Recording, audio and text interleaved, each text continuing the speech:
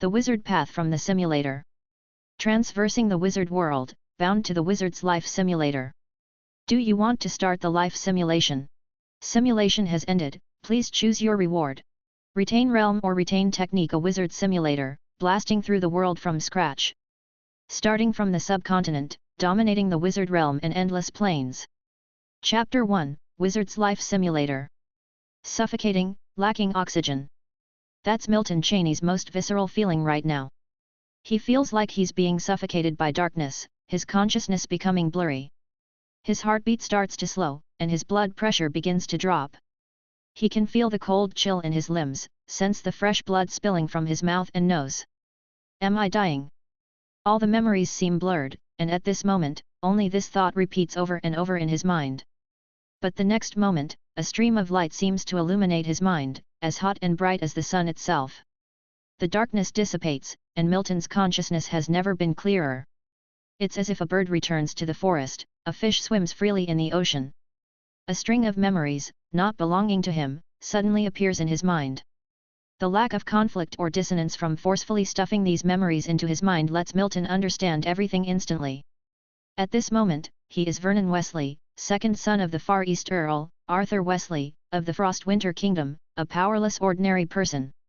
Did I time travel? That's the first thought that appears in Milton's mind after regaining consciousness. His current condition isn't the best. Blood oozing from his mouth and nose stains his luxurious clothes. His face is pale and swollen, his eyes slightly bulging. His heartbeat is still somewhat weak, his body slightly trembling, as if he's a drowning man barely fished out. Was I cursed by a wizard? This is the second thought that springs to Milton's mind after waking up. In his fully assimilated memories, his predecessor had offended a level 2 wizard apprentice passing through the Frostwinter Kingdom. The cause was something trivial, and his predecessor sincerely apologized. His father, Arthur Wesley, even prepared a generous gift as a peace offering. If that was the end of it, Milton wouldn't have been in this condition immediately after his arrival. The apprentice didn't let the matter slide and cursed his predecessor before leaving the kingdom. By the time Milton arrived, his predecessor had already drowned from the curse. But, after taking over Vernon Wesley's body, Milton still fell into the cursed state. Although he didn't know why the cursed state was purged, Milton felt it might have something to do with his time traveling. Leaning on the round table, Milton sits in the chair, using a silk handkerchief beside him to wipe the blood from his mouth and nose. The blood has stopped flowing, but the sticky sensation on his face is still making him uncomfortable. Milton gently rubs his temples to alleviate his headache. While the curse has been lifted, he can still feel the sensation of drowning. His memories have been fully sorted out. He has time traveled to a kingdom similar to medieval Europe. His father is the Earl of the Frostwinter Kingdom, and Milton is the Earl's second son. This status puts him among the kingdom's upper echelon. The territory bestowed to the Earl is vast. Comparatively, Milton's father's territory is roughly equivalent to a first-tier city in his previous life. Only because of this status is Milton immediately aware of the existence of wizards upon his arrival. That's right, unlike medieval Europe, this world has transcendent power. Aside from wizards, in Milton's memory, knights who activated the life seed are also not ordinary people. In Milton's memory, when Vernon was very little, his father, Arthur Wesley, took him to test for his wizard talent. The result wasn't that he had no talent at all, but it wasn't much better. The talent he tested for was level 5. With this level of talent, even if he practiced the meditation technique for his entire life, he could only reach the level of a level 2 wizard apprentice at most.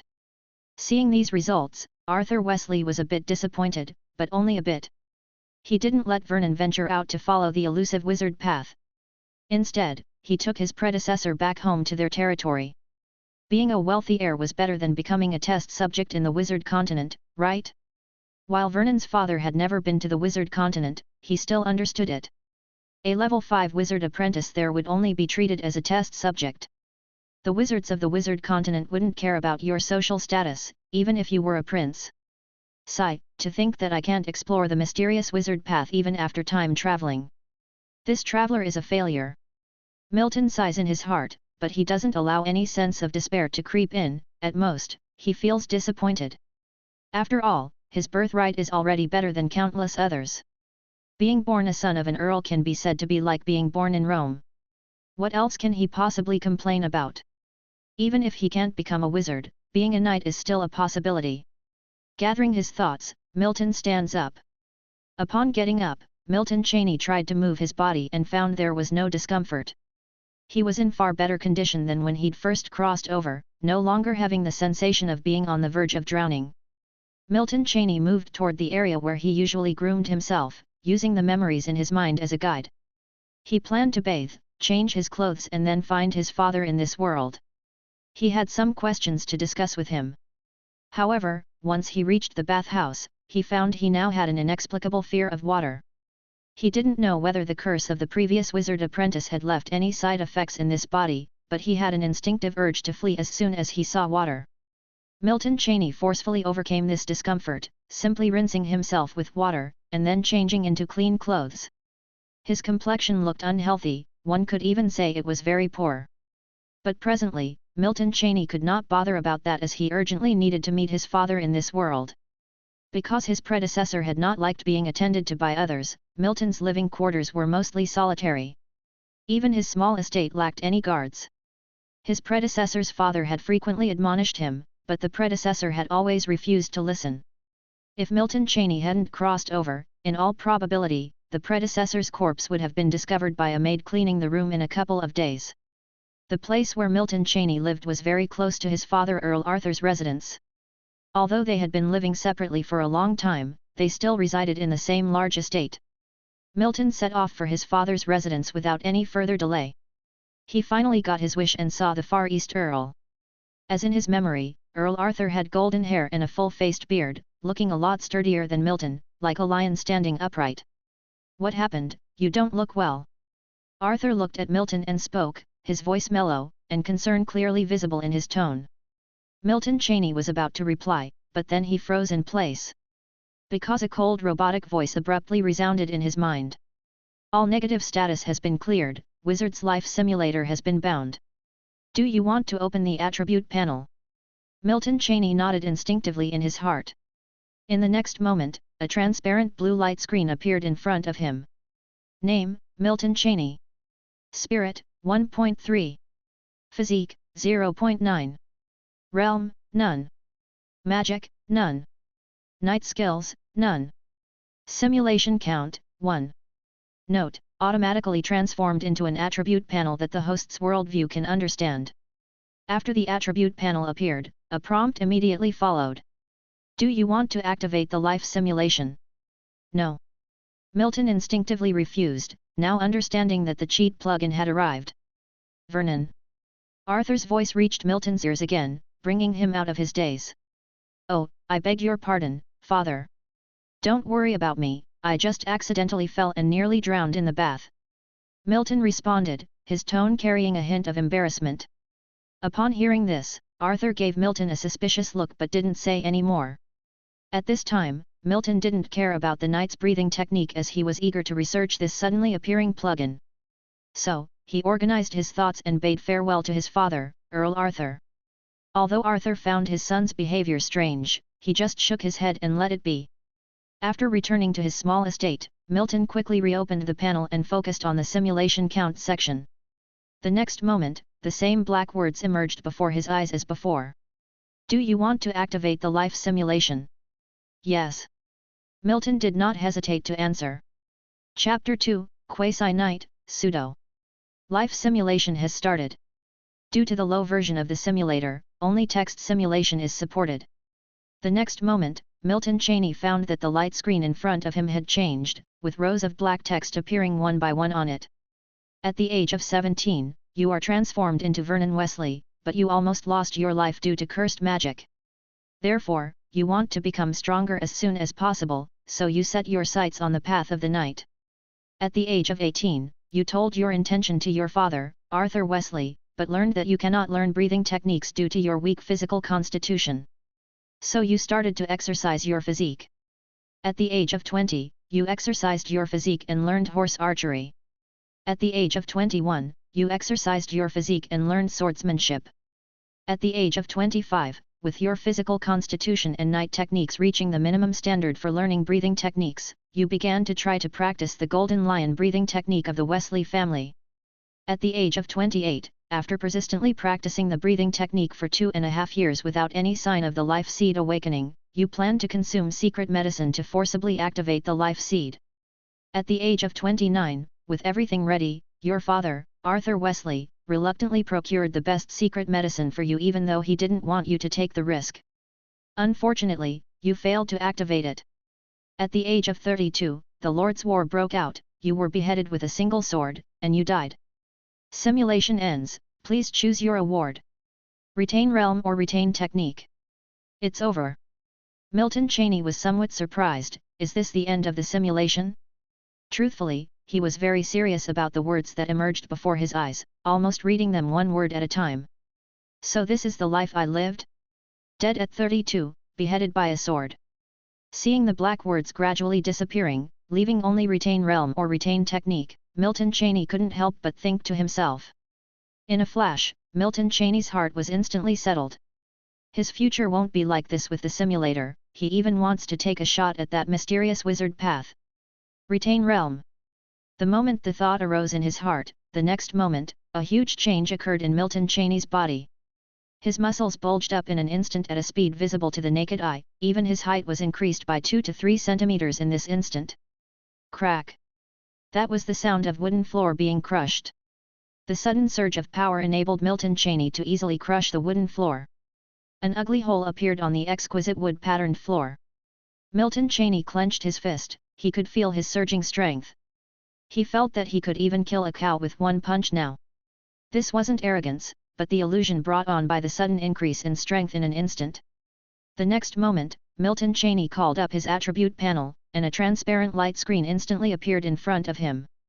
Name, Milton Cheney. Spirit, 1.3. Physique, 2.1. Realm, Quasi-Knight, Pseudo. Magic, none. Knight skills, none. Simulation count, 0. His physique had experienced an explosive increase of 1.2. He remembered very clearly that the value of his physique column was 0.9, but now it was all the way up to 2.1. Action. Just one simulation had doubled his physique. If those who have spent decades honing their bodies knew about this, they might be envious and jealous to the point of madness. Is this the external plugin? Milton Cheney mumbled to himself, greatly shocked by the genuine feeling of bodily strength. There was nothing more real than experiencing this feeling firsthand. Becoming a quasi-knight from scratch would take at least a few years for an ordinary person. Without money, you can't become a knight. Yet, what took countless others endless time and money to achieve, Milton Cheney accomplished in just a few seconds. Milton had a hunch. Perhaps even those who have been training their bodies for decades, yet failed to activate the life seed, wouldn't have a higher physique than his. After all, in the simulation, although he failed to break through as a knight after taking the secret medicine, his physique improved significantly. While he had no one to compare with, he believed that his physique stood at the top amongst numerous quasi-knights. You couldn't tell the current Milton from the ashen-faced one when he had just arrived. His complexion was now rosy, his muscles were well defined, his hair long and golden, and his handsome face featured sharp eyes and eyebrows. But he couldn't be compared to the other quasi-knights. He was merely an ordinary person with the physical fitness of a quasi-knight, as he hadn't mastered any knight skills at all. He didn't know a thing about horse archery and swordsmanship, which even ordinary knight apprentices had mastered. If the Grand Knights were to see him, they'd likely think that he was inherently strong, a prodigious knight in waiting, rather than a quasi-knight. Becoming a quasi-knight required not only physical fitness but also incredible horse archery and swordsmanship skills, as well as the mastery of several knight techniques. But Milton was already satisfied. After all, this was just his first simulation. With such a significant improvement, what's there to be unhappy about? Milton eagerly inquired in his heart about how to obtain more simulation times, but he got no reply. In the following days, he gradually grew into the identity of Vernon Wesley. In the meantime, he had dined with his father a few times.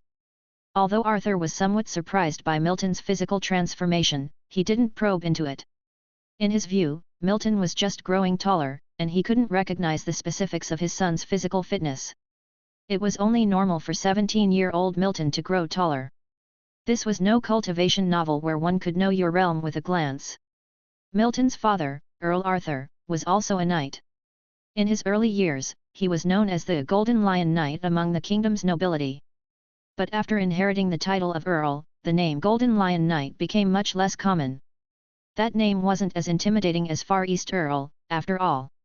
A few days later, when Milton believed the time was right, he approached his father, Earl Arthur, and shared his thoughts. "My Lord Father, I wish to learn the knight's breathing technique and become a noble guardian knight," he solemnly said in front of Arthur, his tone void of any humor. It was all seriousness and solemnity.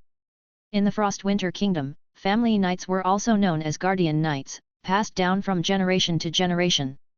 Almost every son of a Grand Duke, Marquis, or Earl, would prefer to become a guardian knight. Because the prime candidate to inherit the lordship was chosen from the guardian knights of the family. Only if there was no guardian knight in the generation would they consider someone else.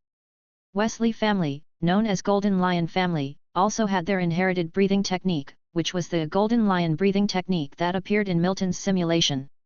Looking into his son Vernon Wesley's sincere eyes, a hint of satisfaction and warmth appeared in Arthur's gaze. He gently reached out, helped Milton up, and said, "I'm glad to hear you have this aspiration. However, the knight's breathing technique requires proficiency in physical fitness and knight techniques. You can ask Guardsman William to teach you horse archery and swordsmanship. Once your physical fitness and knight techniques meet the requirements, I will pass on the breathing technique to you." In Earl Arthur's tone, there was a hint of gratification. It was as if he saw his younger self in Milton. He was just as determined, just as confident. Upon hearing Earl Arthur's words, Milton replied gratefully and left. This is exactly what he wanted. His physical fitness was already at its peak for a quasi-knight. What he needed now were knight skills. He didn't know when he would get another simulation count.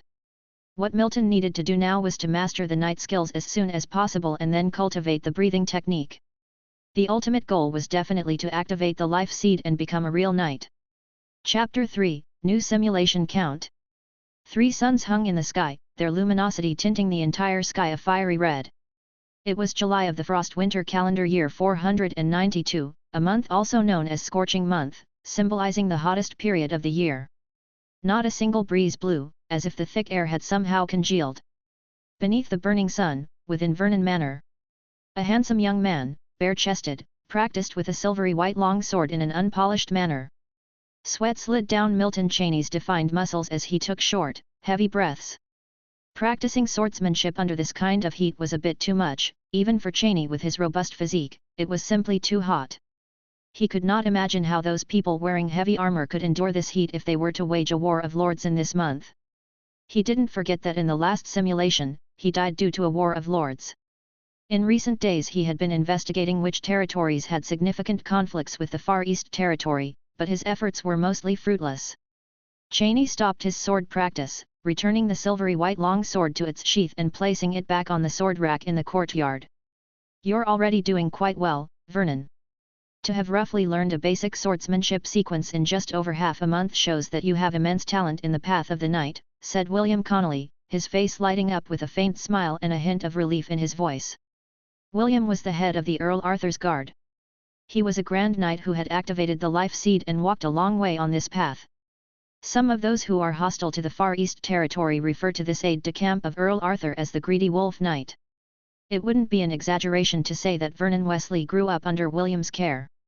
Seeing the young master taking the same path as his father, it was no wonder that he felt relieved. "Lord William, I am very grateful for your guidance in past days. I will not let you and father down. I will try my best to become an honorable guardian knight," Cheney said earnestly, crossing his hand over his chest. Combining his former life's memories, Cheney understood that the people here seemed to be very respectful of these courtesies. Sure enough, upon hearing Cheney's words, William's smile deepened, and he gave him a hearty slap on the shoulder. After bidding farewell to Cheney, William had other matters to attend to besides his daily instructions. A grand knight was a highly respected figure everywhere. Watching William leave, Cheney took a bath in the small bathhouse on the estate before changing into clean clothes. Over half a month had passed, and his aversion to water had greatly diminished.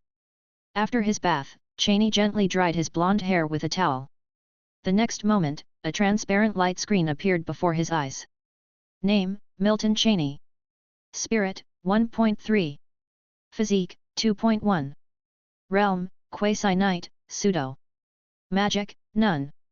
Knight skills, basic swordsmanship, beginner 12/100. Simulation count, 1. I have a new simulation count. The moment he saw the transparent light screen, a glimmer of joy arose in Cheney's heart. He checked the panel every day to see if there were any new simulation counts. To his surprise, a new opportunity had indeed appeared today. Calming his mind, Cheney didn't rush to start the next simulation. Instead, he pondered why a simulation opportunity suddenly appeared. Despite racking his brain, he couldn't discern anything special about the day. After all, his activities for the day were rather ordinary. If there had to be something special, was it that he had an extra apple pie and a glass of milk in the morning? Cheney shook his head and dismissed this implausible thought. Suddenly, an insight flashed through Cheney's mind, causing him to instantly understand the crux of the problem. A month. Today marks exactly 1 month since I first activated the simulator. Does this simulation count only once per month? I guess I'll have to wait until the same time next month to know for sure. Milton Cheney thought it was highly likely. If there was anything different about today compared to other days, it was that today marked the 30th day since he had bound himself to the simulator, which in common parlance was a month. He didn't know whether he could stack simulation amounts on the simulator, but he decided to use this simulation amount anyway. After all, it was necessary to increase his strength earlier. The next moment, a string of black text appeared before him. Do you want to start the life simulation? Yes. Milton didn't hesitate, answering yes in his heart. The blue light screen disappeared, and a string of black letters began to float before Milton's eyes. Milton read very seriously to ensure he wouldn't miss anything. Life simulation has started. Due to the low version of the simulator, only text simulation is supported. At 17, you've adapted to your new environment, and your fitness is up to the quasi-knight standard. You've begun practicing horse archery and swordsmanship. At 18, due to your high physical condition, your abilities in horse archery and swordsmanship have made rapid progress, reaching the level of a knight apprentice in just 1 year. At 19, you've reached the standard for practicing the breathing technique in just 2 years. Your father, Arthur Wesley, claims that you are the most talented knight in the Wesley family in nearly 300 years. At 21, after 2 years of practicing the breathing technique without being able to activate the life seed, you've decided to use the secret medicine to forcefully activate the life seed.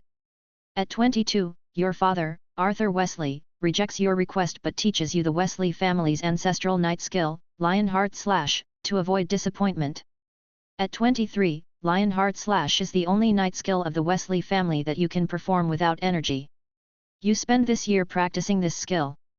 At 25, you've painstakingly practiced Lionheart Slash, worked hard on improving your physique, but you are still unable to activate the life seed after 3 years.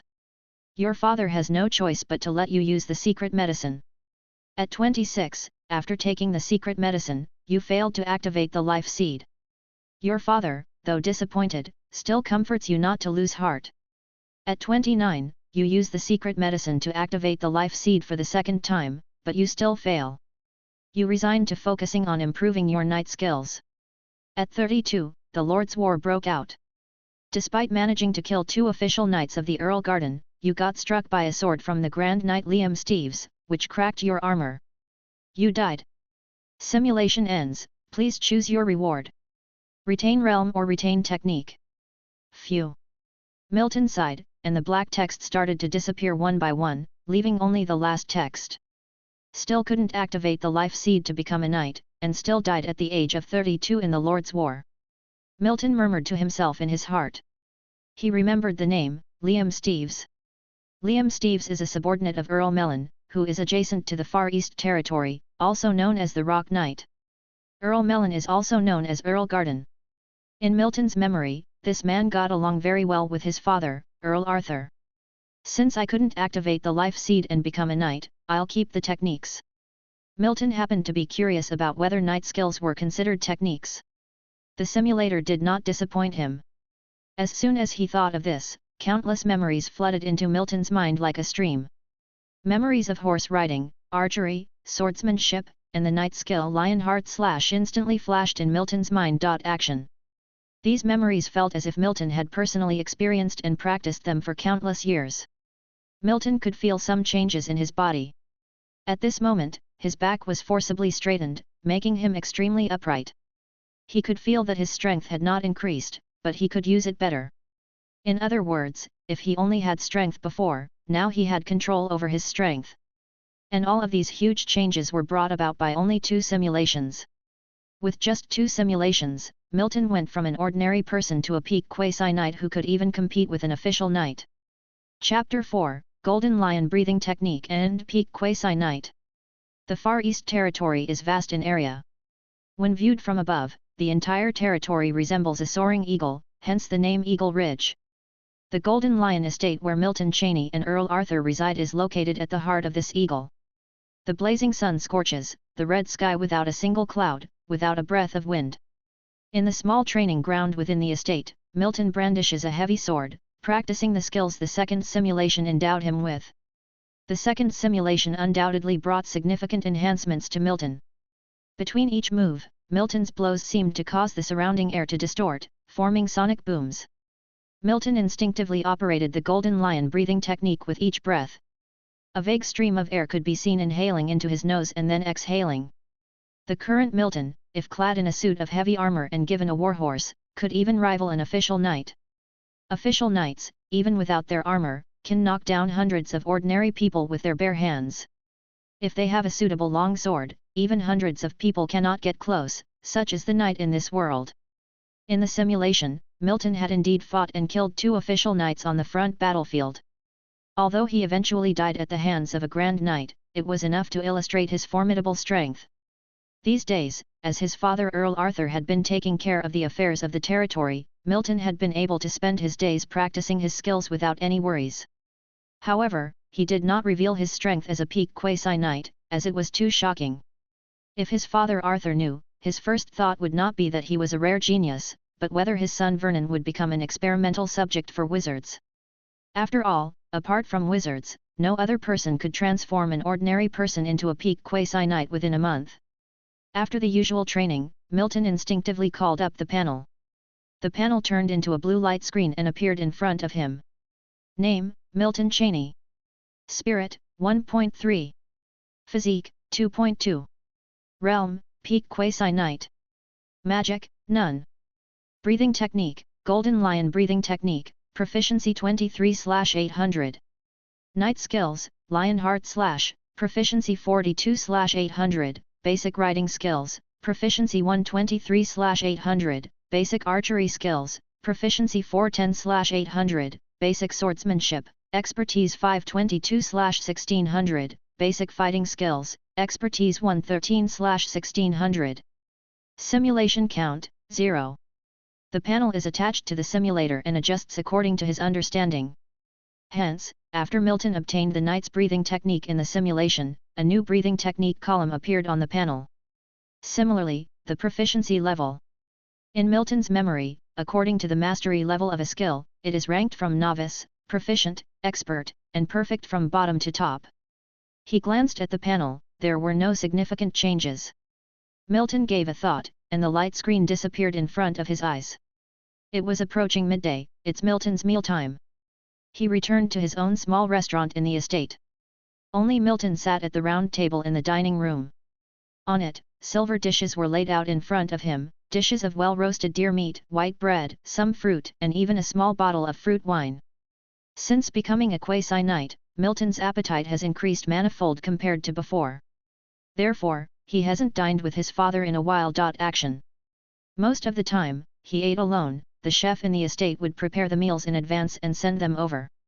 Milton cut a piece of deer meat with a fork and knife, sandwiched it with white bread, chewed a few times and then swallowed it directly. He wasn't very particular about the way he ate, frankly, he preferred using chopsticks over a knife and fork. This is too extravagant. Milton sighed in his heart. The food he ate every day cost a considerable amount of gold coins, but his father, Earl Arthur, never questioned these things.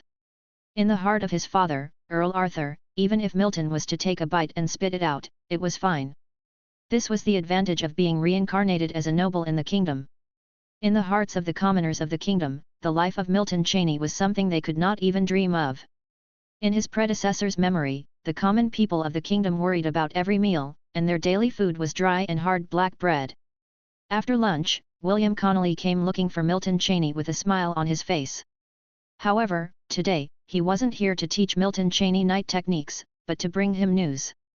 Vernon, in 2 days it is the hunting day of the East River Province. Many young nobles will participate in the hunt. Do you want to go and broaden your horizons? Hunting day. Milton Cheney was startled, and the next moment memories about hunting day emerged, his eyes showing an understanding look. The East River Province is considered a resource-rich province within the Frost-Winter Kingdom. And the territory of Milton Cheney's father, Earl Arthur, is located within the East River Province. This rich land was naturally not under the control of Milton Cheney's father alone. In Milton Cheney's memory, the East River Province had 1 marquis, 4 earls, and a few viscounts. As for barons, there were none in the East River Province. Because the territory of barons was mostly in mountainous ravines and barren areas, even within the kingdom, there were classes among the nobility. Naturally, the territories with mild rainfall and fertile fields would be controlled by nobles with higher privileges because these areas could provide ample food. Those mountainous ravines and barren areas, due to the scarcity of food, were usually the territories of lesser nobility. Hunting Day was an event eagerly anticipated by the young nobles in the East River Province every year. Hunting was indeed real hunting. However, most of the young nobles who participated in this event were there for socializing, that is, to network, and pave the way for their future. After all, a few decades later, those who would rule the various territories within the East River Province might be the very young nobles who were part of the original hunts. In Milton Cheney's memory, the early hunting days were always attended by his eldest brother. In recent years, since his elder brother went to travel the kingdom, the Golden Lion family had been absent from the hunting day several times, and the original host had never participated in this so-called hunting day. Milton Cheney was not foolish. This time William came to him with this news. It must have been ordered by his father, Earl Arthur. Seeing that Milton Cheney didn't respond, William still smiled and said, "Vernon, for this hunting day, the Lord's idea is that you can go and gain some experience. The offspring of the Marquis of Donstar and many other earls will participate in this hunt, and it can be a good experience for you." Hearing this, Milton Cheney perfectly understood the meaning. Although he wasn't very concerned about this hunting day, he still solemnly said, "I won't disappoint my father." As he spoke, his right fist clenched on his left chest, and his eyes appropriately exhibited a hint of the resolve and confidence of a young man. Milton Cheney knew that his father, Earl Arthur, wanted him to befriend other nobles at this hunting day, paving the way for his future. Naturally, he could not refuse this. If he refused, although it would not have a significant impact, it would undoubtedly make his father, Earl Arthur, feel a touch of disappointment. So, Milton Cheney didn't hesitate much and agreed, because, for him, this so-called hunting day was just a formality. His future surely would not be to confine himself to one place as an earl. Using a phrase from his previous world, his future lay among the stars and the sea. William was very satisfied with Milton Cheney's performance. In the past, Milton Cheney was always a child in his eyes. But, a month of companionship let William understand that his young master was not an ordinary person. At least some of the traits in Milton Cheney were not even found in Earl Arthur. "So," he said with satisfaction, "I will pick you up tomorrow. This time, I will accompany you and take on the role of a guard." Milton Cheney nodded to show he understood. Of course, the hunting day would not be a solo venture for Milton Cheney. Even if he wished to go alone, Earl Arthur would not agree. After all, in Earl Arthur's heart, broadening his horizons and networking were secondary, Milton's safety was paramount. Even among the sons of earls, very few had a grand knight as a personal guard. Just by making William serve as a guard for Milton Cheney, one can see the concern Earl Arthur had for him. Seeing William off, Milton Cheney returned to the training ground, picked up the heavy sword, and resumed his stance. Chapter 5, Golden Lion Garden and Sun Mountain. In the Frost-Winter calendar year of 492 in August, in the Frost-Winter Kingdom, every August is also known as the month of harvest, symbolizing the season of plenty. By this time, the scorching weather would gradually fade away. The crimson sky turned a faint red, with occasional breezes blowing. At this moment, Milton Cheney was being assisted by maids to dress formally. Underneath, he wore a long-sleeved robe that was wrapped around his arms and extended to his ankles, a regal garment that was the standard dress for the nobility of the Frost-Winter Kingdom. On the outside, he wore a long men's coat. This coat, also known as a Roman shirt, was made of extremely valuable silk. Apart from deflecting sunlight, the long coat also played a role in preventing a rise in the temperature of the armor due to direct sunlight. Thus, in wartime, the long coat would be worn over the armor. Embroidered on the surface of the long coat was the golden lion crest representing the Wesley family. The complex and magnificent crest added an unusual temperament to Milton Cheney. Around the waist of the long coat was a sword belt, an extension of the coat designed for hanging a long sword. Naturally, a silvery white knight's sword hung by Milton Cheney's waist. The knight's sword was a standard double-edged sword without a scabbard, with a total length of about 90 centimeters. His shoes were nothing special, just like usual, Milton was wearing a pair of pointed shoes. Pointed shoes refer to shoes with pointed tips. With the assistance of the maid, Milton had his formal attire on. Representing the face of the Wesley family on this hunting day, he naturally could not dress as casually as he always did. Milton in formal attire was less casual than usual but emanated an aura of authority. Seeing the maid blushing and withdrawing, Milton also got up and walked out. William had been waiting for Milton outside the estate. Unlike Milton's luxurious attire, William wore light armor, and a heavy sword hung from his waist. Seeing Milton coming out, William shifted his gaze onto him, a hint of surprise and absent-mindedness in his eyes. "He's so similar, just like the old master from back then." William's absent-mindedness was just a moment, and he quickly recovered. For just a moment, he seemed to see, in Milton, Earl Arthur from 30 years ago. Dressed the same way, except back then, he was just a small guardsman following behind Earl Arthur. "Please follow me, young Master Vernon." William unconsciously changed his form of address, then turned around and walked ahead of Milton. The noble's horse-drawn carriage was outside the grand estate, quite a distance from the small estate where Milton resided. And their destination, Sun Mountain, was not too far from here. It was less than a day's journey on a horse-drawn carriage along the main road. Milton followed behind William with a relaxed expression. Outside the estate was the Golden Lion Garden of the Wesley family, and beyond that was the place where the carriage was parked. Passing by the Golden Lion Garden, Milton looked around. In Milton's memory, this place was not originally a garden. This garden was built by his father Earl Arthur specifically for Milton's mother, Lando Fia. But since the passing of Milton's mother Lando, it had rarely been visited by anyone other than gardeners and maids. The Golden Lion Garden could definitely be considered a grand garden, surrounded by hundreds of marble columns forming a corridor, with two protruding square pavilions at the eastern and western ends, all extremely luxurious and exquisite. Each marble column was adorned with fine hollow carvings. Upon a closer look, it could be noticed that each carving was different from the other. The garden was divided into 4 equal parts by a cross-shaped canal, at the center of which was a lion fountain, with 12 marble lions carved around the circular marble water pan. The stone lions were majestic and commanding. The stone lions were all personally carved with a sword by a grand knight. The garden had both herb and vegetable gardens.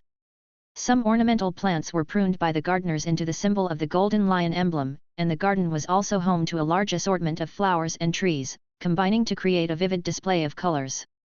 Even though he had quite a few memories of this garden, seeing it in person still left Milton Cheney somewhat awestruck. Noticeably, Milton had slowed his steps, which prompted William to look over his way. Seeing the expression in Milton's eyes, William mistakenly assumed that he was moved to melancholic reminiscence by the scenery, and undoubtedly thought of his deceased mother. He could only sigh in his heart. For as long as William could remember, Miss Lander, Vernon's mother, had always doted extravagantly on her son. She took care of him personally in nearly all matters, and one of the biggest reasons that young Master Vernon preferred not to be attended to by the maids and servants was due to his late mother. So, William subconsciously slowed his pace and did not intrude on Milton's musings. Time passed, and even though William deliberately slowed down, they continued at a brisk pace and soon reached the spot where the carriage was parked. Milton climbed into the carriage emblazoned with the Golden Lion emblem whilst William mounted his horse. Most of the horses used to pull the Wesley family's carriage were Frost Winter War horses. These horses were extremely swift and possessed exceptional stamina, easily capable of covering thousands of miles in a day. Whack! William cracked his whip, and the carriage set off. Nobiliary carriages are exceedingly smooth, especially since they were traveling on well-kept roads. Milton, seated inside the carriage, couldn't even feel any bumps.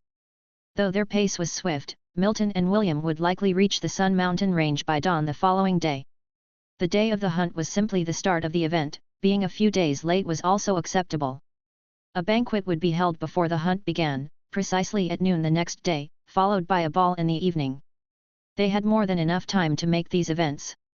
The official hunting competition would begin within the 15 days after the start of the hunting day.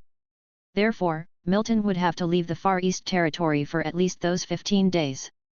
But with William as his personal guard, there was no need for him to worry about his security. Within the kingdom, a grand knight like William already ranked amongst the strongest individuals. Apart from the rumored epic knights and wizards, no one could harm Milton under William's protection. As for the epic knights and wizards, the chances of encountering them were slim. There were only a few epic knights throughout the entire kingdom, let alone wizards within the boundary of the kingdom. It was rare for wizards to have left the wizard continent and set foot in the desolate subcontinent. Even if there were any, it was unlikely they'd appear in the Frostwinter Kingdom, given that it wasn't considered a powerhouse in the subcontinent. As for the wizard apprentice who cursed Vernon, it might be chalked up to bad luck. The wizard apprentice probably was passing through the area and that he happened to have a nasty temper. Inside the carriage, there was prepared white bread and butter cheese at the ready for Milton to munch on whenever he was hungry. If he could activate the life seed and become an official knight, then there would not be as many requirements for high-calorie food. At least on this journey, Milton didn't see William snacking much. As the sun set, the carriage continued to roll through the night. Grand knights had excellent night vision, it was even could be said that they saw the night as if it was daytime. The next day, as the three suns rose successively in the sky, casting brilliant rays of light onto the land below, Milton and William arrived in the Sun Mountain range. Sun Mountain was part of the Dawnstar territory and under the governance of the Marquis of Dawnstar. However, only a small portion of the Dawnstar territory was covered by it. The ultimate destination for Milton's trip was the castle of Marquis Dawnstar, located in the Sun Mountain. The location of the banquet and ball would be inside this castle. Once they reached the destination, William parked the carriage in the specialized horse yard for carriages, where the carriages of several other families had already been placed. Milton glanced around, although he recognized some emblems of families carved on the carriages, this was solely due to the memories he had inherited. The only emblem he positively identified was that of the Carlos family. The Carlos family was the family of Earl Garden, Melanie Carlos. Their family emblem was a wreath formed by lavender flowers. Milton certainly wouldn't forget that, in the simulation, those who killed him were the subordinates of Earl Garden. When Milton got down from the carriage, a long-skirted maid came forward to greet him. There were quite a few maids in the horse yard, assigned by the Marquis of Dawnstar himself to guide the young nobles. Milton then followed the maid, with William a half-step behind him, heading in the direction of the Marquis's castle. Chapter 6, Malcolm Carlos and Banquet. The Marquis of Dawnstar's Moor Castle was situated on top of Sun Mountain. The Moor Castle was built on the mountain, harmoniously blending with the surrounding forest, incredibly majestic and grand. Milton Cheney followed the maid up the steep mountain path. Upon reaching the mountain top, crossing the wooden bridge over the mountain stream, and passing through the arch gate, they entered the unique front courtyard of the castle. The towering grandeur seen from far is replaced here, more like stepping into an ancient estate. Towers, city walls, ponds, corridors. The wooden structures of the houses made the castle appear even more ancient. On the castle walls were exquisite bas-reliefs, and fully armored guards were stationed on both sides. Milton followed the maid through the middle door, entering the castle's backyard. Here, one could see the castle's main building and two magnificent towers. This was where the banquets took place in the castle. Before Milton had arrived, plenty of young people dressed in noble attire were already engaged in quiet conversation. If one could climb to the top of these two towers, they could overlook the entirety of the beautiful Sun Mountain forest. Inside the castle's main building were marvelous rooms, small churches, and large halls for reciting poetry and singing songs, all architectures in the distinct style of the Frostwinter Kingdom. Further embellished by the intricately carved stone pillars and cloisters, Milton couldn't help but marvel at the stunning craftsmanship. Upon seeing Milton and William being led in by the maid, the gaze of some of the noble disciples fell on Milton. Surprise, awe, and envy filled these eyes. Because at this moment, Milton was too dazzling. Blonde hair with blue eyes, a tall and upright posture, and a set of splendid clothes. Compared with Milton, they felt somewhat less noble. However, their gazes lingered only for a moment before moving away. After all, staring at someone continuously was extremely impolite. Everyone present were the cream of the crop from each noble family and naturally wouldn't display such improper conduct. Milton wasn't in a hurry to integrate into these noble circles either. Some things couldn't be rushed. Besides, his main purpose here was merely to make an appearance. Seeing that Milton had made no move to mingle, William, thinking that Milton didn't know anyone here, whispered in his ear. "Young Master Vernon, the person there with black hair and blue eyes is the son of Earl Black Serpent. The one with auburn hair is the son of Earl Garden. The one with two crossed swords embroidered on his clothes is a noble from the Rose family. The one with an eagle-like clan emblem is from the Blue Eagle family." As one who had served with Earl Arthur for over 30 years, William was well acquainted with the information about these nobles. A few simple sentences and he had informed Milton about the identity of the nobles present. Milton nodded upon hearing this, glancing briefly over all the nobles before his gaze settled on the red-haired man. The knight standing behind the red-haired man seemed to notice Milton's gaze, suddenly turning his head to stare back. But when he saw it was Milton, he shifted his gaze to William behind him. The cold look in his eyes disappeared, replaced by a light smile, and he nodded slightly to William. Seemingly noticing Milton's confusion, William softly said, "That man is the Grand Knight Liam Steeves from the Garden clan, and he is a good friend of mine. The Patriarch and Earl Garden have been best friends for many years, having travelled together across the kingdom for a few years in their youth. The Golden Lion family and the Garden clan have been allies for hundreds of years." Upon hearing this, although Milton's expression didn't change, his heart stirred. He hadn't expected Liam Steeves, the man who had killed him in the simulation, to appear so soon before his eyes. A major reason for Earl Arthur's defeat in the Lord's War of more than a decade later was likely that he had not anticipated the betrayal of Earl Garden. After all, the two families had been friendly for hundreds of years, and the two were best friends. It was unimaginable that such a thing could happen. Even if Milton were to tell his father now that Earl Garden would betray their friendship in the future, that he would attack the Far East Territory, his father likely still wouldn't believe him. Fortunately, Milton wanted to see whether some behaviors in reality could change the simulation.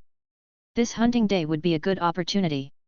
Perhaps because of Milton Cheney's gaze just now, the red-haired young man briefly chatted with the person in front of him before smiling and walking towards Milton. Approaching Milton, the red-haired man spoke politely, "Greetings, Vernon, I'm Malcolm Carlos. We're meeting for the first time, but I've heard about you from your elder brother." Malcolm Carlos's manners were impeccable, placing his right hand over his heart and bowing slightly as he spoke. Normal socialization was inevitable and Milton too wanted to probe for some information from Malcolm Carlos. Thus, the two began chatting enthusiastically. However, Malcolm Carlos was genuinely interested while Milton was merely pretending to be. Seeing the disciples from the two families quickly hit it off, William and Liam could relax and chat on the sidelines. The number of people in the backyard was gradually increasing and the banquet was about to begin.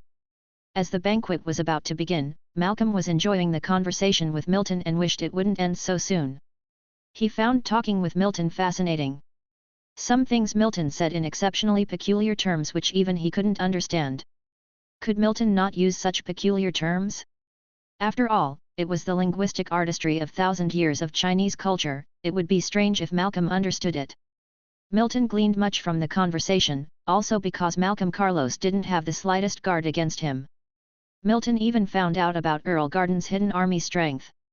Malcolm Carlos revealed to him not only the explicit, but also the hidden strength that was kept undercover. Although he was unsure if it was true, Milton mentally applauded him looking at Malcolm's earnest expression. Ah, good old Malcolm, a dutiful son indeed. As the banquet was about to begin, everyone in the audience gradually stopped conversing and together entered the castle banquet hall. Milton and Malcolm walked shoulder to shoulder, followed by the two grand knights. Having lived 2 lifetimes, Milton was adept at judging people. Through their conversation, he already understood that Malcolm, like most young nobles of aristocratic families, was well versed in social etiquette and interaction. Action. He even was a knight apprentice. But he was basically a laid-back young man who dreamed of inheriting the title of Earl and living a leisurely life. From Malcolm, it was difficult for Milton to imagine what sort of person Malcolm's father, the Earl Garden, was. Upon entering the banquet hall, Milton and Malcolm sat down. All the attending nobles were seated according to their social status. At the head of the hall was the host of the banquet, Nelly Lilith, the young daughter of the Marquis of Dawnstar. The banquet hall was filled with U-shaped long tables adorned with white linen tablecloths. Those attending the banquet, like Milton, were seated around the perimeter of these tables. This allowed the servants to serve and dish up smoothly in the central area and allowed the guests to easily keep up with the progress of the banquet. In the middle of the hall, on a lifted platform, stood a huge long table. This was the main table. The main table was reserved for the banquet's host and young nobles like Milton.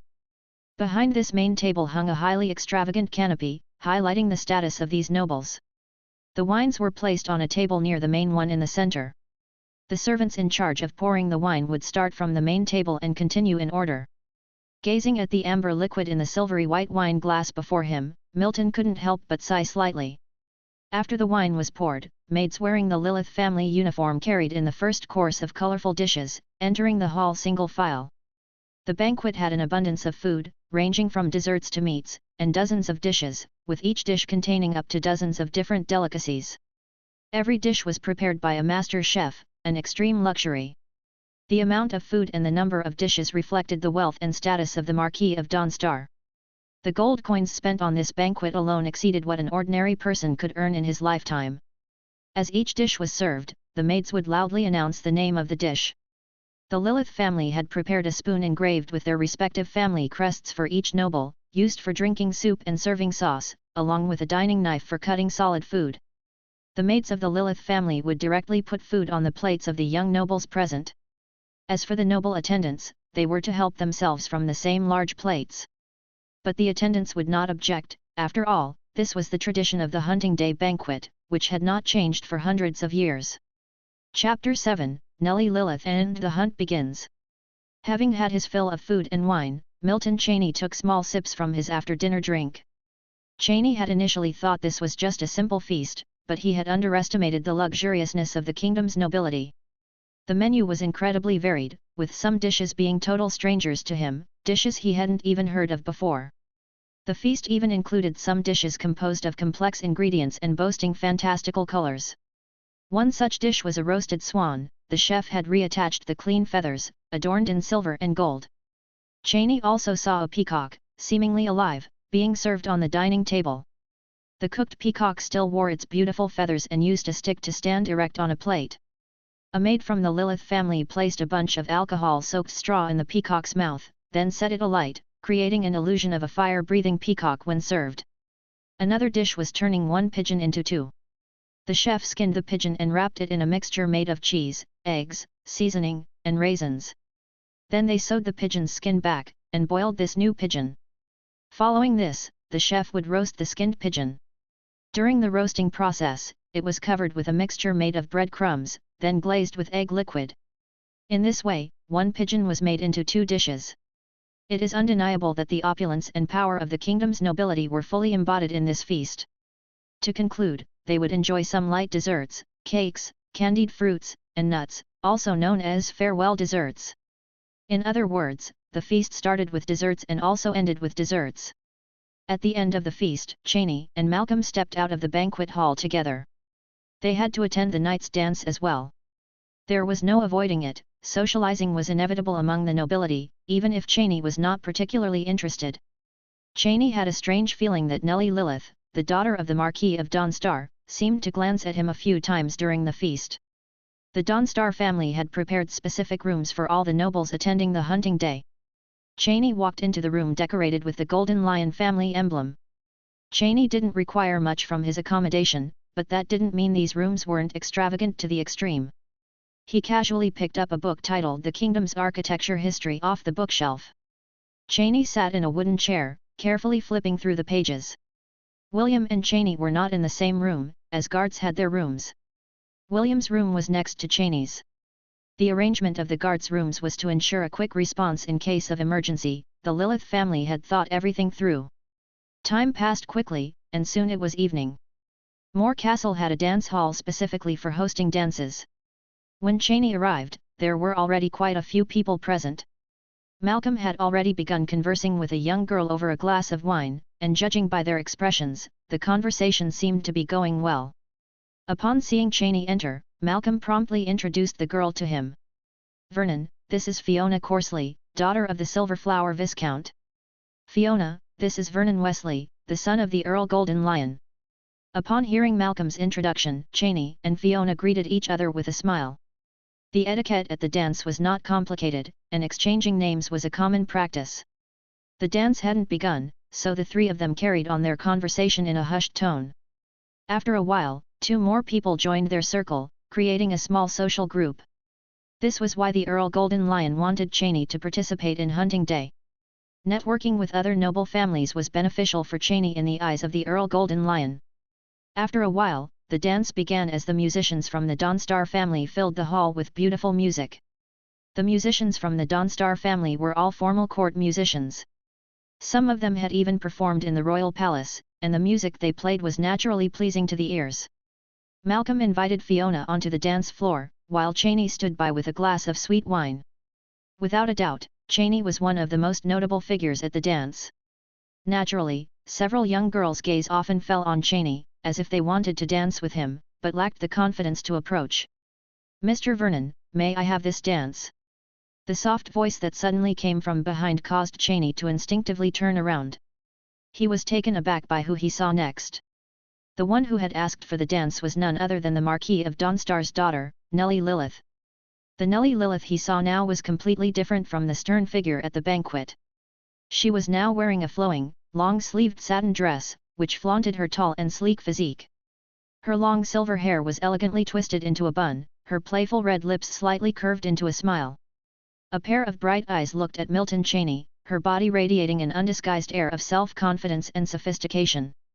The whiteness of her skin accentuated her deep-set pupils and elongated nose, making her appear as a perfect sculpture. Milton naturally had no reason to refuse. As the son of an earl, social dance is something Milton Chaney couldn't exactly claim mastery of but was certainly well acquainted with. Naturally, many in the banquet hall took notice of the scene.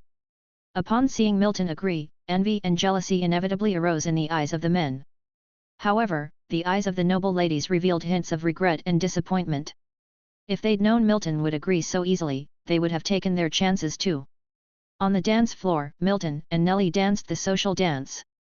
Milton could sense that the young girl in front of him was not particularly well versed in social dance either.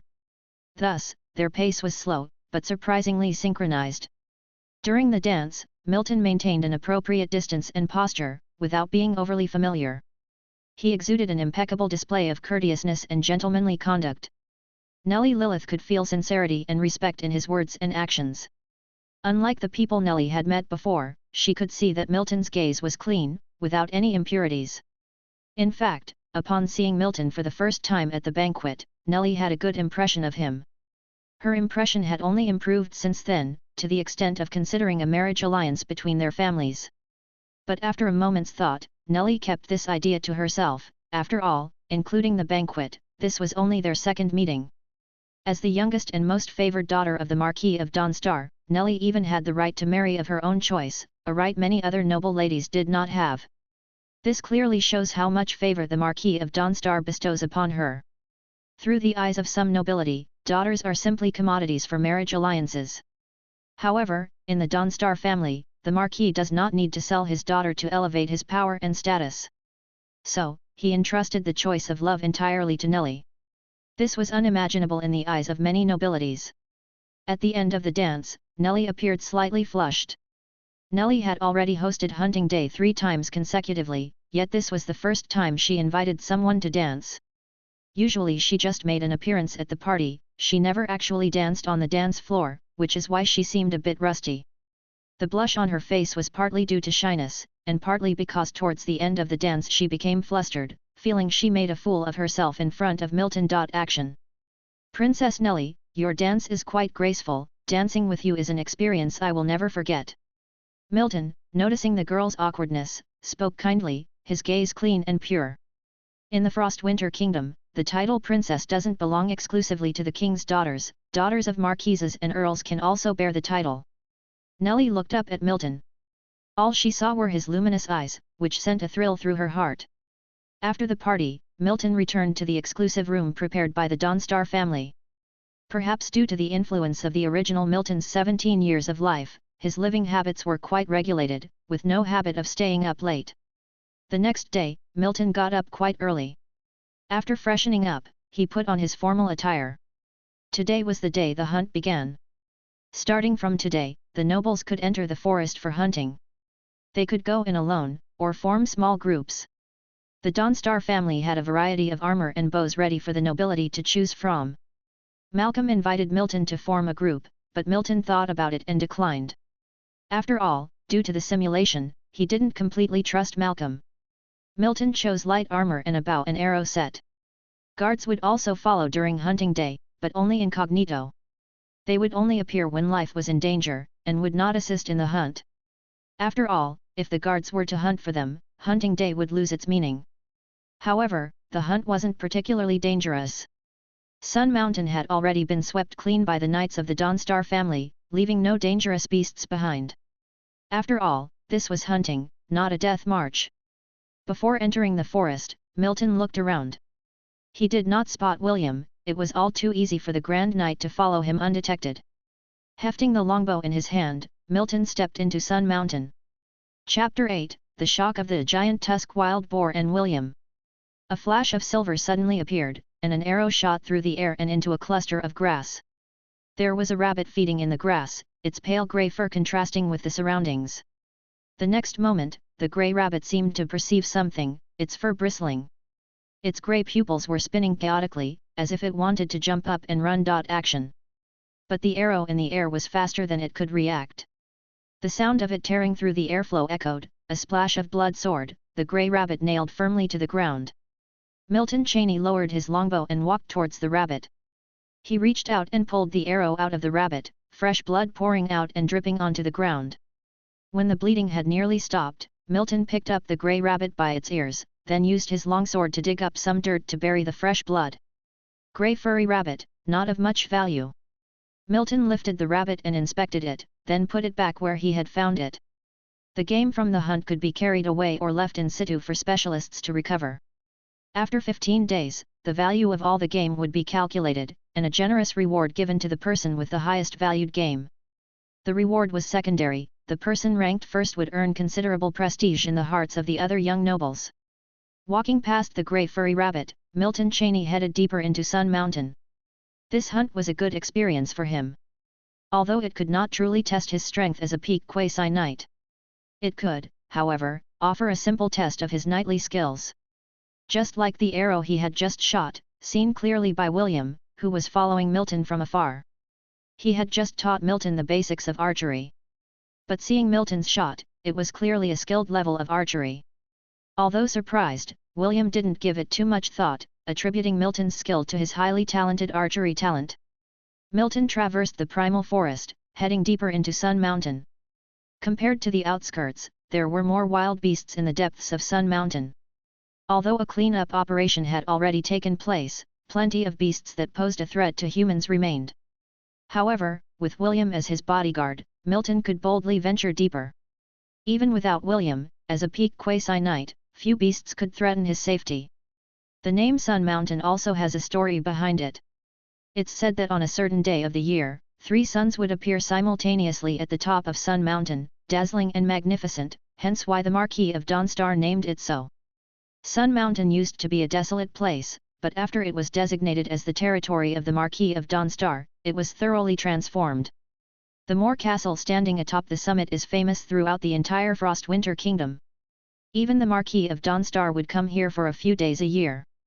Compared to the castle where the Marquis usually resides, this place is significantly more remote. Suddenly, Milton heard a rustling noise coming from the bushes ahead.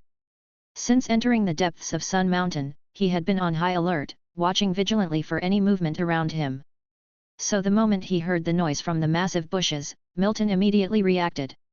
He quickly moved his feet, hiding his body behind a large tree. The incredibly thick trunk of the tree perfectly concealed Milton's body. Milton held his breath and peered out. He saw an extremely large wild boar come into view. The boar was covered in dark brown bristles, its powerful muscles visible beneath the fur, its eyes bare, its bristles could not hide its powerful muscles. 2 straight and long tusks jutted out, reaching a length of 40 to 50 centimeters. The tusks were stark and sharp, the large pointed ears stood erect on either side of its head, its tail was full of sharp barbs. Giant tusk wild boar. Milton murmured to himself. The giant tusk wild boar could be said to be an extraordinarily ferocious beast in the forest, its enormous size the nightmare of many. Milton didn't expect such ferocious beasts to remain in the cleaned-up Sun Mountain, but he did not worry too much. The giant tusk wild boar liked to inhabit dense bushy areas. It had an extremely short temper, with short and sturdy legs, making it very fast. The next moment, the giant tusk wild boar's snout twitched slightly, its exposed eyes staring intently at the large tree where Milton was hiding. "It's got me in its sight." The moment he became the target, Milton Cheney didn't hesitate. He swiftly reached into the quiver on his back and pulled out an arrow. The next instant, Cheney's body leaned slightly back, his shoulders drawing close together. The tightly strung bowstring was swiftly drawn to its limit by Cheney, curving the bow. His knuckles protruded at the tips of his fingers, turning slightly white from the sheer force. Just a blink of an eye, and the bowstring was let loose by Cheney. A sharp sound echoed as the arrowhead, like a lightning bolt, raced towards the soft belly of the wild boar to the side. The spot Cheney had aimed at was one of the softer parts of the giant tusk wild boar's body. This arrow, piercing through the air, was lethal. This scene, not only did the giant tusk wild boar in front of him fail to react. Even William, ready to step in at any time not far from Cheney, was startled. As expected, a piercing shriek and crash followed.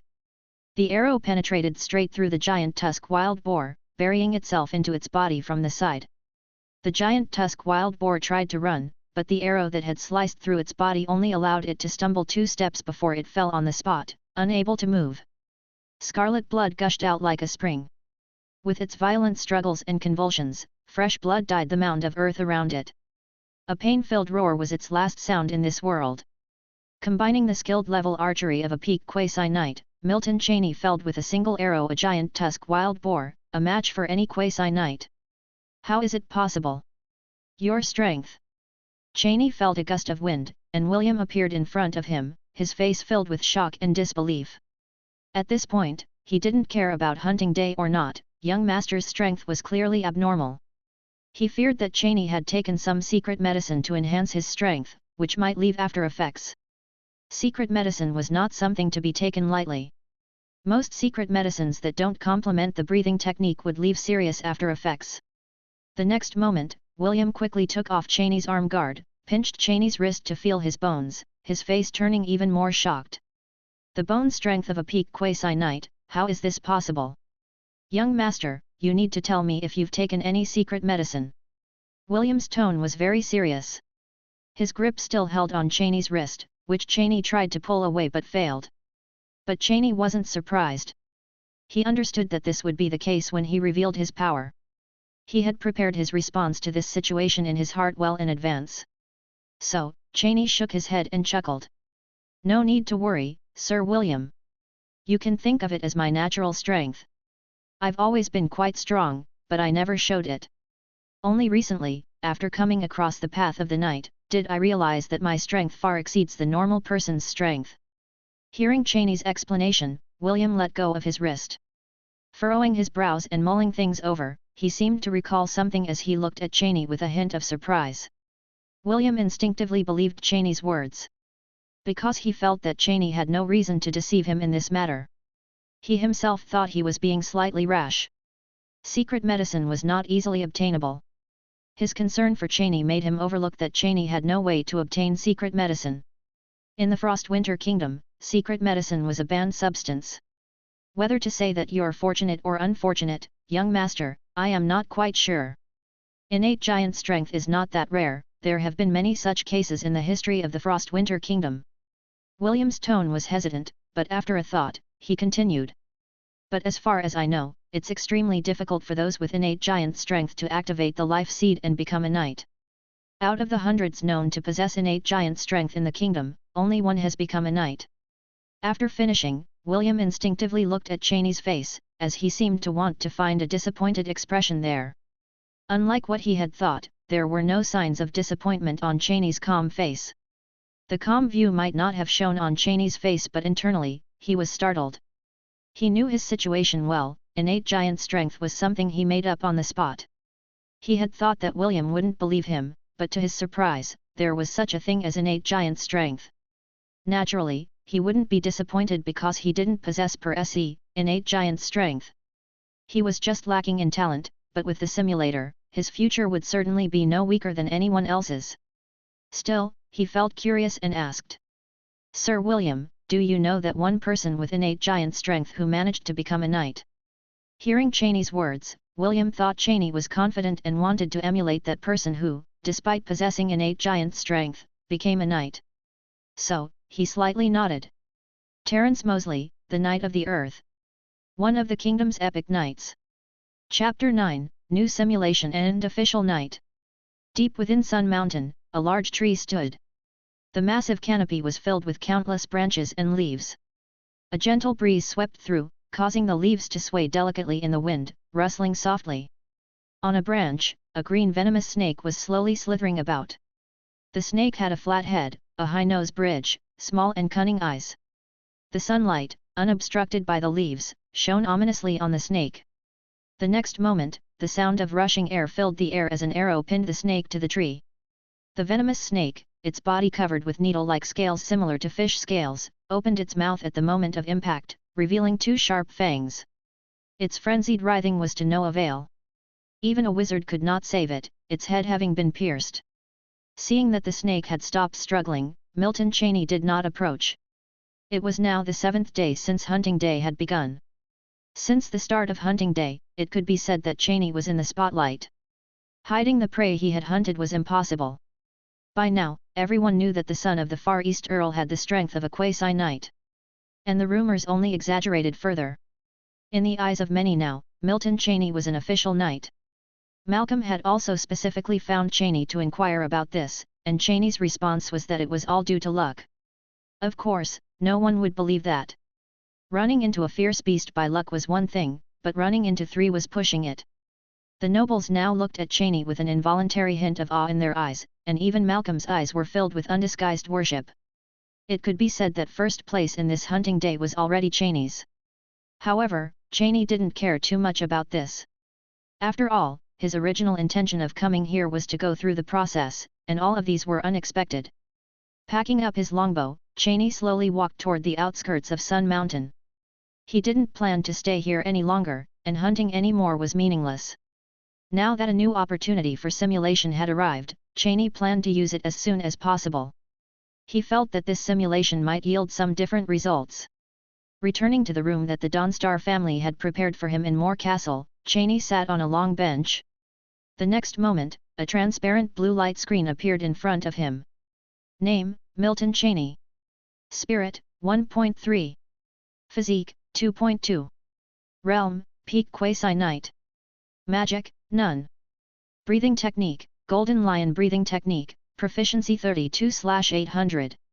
Knight skills, Lionheart Slash, proficiency 42/800, basic riding skills, proficiency 128/800, basic archery skills, proficiency 630/800, basic swordsmanship, mastered 523/1600, basic fighting skills, mastered 115/1600.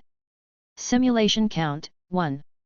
There wasn't much change in the attribute panel, the only difference being that the number representing the simulation count had changed from 0 to 1.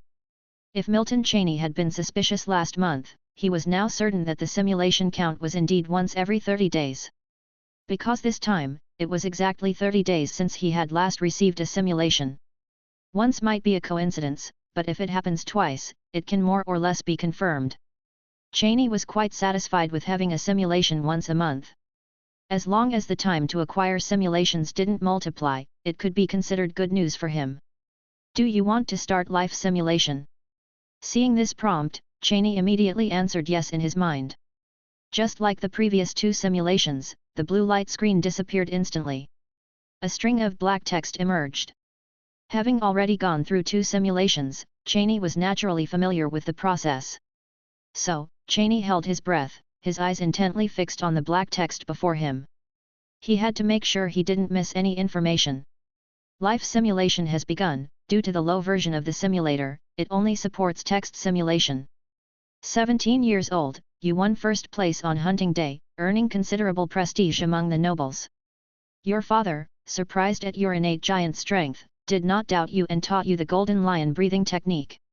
18 years old, with no resistance, you practiced the golden lion breathing technique bitterly and hit a bottleneck with incredible speed.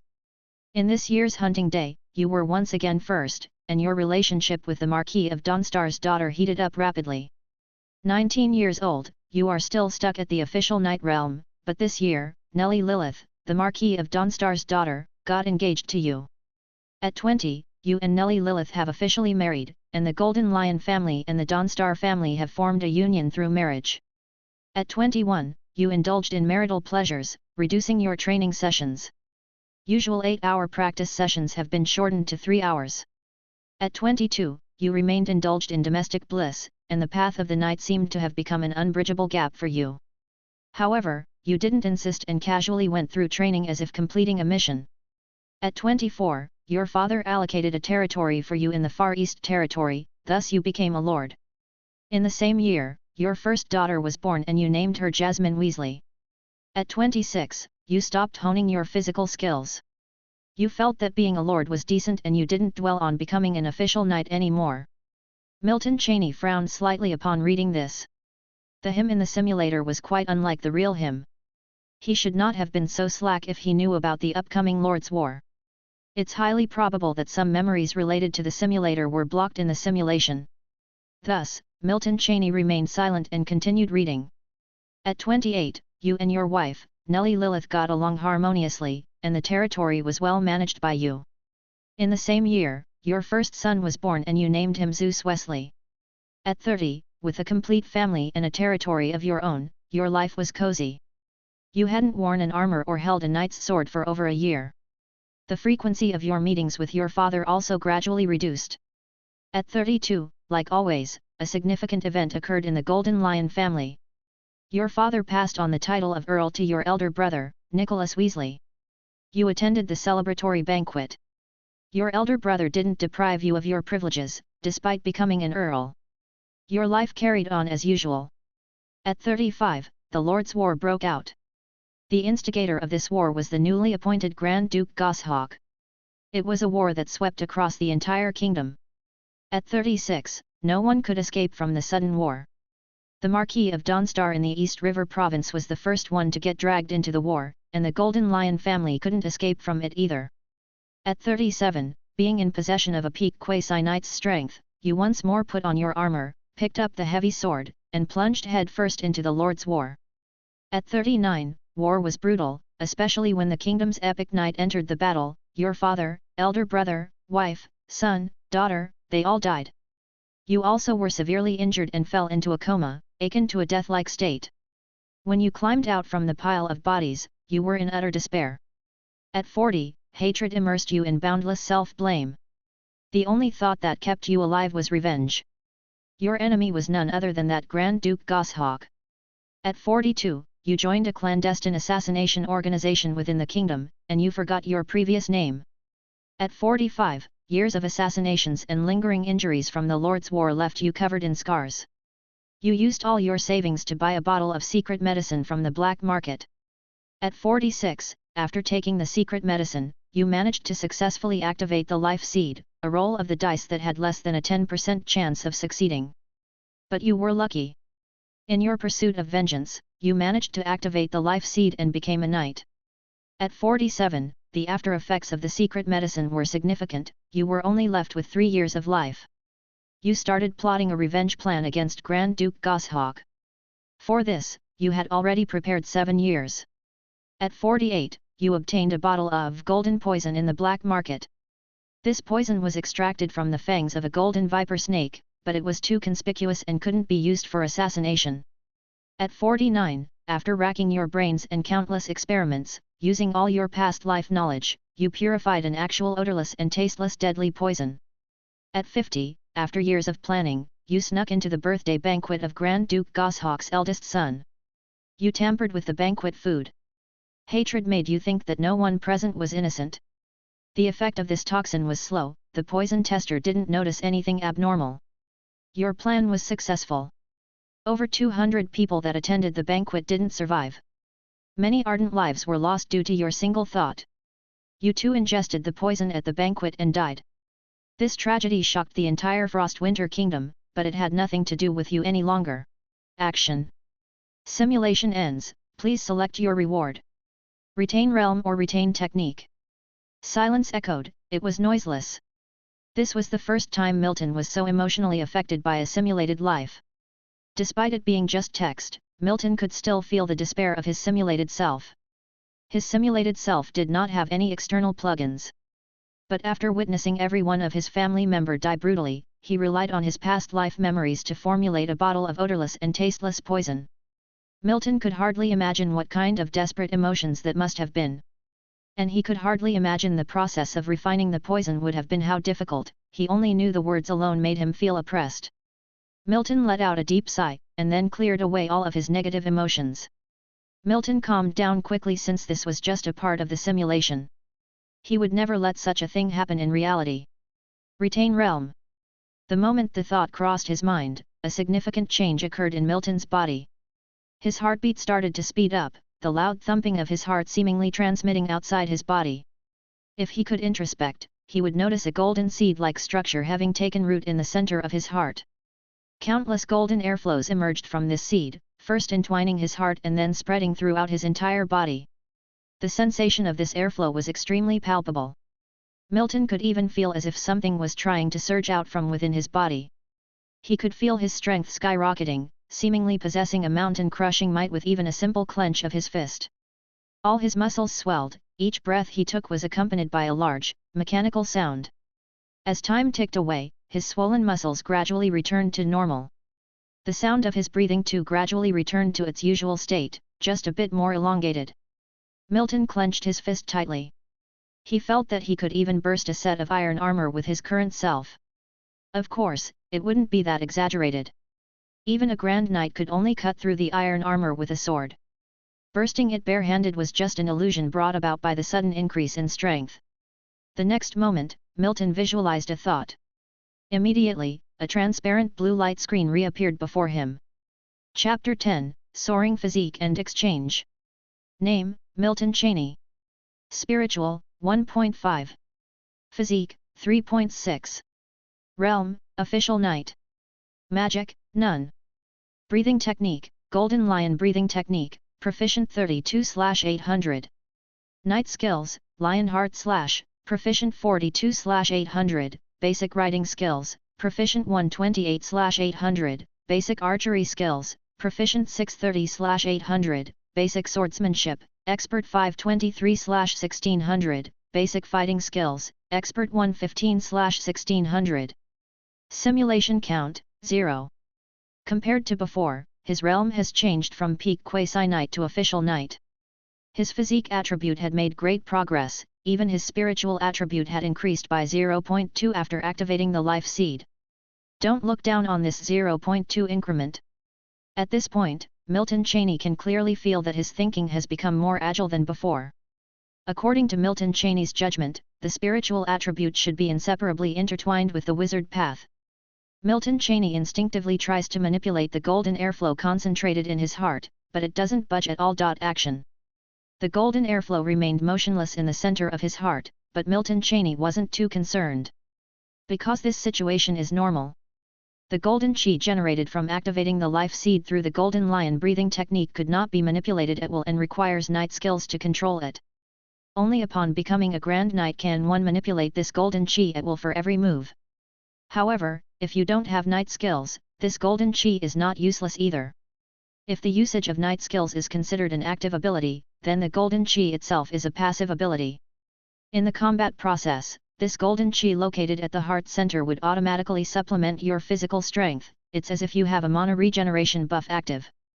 This is the absolute advantage of an official knight over a quasi-knight: greater strength, thanks to the chi, significantly more physical stamina than a quasi-knight, and they have external plug-in like knight skills.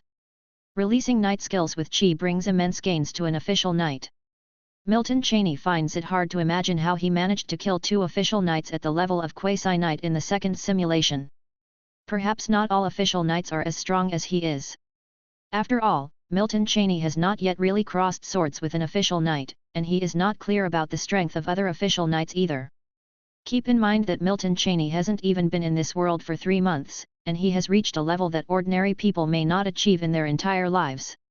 From an ordinary person to an official knight, all it took for Milton Cheney are just 3 simulations. Even the wizard path doesn't seem as mysterious as before now to Milton Cheney's eyes. What's the big deal about level 5 qualification? With the help of the simulator, if one simulation doesn't work, try 2 times. If 2 times fail, try 10 times. If 10 times don't work, try 100 times. He doesn't believe that he couldn't become a wizard after accumulating hundreds of simulations. For the next few days, Milton Cheney didn't continue hunting in the mountains. Instead, he sparred with William at the training ground of Moor Castle every day. Naturally, William suppressed his full strength, using neither chi nor knight skills. Milton Cheney also didn't reveal the strength of an official knight. After all, in William's eyes, he is just a quasi-knight with innate giant strength, not an official knight who practices the breathing technique. This is deliberate on Milton Cheney's part. Although he is an official knight now, his combat capability is still rather raw. Sparring with a restrained William was highly beneficial in improving his combat abilities. On the training ground, clad in silvery white armor, Milton Cheney held a long sword, eliciting resounding sounds from his footwork. William, facing him, was without armor, wielding a sword with a single hand. Even with such casual moves, he could precisely block each of Milton Cheney's sword slashes. Although Milton Cheney was wearing his armor, he still moved with great agility. The sound of clashing knight swords echoed continuously throughout the training ground. William was merely defending and not launching any attack, as he intended to instruct Milton on his moves. Amid the flickering sword light, Milton moved back and forth in the field, sometimes charging forward and retreating, other times swinging his heavy sword. His actions flowed fluidly and accurately. William's movements were minuscule, and by merely shifting his position slightly, he could effortlessly deflect all of Milton's attacks. The gap is just too big. Milton sighed inwardly. With the strength of a peak quasi-knight alone, Milton couldn't even make William, who suppressed his real strength, back off half a step. The metallic friction of the armor reverberated as Milton increased his speed once more. The silvery white long sword swung heavily out from Milton's hand, as if air itself was being split open. That was Milton's all-out blow. Although it didn't reach the standard of an official knight, it was undoubtedly at the peak of a quasi-knight. Good. Seeing that sword strike, a sparkle flashed in William's eyes, and a streak of white airflow seemed to pass over his arm the next moment. Clang! The confrontation of the 2 knight swords produced a huge crisp sound, as if a spark of fire had splashed into the air. This strike was still blocked by William, but he invoked chi unconsciously. The application was entirely subconscious. A grand knight, due to the habitual use of chi against enemies for a long time, would sometimes instinctively apply chi, and it's already a routine. However, this signified that Milton's heavy sword posed a faint threat to William. If there were no threat at all, William wouldn't have made these subconscious movements. Young master, your sword skills are already quite remarkable. The combination of your innate giant strength and skillful swordsmanship, if your combat capability were a bit stronger, you would be unparalleled in the realm of the quasi-knight, said William with admiration. William wore an approving look on his face, and his tone was sincere, indeed expressing his thoughts. When you return this time, the master should teach you the breathing technique. Afterwards, you can't be too complacent. It's extremely difficult for someone with your innate giant strength to activate the life seed, and there can't be any negligence. Despite his admiration, William was afraid that Milton would develop a sense of pride and complacency, and thus sternly reminded him with a serious expression. Naturally, starting with innate giant strength is a great advantage, but the difficulty in trying to activate the life seed to become an official knight is also steep. It's as if the heavens open a window for you, only to shut a door for you at the same time. Hearing William's words, Milton nodded solemnly. He naturally understood William's concerns. However, it was evident that William's concerns were unnecessary. William didn't know that Milton's innate giant strength was a counterfeit, and he knew even less that Milton had already become an official knight at this point. Taking off his silver white knight armor and returning the long sword to its sheath, Milton left the training ground together with William. Due to hunting day, only Milton and William were on the training ground. Besides Milton, the rest of the young nobles continued to enter the mountains for hunting every day. After all, not everyone was like Milton. Milton felt that hunting was meaningless to him, but the other nobles found it to be an interesting experience. After leaving the training ground, Milton returned to his room after cleaning up. Then, just like any other day, he took down a book from the bookshelf and slowly flipped through the pages. It was not until recently that Milton found reading makes his mood calm. While reading, a sense of tranquility surrounded him, making him feel incredibly peaceful. His superior spiritual power enabled him to immerse himself in the world of the book quickly. As he got absorbed in the world of words, his mood became calm and steady, a state actually somewhat similar to the wizard's meditation. This was a state of unrestraint, relaxed, and spontaneous. In fact, if Milton knew, he would realize that to practice the wizard meditation technique, the first step is to reach this state. The current hymn can already meet the first condition to practice the wizard meditation technique. Chapter 11, Talent and Golden Lion Colosseum. In an ancient and luxurious room, Arthur Wesley looked at the Milton Cheney in front of him, his gaze still filled with a touch of surprise. Just a few days had passed, and Arthur had already accepted the fact that Milton was indeed born with giant strength. He, as a father, was clueless about his own son's talent of innate giant strength. Arthur felt he hadn't been doing a great job as a father. Had he been neglecting Vernon too much? William had brought him the news that Milton was born with giant strength after the hunting day. He was confused at the time, even thinking he'd misheard. He naturally knew what innate giant strength was. If he hadn't examined it himself, he would have believed Vernon and William were playing a joke on him. After Arthur personally examined and confirmed it, he didn't hesitate to pass on the Golden Lion breathing technique to Milton, and also taught him the Lion Heart Slash, reminding Milton about it. Every day since then, he would call Milton over to instruct him and teach him knight skills, showing great concern for Milton. Arthur knew better than William the difficulty of activating the life seed for those with innate giant strength.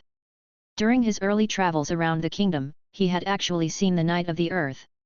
At that time, Terence Mosley was not yet the kingdom's epic knight. Even the Knight of the Earth stayed at the activation life seed stage for countless years. But after becoming an official knight, the Knight of the Earth quickly became an epic knight of the kingdom. He was the fastest person in the history of Frostwinter Kingdom to go from official knight to epic knight. "Don't worry, father, I am confident."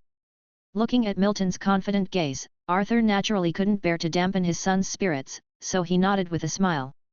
Milton was naturally confident because he was now an official knight.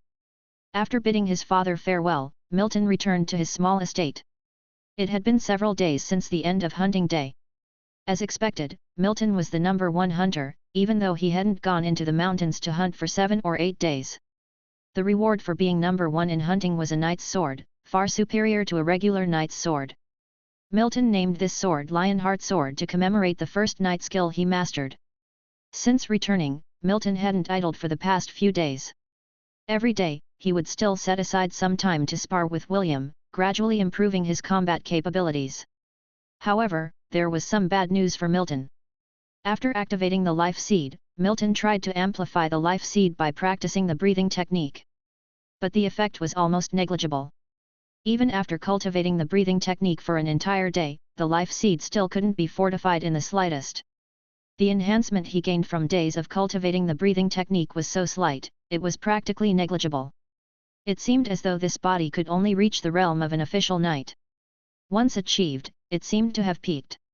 It was like some people who, even if they were taught the breathing technique, could never become knights in their lifetimes. This was the limitation of innate talent. In this world, wizards were divided into level 5 qualifications, and knights naturally had differences in talent as well. But Milton wasn't disappointed, because he had been mentally prepared for this. From his very first simulation, he knew his knight talent was not high. The realm of an official knight was achieved by him after 3 times of simulation in the simulator. If it wasn't for the simulator, he wouldn't have been able to cultivate the breathing technique to reach the realm of an official knight in his lifetime. But who would blame him for having the simulator? In the simulator, none of this was a problem. If he wanted to break through from an official knight to a grand knight, all Milton needed was a few simulations. Of course, there's another method, to increase the proficiency level of the Golden Lion breathing technique. If he mastered the perfect level Golden Lion breathing technique, even despite his low qualification, each round of practice would still be several times more effective than it is now. On the training ground, Milton Cheney and William's figures interweaved, the crisp sound of their swords clashing occasionally echoed from the ground. After suppressing their strength and sparring, the two sheathed their swords and stopped. "Young master, if you wish to improve your combat skills, I happen to know a place that might be just right for you." After they had stopped, William casually put his knight sword back onto the stand and spoke as if making small talk. Milton Cheney was interested when he heard William's words. The simulator could provide him with realm and techniques, but it couldn't give him the memory of real combat. So the only thing Milton Cheney needed to improve was this aspect. "Mr. William, may I ask where this place is?" Milton Cheney asked curiously, while his mind began to search through his predecessor's memories. William said, "The Golden Lion Coliseum." As these words were spoken, the memories of the Golden Lion Coliseum sprung up in Milton's mind. Unlike some underground coliseums, Golden Lion Coliseum was a certified gladiatorial arena established by the Golden Lion family, which was Milton's family. The Coliseum was legally recognized, but the people inside could be a different case. Filled with every sort of character, it could probably be described as one of the Far East Territory's largest dens of iniquity. Even many nobles enjoyed this Golden Lion Coliseum. Every year, the sheer amount of gold coins raked in by the Golden Lion family from this Coliseum was astronomical. William was right, this place would definitely help him improve his real combat skills. Because not only knight apprentices and quasi-knights go there, even some official knights kept by nobles went there for the money. Observing Milton Cheney deep in thought and silent, William thought he might be worried about his own safety. "Young master, you could participate in some friendly duels in the Colosseum. Your strength shouldn't put you in great danger, and I can accompany you," William stated softly, trying to alleviate some of Milton's concerns. "There's no need, Mr. William. An eagle chick that always lives under the protection of the eagle will never become an eagle." From Milton Cheney's words, it was clear what he meant. William's expression became slightly stern. "No, the Earl will not agree to you going alone." What William said was correct. All matters in the Colosseum could change in an instant, and naturally, Earl Arthur would not feel comfortable letting Milton Cheney go alone. If something were to happen to Milton Cheney in the Colosseum established by their own Golden Lion family, it would be a huge embarrassment. But if there was not the slightest pressure, Milton Cheney's improvement would also be very slow, which would contradict his intention. So, Milton Cheney said, "Mr. William can go with me, but you have to promise me that you will not intervene unless it's a matter of life or death." Upon hearing Milton Cheney's words, William furrowed his brow and seemed to be thinking. After a while, he agreed to Milton Cheney's conditions. "All right, but I need to inform the Earl first." In the meantime, Milton Cheney had already sorted out all the memories about the Golden Lion Coliseum in his mind.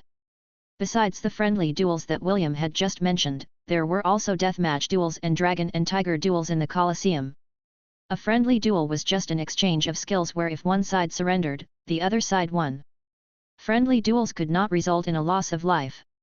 Deathmatch duel, as its name suggests, is a fight where only life or death mattered. If one side died, the duel was over. Even surrender had no effect.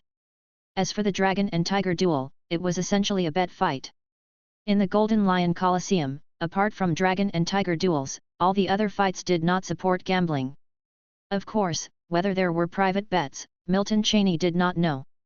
After all, it was hard to avoid such things in places like this. The Golden Lion Coliseum. Milton Cheney mumbled to himself. It seemed as if the blood-drenching duels were unfolding before his eyes. But not an ounce of fear could be found in his heart, instead, he felt an indescribable anticipation. Chapter 12, Friendly Duel and Grizzly. Earl Arthur finally agreed. He felt that there wouldn't be much danger, with William accompanying Milton Cheney. After all, enhancing real-world combat abilities would significantly help Milton. Regardless of whether he would inherit the title of Earl or become a lord in one of the territories in the Far East, practical combat abilities were indispensable. By the time Milton and William arrived at the Golden Lion Coliseum, several days had passed.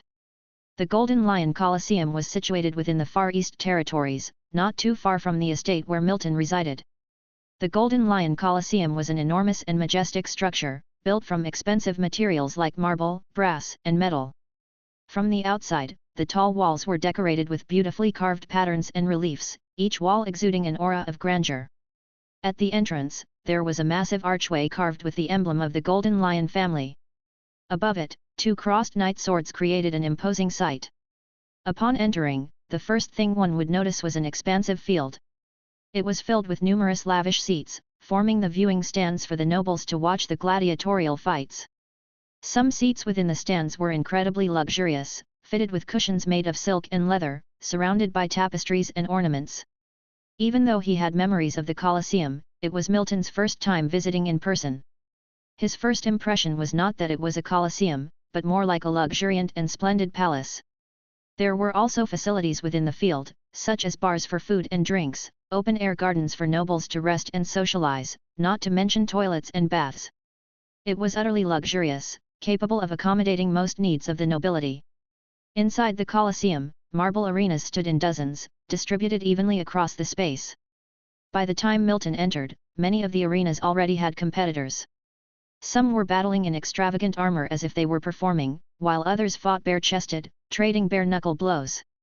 Within minutes of his arrival, Milton saw a man of towering build being dealt a neck-breaking blow before leaving the arena on a stretcher. The next moment, a cleaner ascended the stage and washed away the bloodstains from the arena, leaving the marble platform as pristine as before. It was as if the man who had just died there was an illusion. Shouts, cheers, and a cacophony of noises filled the entire Golden Lion Colosseum. Normally well-mannered nobles screamed at the top of their lungs. They were sweating profusely, shaking their heads vigorously, seemingly trying to rupture their vocal cords. An intense contrast of noble elegance and bloody violence emerged, leaving a deep impression on Milton. The Golden Lion Colosseum was built over 100 years ago, and it took 15 years to construct. William quietly started to explain, sensing that Milton was awestruck by the grandiosity of the Colosseum. "Young master, do you want to watch from the stands first or directly participate in combat? If you want to fight, you need to register first." "Let's get started," Milton replied, lightly moving his body as he spoke. After registering for the friendly duel, Milton was assigned to Arena 12. Of course, he didn't register with his real name but used a random moniker instead. Most of the people who fought in the Colosseum didn't use their real names, but adopted nicknames instead. This was Milton's wish, and surprisingly, William didn't object to it. Milton naturally couldn't participate in a deathmatch duel right off the bat, disregarding the fact that William wouldn't allow it. Milton himself also lacked experience in life and death combat.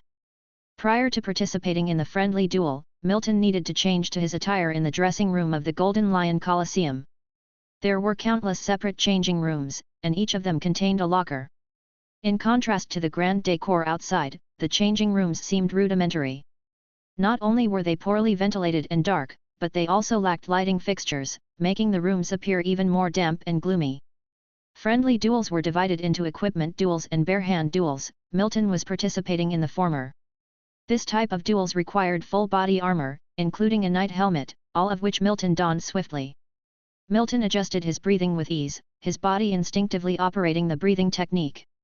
At that moment, Milton realized that he didn't feel any nervousness, instead, he was inexplicably excited. Number 16, your turn. Arena 12. Your opponent is the Grey Bear. A man dressed as an attendant knocked on the door of Milton Cheney's changing room, his tone devoid of emotion. After registering for the duel, everyone would have a number, and Milton Cheney was number 16 as mentioned by this attendant. Milton Cheney opened his closed eyes, a sparkle flashing through his green eyes. On seeing Milton Cheney emerge, the attendant casually sized him up. After seeing Milton Cheney's thin stature, a hint of sympathy appeared in his eyes. Action. "I'll lead you to the arena. A friendly duel is not as dangerous as a deathmatch duel, but occasionally serious injuries occur. It's better to surrender as soon as possible if you can't match up," he said in a low voice, leading the way. It seemed that the attendant thought Milton Cheney was a down-and-out noble, hence the extra explanations. Milton Cheney took one more surprised look at the attendant walking in front of him and said, "Thank you." The attendant didn't reply. He silently led Milton Cheney to arena number 12. By the time Milton Cheney reached the arena, a towering Hulk dressed in heavy armor was already standing on the marble arena. The Hulk was tall, towering above like a giant in the arena, and was a head taller than Milton Cheney. Frowning slightly beneath his helm, Milton Cheney obviously wasn't afraid of this man. But when he registered, he had indicated his weight. This opponent was clearly not in the same weight class as him. He didn't think the Colosseum would make such a basic error. If it wasn't the Colosseum's fault, then the most probable explanation was that this mighty hulk, although tall, didn't match up to him in a knight's realm. When he registered, he had identified himself as a peak quasi-knight. Therefore, the hulk before him was definitely not a peak quasi-knight. After all, apart from their weight, contestants in friendly duels were also paired up considering their overall strength. When he stepped onto the arena, Milton Cheney found that many eyes from the viewing platform had turned in the direction of his arena. Naturally, this included William sitting in the front row. Seeing the difference between Milton Cheney and the Grey Bear, the spectators who noticed this arena gasped in astonishment. Lionheart vs. Grey Bear. A friendly duel prohibits causing lethal harm. If one side surrenders, the other must stop. Let the duel begins. With the referee's command. The incredibly bulky Grey Bear was surprisingly the first one to make his move. Instead of circling Milton Cheney, he approached him with astounding speed. The heavy sword in his hand was cleaved down upon Milton Cheney's head. There was a deafening sound when the two knight swords collided against each other. The sound was so clear that even the spectators on the stands could hear them. A touch of gravity appeared in Grey Bear's eyes. He was well aware of the force of his sword, but didn't expect this skinny boy to block it so easily. As I thought, this Grey Bear is nowhere near as powerful as I was at my peak quasi-knight era, Milton Cheney thought to himself. After one collision, he was able to gauge Grey Bear's strength. When Milton Cheney was at peak quasi-knight level, his physique attribute was 2.2. This Grey Bear could probably only reach a maximum of 1.8 at most. The very next moment, Milton Cheney suppressed his strength until it was about equal to Grey Bear's, and his long sword charged toward Grey Bear's chest.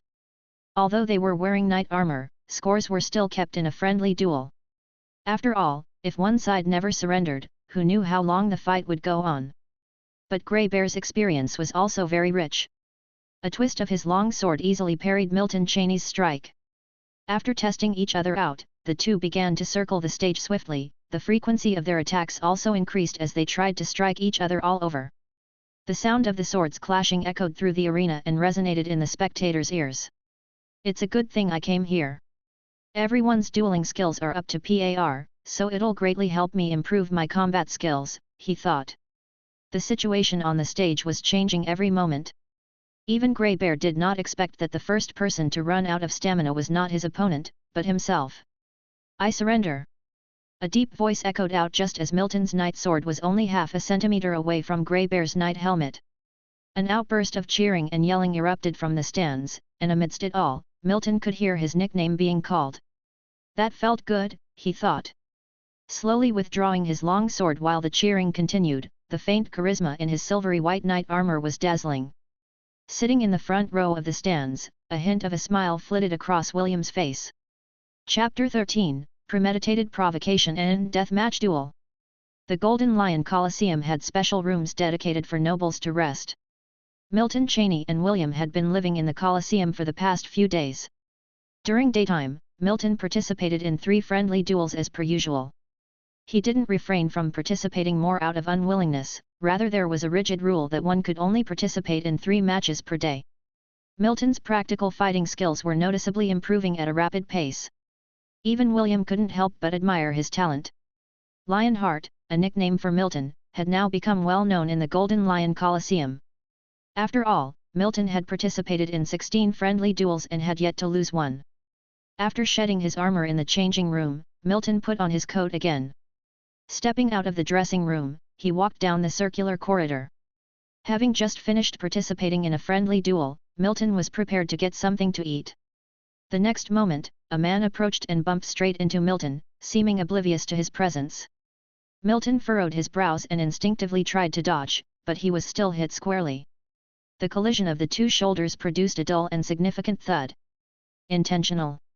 That was Milton's immediate thought. He looked up to see a man whose face held a somewhat gloomy expression. I recognize you, the famous Lionheart who's making a name for himself lately. What bullshit friendly duels, only kids would enjoy such games, especially pretty boys like you. The man's malice was blatantly displayed. His tone and gaze conveyed undisguised contempt. Milton, who sensed something was off, was perplexed as he wasn't someone who made a habit of offending people in the Golden Lion Coliseum. He didn't think of himself as the type to get provoked out of the blue. After all, Such a thing had never happened since he started visiting the Colosseum. This man was obviously targeting him. It was premeditated, and his objective was presumably to provoke him. Milton wondered if his recent winning streak might have upset someone's interests. "Kid, quit the bullshit. Let's see if you have the guts to step onto the arena of life and death. Do you dare?" The gloomy-faced man assumed Milton was scared into silence, and his tone became more merciless. Hearing these words, Milton's heart turned cold. An icy killing intent rose unknowingly in his heart, but his expression remained unchanged. Because in his heart, this man standing before him was as good as dead, regardless of who was backing him. Now he was sure that this man's purpose was to provoke him into participating in the deathmatch duel. "I'm going to bust your mouth, then kill you." Milton's voice sounded calmly. He didn't bother asking who had sent him, the typical idiotic question in such circumstances. Since whoever was backing this man wanted him to participate in the deathmatch duel, Milton would grant them their wish. He only wondered if whoever was behind this was ready to bear the consequences. Milton was not a patient man who subscribed to the idea of waiting 10 years to avenge. In fact, he wasn't much of a gentleman at all. His principle was simple: take revenge at all costs, morning and evening. Upon achieving his goal, the man did not continue to provoke Milton. Instead, he looked at Milton somewhat pitifully. "I hope your fists are as tough as your mouth in the arena." Milton, of course, didn't act impulsively by signing up for the deathmatch duel right away. Instead, he first reported the incident to William. After hearing about it, William's expression didn't change a bit. He just nodded lightly, agreeing with Milton's decision to participate in the deathmatch duel. But being close to William, Milton could clearly sense the change in his mentor. The atmosphere turned cold and grim in an instant. Milton Cheney wasn't sure if it was an illusion, but he thought he could even smell blood in the air. If Milton had to describe what William looked like at this moment, he thought he looked like a lone wolf covered in scars. Aggressive dogs don't bark, and wolves are no different. A wolf can rip the flesh off your bones without making a sound, then crush your bones to pieces. Milton didn't forget William's nickname, Greedy Wolf Knight. "Young master, go ahead, I'll be watching from the stands." Rest assured, the only outcome of this deathmatch duel will be his death, no other outcome. As for the man behind him, he. William began to speak softly, his words accompanied by a lick of his lips. Registering for the deathmatch duel was more complicated than registering for a friendly duel. Not only was the process more complicated, but one had to sign their name on the death warrant. After signing his name, Milton silently returned to the changing room. Instead of donning armor, he removed his outer robe and put on the unique outfit reserved for deathmatch duels. This outfit left his upper body entirely bare, with no protection whatsoever. And since weapons were not allowed in deathmatch duels, the only thing Milton could rely on were his fists. Milton closed his eyes, and memories of hand-to-hand combat began to surface in his mind.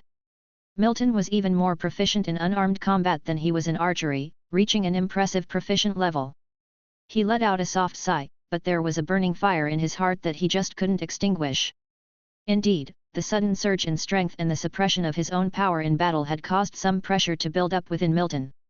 If these feelings were not released in time, they could even have an impact on Milton's mental health. It's like when a person suddenly gains power, their first thought is often to destroy, to commit a crime, to vent. In Milton's previous life, there was a saying, "A hero uses his martial arts to break the law." It perfectly described this situation. The power that the simulator had imbued Milton with was also sudden, it wasn't something he had cultivated day by day. So naturally, Milton had these thoughts to some extent. Agreeing to this deathmatch duel was also partly for this reason. Even without this man's sudden provocation, Milton might still have signed up for the deathmatch duel within a few days. The door to the changing room was knocked and a respectful voice sounded. "Mr. Lionheart, you have been assigned to the third arena for the deathmatch duel. Your opponent is Mr. Scythe." Milton opened the door of the changing room, nodded and followed the attendant's lead. "Lionheart? How come he's entered the deathmatch duel? Hasn't he always participated in friendly duels? He doesn't know what he's getting himself into. Friendly duels and deathmatch duels are completely different. It seems that Lionheart will only be a flash in the pan. His body is so good, I wonder what he's like in bed." As Milton stepped onto the arena platform, the spectator stands became somewhat noisy. Due to Milton's consecutive wins in the friendly duels over several days, many spectators had a deep impression of the man nicknamed Lionheart. Whispers echoed around the audience, as if trying to discover something from each other's faces. Because it wasn't far away, Milton could naturally hear these murmurs. Milton's gaze instinctively sought out William in the front row. William sat calmly in the front, nodding slightly as he met Milton's gaze. Milton turned his gaze back to the dark figure before him. Just as I thought, a premeditated deathmatch duel. Keep in mind that the opponents in a deathmatch duel are randomly selected. This man had just provoked him, and now he was the opponent in his deathmatch duel. Milton didn't believe this was a coincidence. The man before him wore a triumphant, sinister smile on his face. The way he looked at Milton was like a hunter eyeing his prey. At this moment, Milton also bared his teeth in a smile. His smile was filled with an inexplicable and brutal feeling. Do you think I'm the prey? Well, let's see if you, the hunter, can withstand my tusks. Chapter 14, Cross Punch and Too Gruesome to Bear. A deathmatch duel is different from a friendly duel, there is no referee to explain the rules to you. Action. With the sound that symbolizes the start of the deathmatch duel ringing, Milton Cheney moves at lightning speed, with no time for probing, he sends a punch right at Scythe's head. The force of this punch can be imagined from the swift wind produced by it. Thud. The sound of muscular collision reverberates, and Scythe feels a wave of sour pain emanating from his forearm. Such mighty strength! His face suddenly changed, the disdain disappeared. Milton's strength produced a severe miscalculation from his judgment of Milton. However, he was not worried, numerous experiences from past deathmatch duels allowed him to instantly regain calm. His moves became shrewd, beginning to attack Milton's eyes, ears, and groin. The tactics were extremely vicious. These parts were indeed difficult to defend for novices in bare-handed combat, but Scythe had picked the wrong person. Milton is not a clueless newbie, on the contrary, his combat skills are at the proficient level like Scythe's. Milton's muscle lines are distinctly visible, with each move his muscles seem to be breathing with each pulsation. The techniques of the two fighting started to speed up gradually. The sound emitted from stepping onto the marble arena is becoming more and more intense. The continuous thud, thud, thud sound of close-quarter combat keeps ringing. 1 move, 2 moves, 3 moves, each move Milton carries out at an extremely fast speed. Scythe was able to block easily at the beginning, but with the increasing number of moved, his actions started to get slower and slower. While Milton's speed remained unchanged, he kept throwing merciless punches at Scythe's vital points. Scythe felt infuriated by Milton's attack, and he felt that the roles of the hunter and prey seemed to have reversed. Right now, he was like a mouse being toyed with by a cat. Cross punch! Next moment, Scythe roared internally. He who had been on the defending side took the chance in the combat to throw a punch. This punch made even the air explode in noise. Milton seemed to feel the vibration from the punch Scythe swung. Quasi-knight technique. That's right. These kind of knight techniques that rely purely on skills, not spirit, are referred to as quasi-knight techniques. Milton's Lionheart slash also falls into the category of quasi-knight techniques. But Scythe's unbeatable killer move in the arena of life and death basically had no effect on Milton. Because he did not know that Milton was already an official knight. Seeing that Milton threw a straight punch to clash with his, Scythe was instantly overjoyed.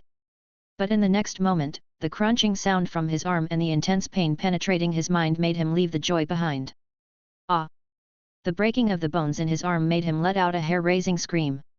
And at this time, the audience watching this deathmatch duel in the arena were buzzed. That seemed like Scythe's ultimate move, power punch, but it was actually taken by Lionheart so easily, and the one injured was actually Scythe. How is this possible? This is a knight skill. Could it be that Lionheart's punch just now also has some explanation to it? Discussions erupted, even William who was in the front row prepared to make a move just relaxed again. Others could not see, but William could see it clearly. There was nothing special about Milton's move, it only contained a crushing force. No matter how many skills you have, I'll break them with a single powerful move. Is innate giant strength this fierce? Young master's innate giant strength seems a bit peculiar, I need to ask Lord about it. The strength to crush a quasi-knight technique with a mere fist, this kind of strength is already infinitely close to an official knight. That's why William was a bit doubtful. You are not. If the people in the audience had only seen a rough overview, then Scythe, who was fighting against Milton, felt it the clearest. Milton was definitely not a quasi-knight. You should know that he had practiced this move, cross-punch, for more than 10 years. He knew his strength the best, even an official knight wouldn't fare well against this move. Subconsciously, he was about to say something, but Milton Cheney, who understood his intentions, clearly wouldn't let him speak. Close range, uppercut. The arm of Scythe, which was broken, attempted to guard, but Cheney's speed was too fast, overpowering him. The next moment, Scythe's jaw was hit by Cheney's uppercut. His body flew a couple of meters away. He was lying flat on his back, fresh blood gushing out, forming tiny droplets onto the marble arena. At this moment, Milton Cheney had essentially established his victory. Would he let Scythe go? Clearly not. Milton Cheney pressed on, astride the fierce-looking Scythe. "Kill me, pretty boy, bastard, rubbish." At this moment, Scythe's face was full of resentment. Knowing he won't live, he tried to irritate Cheney with words, hoping to provoke a quick death. But clearly, Cheney wouldn't comply. A cruel smile was evident on his face, his right hand raised high in the air. In the next moment, his heavy fist descended, striking Scythe's cheek. Several of Scythe's teeth were smashed by Cheney, trapped in his mouth and forcibly swallowed. Blood started to splatter, and Cheney began to repeatedly punch Scythe's cheeks. Scythe's mouth was battered, lips turned outwards, with blood gushing out. Countless teeth were broken and then swallowed into his throat. The resentment in Scythe's eyes had long disappeared, the only emotion evident now was fear. The audience in the grandstand couldn't bear to watch at this point. Such a big grudge, smashing all of the opponent's teeth. "I told you, I'll smash your mouth and then beat you to death. Kill. Me. Scythe was no longer arrogant at this point, the only emotions in his eyes were pleading and begging. A tear streamed from his eye. He never thought that he would end up like this after fighting a lifetime for that powerful lord. Milton Cheney's eyes were still cold and calm. Next, he landed another heavy punch, breaking the last of Scythe's teeth. Cheney had delivered 17 punches in total. Scythe's mouth was now empty, filled only with fragmented flesh. Cheney raised his fist again, and seeing his fist suspended in the air, the pleading look in Scythe's eyes vanished, replaced with a sense of release. The heavy fist descended, landing on Scythe's forehead. The sound of a fractured skull echoed, fresh blood splattered. Cheney got up, ripped off a piece of cloth from Scythe, silently wiping off the blood around his fists. Blood stains covered his upper body muscles, none of which came from him. The owner of the blood was now dead, with a gruesome death scene. Scythe's face no longer had any flesh intact because Cheney had beaten him to death mercilessly, one punch after another. "Elio, Lionheart wins." The attendant announcing Milton Cheney's victory was trembling slightly, fearing that Cheney might lash out at him too. Hearing the news of his victory, Cheney's expression remained unchanged as he casually tossed the blood-stained cloth on Scythe's face. On the spectators' lounge, after a few moments of silence, uproarious screaming and cheering erupted. "Lionheart! Lionheart!" The name of Milton Cheney was being chanted by countless noble spectators. Their eyes were filled with a hint of fanatical fascination. Much of the audience who came here admired strength. There's no doubt, Cheney not only beat Scythe to death in this deathmatch duel, but also won over countless spectators. As for Scythe, who died a tragic death in the duel, no one cared. Who was Scythe? Sorry, not familiar. Of course, except for Scythe's supposed powerful backstage master. Hearing the surrounding cheers and applause, Cheney breathed out a sigh of relief. At this moment, he felt better than ever before. Chapter 15 Family Death Warrior and Red Moon Slash. Looking at William, whose face was somewhat serious, Milton Cheney furrowed his brows. "Leave now? Is this matter really that serious?" A hint of doubt was mixed in Milton's voice. He had thought that the deathmatch duel was because some aristocrats in the Golden Lion Coliseum couldn't stand his continuous victories, or because it had affected certain aristocrats' interests. But the results of the investigation that William returned with gave him different information. "Young master, there's more than one person behind this, and even some people inside the Golden Lion Coliseum have been corrupted. This deathmatch duel against you was completely premeditated." William's voice was serious, but there seemed to be some complex emotions in his tone. William wouldn't suspiciously question anything, and if he said such things, Milton knew that William must have discovered something suspicious. Therefore, Milton didn't continue to ask, he just nodded lightly. However, Milton wasn't a fool. He still heard something from William's tone. "Is it you, my brother whom I have never met?"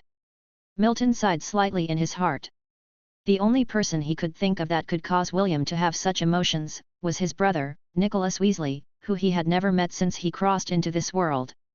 Seeing the somewhat complicated expression on Milton's face, William wondered if he had overreacted. This matter was big, but it was also small. He did indeed discover some things, but they weren't overly exaggerated.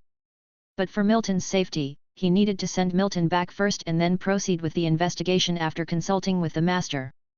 The complex emotions in his tone were actually him feeling shocked that someone dared to pluck hairs from a lion's body. He suddenly realized that Milton seemed to have misunderstood his meaning. With a quick thought, he understood what Milton was thinking. He couldn't help but smile bitterly. "Young master, you misunderstood. I am worried about your safety, so I need to send you back first. This matter has nothing to do with the eldest young master." One reason he could think of this so quickly was also related to the Golden Lion Colosseum. Because the Golden Lion Colosseum is indeed managed by Nicholas Weasley, the eldest son of the Golden Lion family. But Nicholas Weasley had left for a tour of the kingdom 2 years ago, and now someone else is in charge of the Colosseum. Nicholas even sent a letter from the capital to the master some days ago. Moreover, William knew Milton's elder brother very well. He knew that the person behind the scenes could not be Milton's elder brother. So even though he knew it was a bit presumptuous, he still said it. He didn't want Milton to misunderstand his elder brother due to a few words. Milton looked at William in surprise. The reason for his surprise was, of course, that William had so easily seen through his thoughts. At the same time, he felt a sigh of relief. He didn't want to see a family feud. In the memories of his predecessor, his elder brother had always been very good to him since he was a child. Due to the many affairs in Earl Arthur's territory, his elder brother had always played the role of a father and brother since their mother's death. Milton also realized that he was mistaken. His suspicion of his older brother was completely out of a transmigrator's rationality and subconscious doubt. After he reacted, he also realized how unreliable his thoughts were. Without hesitation, Milton followed William out of the resting area of the Golden Lion Colosseum and walked towards the outside of the Colosseum. He understood that William was concerned about his safety. After all, the person behind the scenes was playing sneaky moves. But William must be prepared for them to turn hostile. He was a Grand Knight, but who knew whether the people behind the stages would send out a Grand Knight or a bunch of knights? If it was just him, he was not worried at all. Even if 3 Grand Knights came, he could run if he couldn't fight. But 2 fists couldn't beat 4 hands, and he had Milton to protect. So now, the most important thing for William is to send Milton back first. As for investigating the people behind the scenes, it was definitely behind ensuring Milton's safety. In the carriage, William was still playing the roles of both a guard and a coachman. Meanwhile, Milton was sitting inside the carriage, holding a book and flipping through page by page. The atmosphere was very quiet, neither William nor Milton spoke. However, suddenly, Milton seemed to have felt something.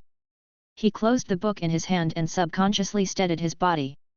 The next moment, the carriage suddenly stopped. William stopped the carriage very steadily, while Milton was prepared, so he naturally wasn't taken by surprise. "Do you know what you're doing?" William, who was sitting in the front, said in a low voice. His tone has never been as cold as it is now. An unmistakable dominance instantly swept across the whole scene, the intent to kill enveloped the entire area. If one were to say that William, upon hearing the news of Milton Cheney's manipulation that day, was a lone wolf crawling on the ground, then he now is the Wolf King, baring his fangs and wide bloody mouth. Dark maneuvers were one thing, but openly intercepting a carriage bearing the Golden Lion family emblem is no ordinary provocation. It's equivalent to defecating on the head of the Golden Lion family, a family that's been standing strong in the kingdom for hundreds of years. In decades, nobody had ever dared to do this. Today, someone did. The dozens of robed men standing in front of the carriage had no reaction to William's words. They neither spoke nor revealed any emotions. Like a bunch of robots, identical and emotionless. Family death warriors. William's heart sank. He quickly discerned the identities of these men. Family death warriors are not something a small clan can raise, they must be nurtured from childhood. Often emotionless, they are like knight swords loyal to the family, more tools than humans. The Golden Lion family too has its own death warriors. The main reason William could quickly discern their identities was that he had personally trained such warriors. He was all too familiar with people like these. William hadn't expected the mastermind to act so quickly, and even know their route so clearly. He immediately understood that the mastermind wasn't simple, the clues he had unearthed might have been deliberately revealed to him. It was William's idea not to have a strong escort accompany Milton Cheney. When he and Cheney left the Golden Lion Coliseum, William had arranged for dozens of carriages to head off in different directions. However, they were still intercepted. There are only two reasons for this. The first is that the mastermind knew the exact route William was going to take, the second is that all of the carriages were stopped. William wasn't sure which one it was, but neither was good news. The Death Warriors stood still, waiting for William to make his move. Their target from the start was Milton Cheney. Their mission was to kill Cheney by any means necessary, so they naturally wouldn't just rush forward directly. The next moment, William made his move. Layers of crimson light instantly wrapped around his silvery white knight sword. Knight skill Crimson Moon Slash. A true knight skill. A grand knight's knight skill unleashed under the intent to kill. A long sword emitting red light, like a red moon, slashed towards the death warriors in front of the carriage. Just in an instant, two severed heads went flying into the sky. Blood splattered all over. However, the actions of these death warriors were swift. Out of the remaining 8, 7 immediately surrounded William. One went rushing towards the carriage, his target clearly Cheney in the carriage. William instinctively felt confused, but he didn't stop his movements. There was no difference between quasi-knight level death warriors surrounding William and committing suicide. Within a single breath, William lopped off the heads of all 7 men. But the one who slipped through his fingers was moving faster than he was. Normally this was impossible. Because the runaway was at best an official knight. There should be a world of difference in speed between them. Family death warriors who are official knights are the lowest ranking knights, inferior even to some highly talented quasi-knights. William was initially confused because the death warriors surrounding him were simply signing their own death warrant. He could easily kill them and then protect Cheney. But the situation on the ground was starkly different from his conjecture. His momentary miscalculation even put the young master in jeopardy. William's pupils turned blood red instantly. His speed burst forth at once, fully unleashing the power of his life seed. At this point, he had figured out a few things. Knowing their route so precisely, and yet being so well prepared. Wizard. Magic potion. A roar echoed in William's heart. His knight sword was instantly thrown out. Chapter 16, Magic Potion and Wizard's Aid Society. The knight's sword instantly transformed into a brilliant red light. In an instant, it pierced through the chest of the death warrior. However, a black light flashed on the death warrior's chest, and he did not die immediately. The next moment, the carriage burst open, countless planks scattered in all directions, revealing Milton Cheney inside the carriage. Milton's face was calm, gently extending the knight's sword that he had been holding in his hand. Facing the dagger aimed at his forehead, there was not a hint of panic in Milton's eyes, only a serene calmness like a lake. A silver light flashed by. Quasi-Knight Technique Lionheart Slash. In William's heart filled with regret and anger at the moment, all he could see was this silver light. Even in the eyes of the death warrior, there was a hint of shock. They were not entirely devoid of any emotions. When their emotions fluctuated extremely, they would still reveal a bit of their feelings. One could imagine how great the turmoil in the death warrior's heart was at this moment. The silvery white knight's sword slit the death warrior's throat, and fresh blood gushed out. The death warrior could only watch as the toxin-coated dagger came close to Milton but could not come any nearer. The next moment, William rushed over, pulling out the long sword embedded in the death warrior's chest. With another stroke, he cut the death warrior at the waist. Fresh blood stained the area. Even if a wizard arrived now, they could not save this death warrior. Young master, William's face was full of shame. He seemed to want to say something while kneeling on the ground. Seeing this, Milton interrupted William's words. Mr. William, this is not your fault. The preparation of the person behind the scenes is much more thorough than we could have imagined. While stretching out his hand to help William up, Milton was not one to ignore acts of kindness. If not for William during this attack, it is highly likely that he would have been killed. Although this was William's duty, Milton would not simply forget his kindness. After all, this was a life-saving grace. It's like if you had a subordinate who saved your life, wouldn't you remember his kindness? Noticing Milton's understanding, gratitude filled William's eyes as his expression gradually calmed down. Since the incident had already occurred, anger wasn't going to solve anything. William spoke, "Young master, the death warrior who just attacked you took a magic potion. Only wizards or wizard apprentices are able to concoct such a thing. The person behind this attack on the Golden Lion family is definitely no small fry." At this point, William no longer thought that the person behind the scenes was solely targeting Milton. After all, with such a massive force, the target was very likely the Golden Lion family. Milton pondered for a moment, as this scenario was not present in the simulation. He knew that some actions in reality could trigger the butterfly effect, making his life diverge from the simulation. What was the factor that triggered the butterfly effect this time? After pondering for a while, Milton understood. Quite clearly, it was the visit to the Golden Lion Colosseum. In the third simulation, Milton had never been to the Golden Lion Colosseum, so this incident did not happen.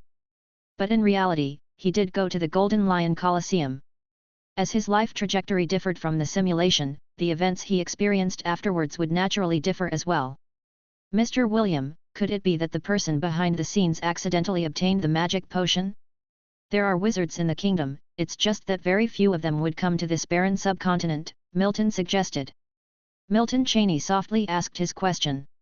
Upon hearing this, William shook his head, denying Milton's assumption. If someone merely accidentally obtained the magic potion, then the person behind it needed to prepare more than 10 potions.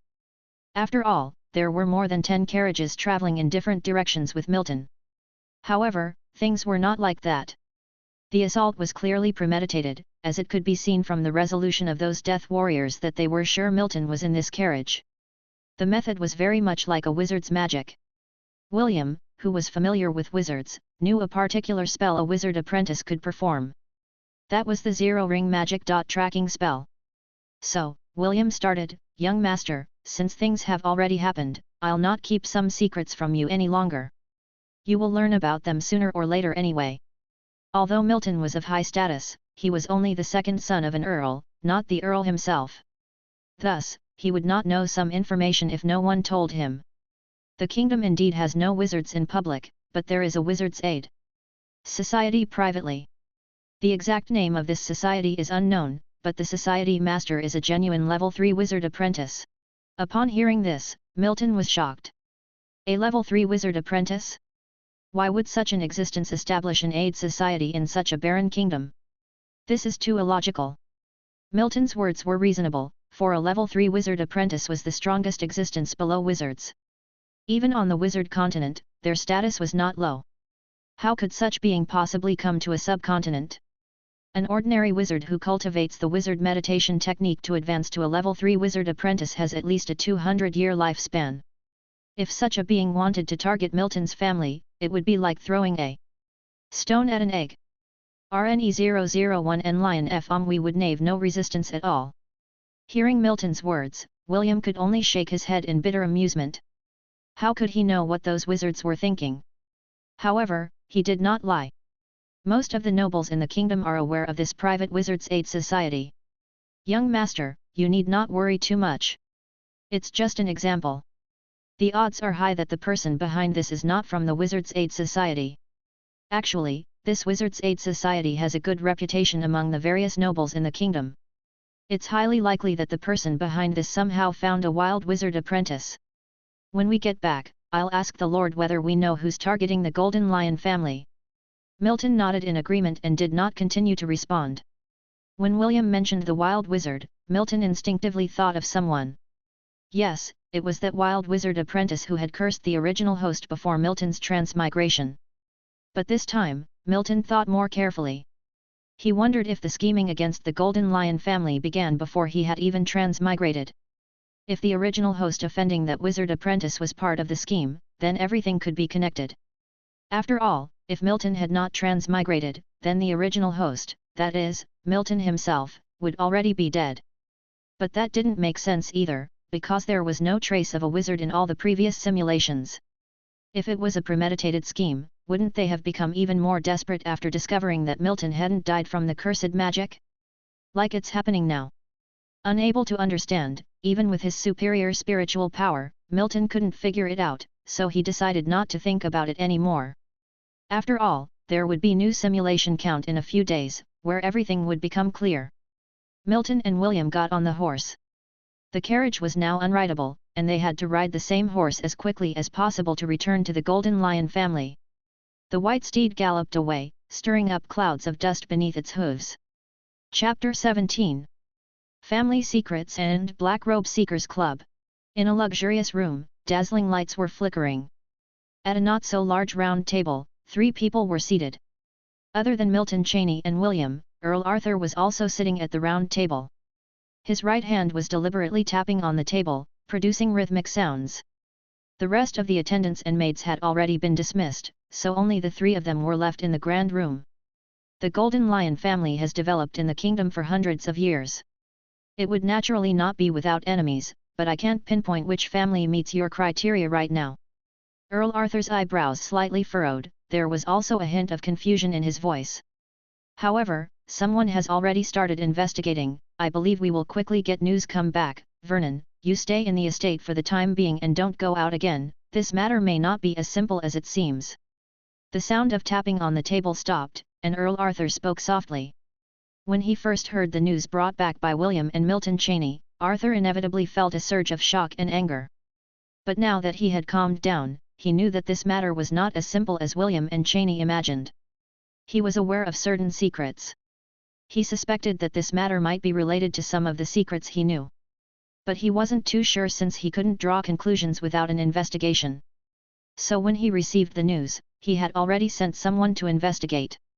He didn't mention the name of the person, but Milton Chaney was aware that it was the other of the 2 Grand Knights under his father's command. Hearing his father's words, Milton Chaney just nodded. He knew that this matter was no longer within his capacity to handle. He could hear the seriousness in Earl Arthur's tone. This issue was no longer targeting him alone, it was obviously aimed at the Golden Lion family. Milton Chaney was the gateway they wanted to pry open from behind the scenes. Think about it, if Milton Chaney was really ambushed and killed, his father, Earl Arthur, would certainly go mad. Milton Chaney didn't exactly know what Earl Arthur would do, but it is definitely something that the person behind the scenes would want to see. The following days were relatively calm, and Earl Arthur did not say anything to Milton Chaney. As if the incident had never happened, but Milton knew that things were absolutely not as calm as they appeared. On the contrary, Milton felt it was like the calm before a storm. Actually, the fact that no one came looking for him in those few days gave it away. William seemed to have disappeared. Milton hadn't seen him in the estate for the past few days. No one coming to look for him didn't mean there were no problems, on the contrary, it was an indication of a problem. However, Milton didn't show too much curiosity to explore anything. After all, within the Golden Lion family, if his father didn't want him to hear any news, then nobody would give him any information. At this time, there was nothing Milton could do even if he exposed himself as an official knight. He was still too weak. An official knight might be strong, but compared to a family, it was incredibly insignificant. Even more so with wizards in this world. In the eyes of a wizard, let alone an official knight, what is the difference between a grand knight and a slightly larger ant? But thankfully, he had a simulator. In his room, Milton held a book, but his attention was not on it. His attention was fixed on a blue light screen that appeared before his eyes. Name, Vernon Wesley, Milton Chaney. Spiritual, 1.5. Physique, 3.6. Realm, Official Knight. Magic, none. Breathing Technique, Golden Lion Breathing Technique, Proficiency 82/800. Knight Skills, Lionheart / Skill 61/800, Basic Riding Skills, Skill 128/800, Basic Archery Skills, Skill 630/800, Basic Swordsmanship, Proficient 524/1600, Basic Fighting Skills, Proficient 115/1600. Simulation Count, 1. The number 1 appeared prominently in the simulation count column. Milton Chaney didn't know if this simulation would answer his questions, but he had no plans to accumulate simulation counts. Maybe one day in the future, he would accumulate several simulation counts to use at once, but that day was not today. As his focus was on the count of simulations, a line of black text emerged as usual. Do you want to initiate the life simulation? Without hesitation, Milton responded affirmatively in his mind. The next moment, the black text vanished. It marked the beginning of his simulation, with a large segment of black text appearing. Life simulation has begun. Due to the outdated version of the simulator, only text simulation is available. At 17, you were plotted against in the Golden Lion Coliseum and there was an attempt to ambush you on your way home. Upon hearing the news, your father, Earl Arthur, was outraged and started an investigation. The investigation revealed a family secret, but your father didn't reveal it to you. At 18, you did not participate in this year's hunting day because you had faced multiple assassination attempts throughout the year and your father did not want to put you in danger. Reading up to this point, Milton felt a heaviness in his heart. This simulation was completely different from the previous ones. In the previous simulations, he had never been subjected to assassination, but in this simulation, there were multiple attempts on his life within the year itself. Milton suppressed the heaviness in his heart and continued reading. At 19, you become used to the numerous assassination attempts and start practicing the breathing technique and night techniques on your family estate, but to a slight effect. However, you do not give up.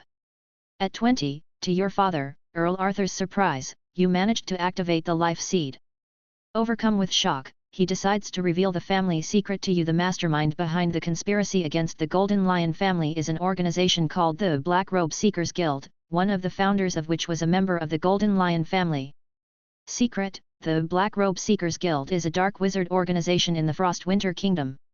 The founding organization had 7 members, each from different families within the Frostwinter Kingdom. Given to an official wizard as test subjects by their respective families, the survivors established the Black Robe Seekers Guild. At this point, Milton's pupils contracted. He was not taken aback by the secret itself, but rather surprised that the simulator could reveal more than just simulating his life. This was not a feature in his previous 3 simulations. At 21, pure breathing technique practice is too slow to improve your strength. You start taking Golden Lion secret medicine to aid in practicing the breathing technique. Although the progress is faster, it is still slow, so you start to practice real night techniques. At 22, you've mastered Night Skill Armor Splitting Slash and Night Skill Starfire Arrow. Your breathing technique has also advanced, and the speed of upgrading the life seed has increased marginally. At 23, due to the threat of the Black Robe Seekers Guild, your father, Earl Arthur, is fearful of you adventure through the kingdom. So, he designated a small territory in Far East Territory for you and you become a lord. At 25, you relentlessly refine your night skills and practice the breathing technique. Although your progress is as slow as a crawling turtle, you never thought of giving up. At 26, you die. You die in your sleep, killed by magic. Simulation ends, please choose your award. Retain realm or retain technique.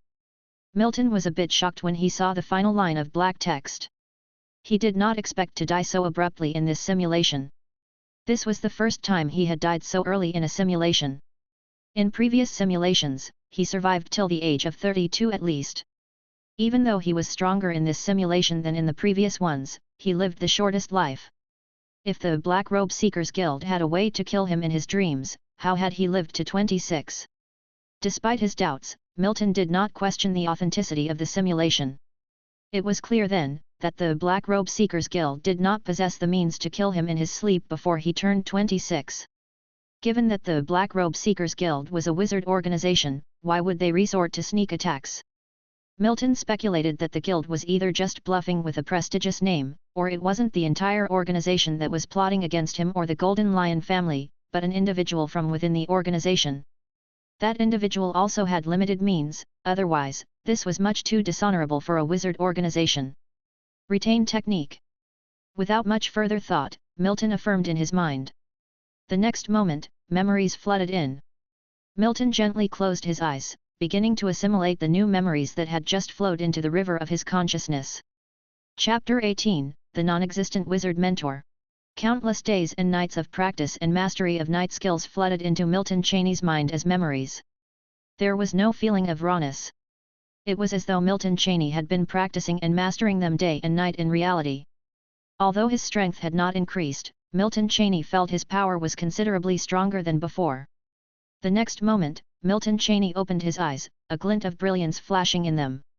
Although he didn't live long in this simulation, the increase in his power was substantial. The blue light screen representing the attribute panel emerged once again. Name, Milton Cheney. Spiritual, 1.5. Physique, 3.6. Realm, Official Knight. Magic, none. Breathing Technique, Golden Lion Breathing Technique, Expertise 98/1600. Knight Skills, Lionheart / Expertise 72/1600, Armor Splitting / Novice 310/400, Starfire Arrow, 277/400, Basic Riding Skills, Proficient 530/800, Basic Archery Skills, Expertise 162/1600, Basic Swordsmanship, Expertise 908/1600, Basic Fighting Skills, Expertise 311/1600. Simulation Count, 0. Compared to before the simulation, the changes in Milton Cheney's panel were significant. Even though there was no improvement in his spiritual and physical attributes. But the advancement in his breathing technique and night skills was not slight. His breathing technique advanced from proficiency to expertise. Milton Cheney tried to operate his breathing technique instinctively, finding that the speed of expanding the life seed was indeed much faster than before. Even though it was still slow, he could feel a clear increase in speed. In the column of night skills, the quasi-night technique, Lionheart / also reached expertise. The most significant advancement was the initiation of 2 real night skills, Armor Splitting / and Starfire Arrow. Night skills and quasi-night techniques are entirely different. Night skills can harness the power of the life seed. The power of an official knight lies in activating the life seed. Now armed with night skills, Milton Cheney can indeed be regarded as a genuine official knight. Having sorted out his strength, Milton Cheney held the book in his hands and started pondering. If conditions allowed, he naturally wanted to remain in the estate until becoming a wizard. But now with the looming Black Robe Seekers Guild, Milton Cheney had to consider ways to break the impasse. After all, he didn't know whether some things in reality would produce a butterfly effect, eliciting retaliation from the Black Robe Seekers Guild. Although he died at the age of 26 in the simulation, he only has one life in reality. Milton Cheney neither wanted to gamble nor could afford to gamble. Milton Cheney wanted to ferret out the person behind the curtain and take the initiative to strike first. Once the person behind the curtain was dead, he would naturally be safe. The current mastermind was not that strong, only creating a strong momentum, and was evident from resorting to assassination, an underhanded trick. This person was obviously taking advantage of the situation. Intimidating the Golden Lion family to cause fear or deterrence was his main goal. Milton Cheney couldn't help but marvel. Without his simulator, he'd probably have died several times over already. But even if he knows now that the person behind the scenes is from the Black Robe Seekers Guild, he couldn't tell his father. After all, from the perspective of his father, Earl Arthur, he has no channel for getting this information. Putting the book he had in hand aside, Milton Cheney exhaled a turbid breath. It was time to test his acting skills. What? You said you've become a wizard's disciple? And that wizard didn't teach you the meditation technique but instead helped you activate your life seed to become an official knight. Earl Arthur, who was in front of Milton Cheney, was somewhat dumbstruck. His tone was full of disbelief, the look in his eyes was as if to say, "Are you kidding me?" Indeed, there were too many doubts in what Milton Cheney had said, and even he couldn't respond immediately. He felt that more things had happened to his son in the past few months than in the previous 17 years. Yes, Milton Cheney fabricated a fictitious wizard mentor. The reason for him fabricating a wizard instead of something like an epic knight was simple. First, wizards were very mysterious, and the Golden Lion family knew something about wizards but not much. Secondly, only a wizard would be able to infiltrate the Cheney estate with ease. And thirdly, only a wizard could effortlessly activate the innate giant strength in him and the life seed. Milton Cheney nodded solemnly, his eyes held no sense of jest, but rather a perfectly timed surprise. Looking at Milton's eyes, the surprise on Earl Arthur's face gradually faded. He then grasped Milton's wrist, and the next moment, a golden airflow erupted from his hand and entered Milton's body. Milton could distinctly feel a gentle flow moving inside his body, eventually touching his life seed before dissipating. The life seed was truly activated. Earl Arthur suddenly felt a headache. How long had his son been practicing the breathing technique? A month. This was beyond his understanding. Therefore, he now believed about 70% of what Milton had said. Are you sure he took you as a student and not an experimental subject? There was concern in Earl Arthur's voice. The story his son told was too fantastical. Even though he believed part of it, he still had his doubts. Milton knew that his father, Earl Arthur, wouldn't accept it so quickly. The reason he purposely sought out Earl Arthur to discuss this matter was to plant a seed in his heart. With this, he wouldn't need to rack his brains for an explanation when his strength increased rapidly in the future. Having a wizard mentor served as the perfect excuse.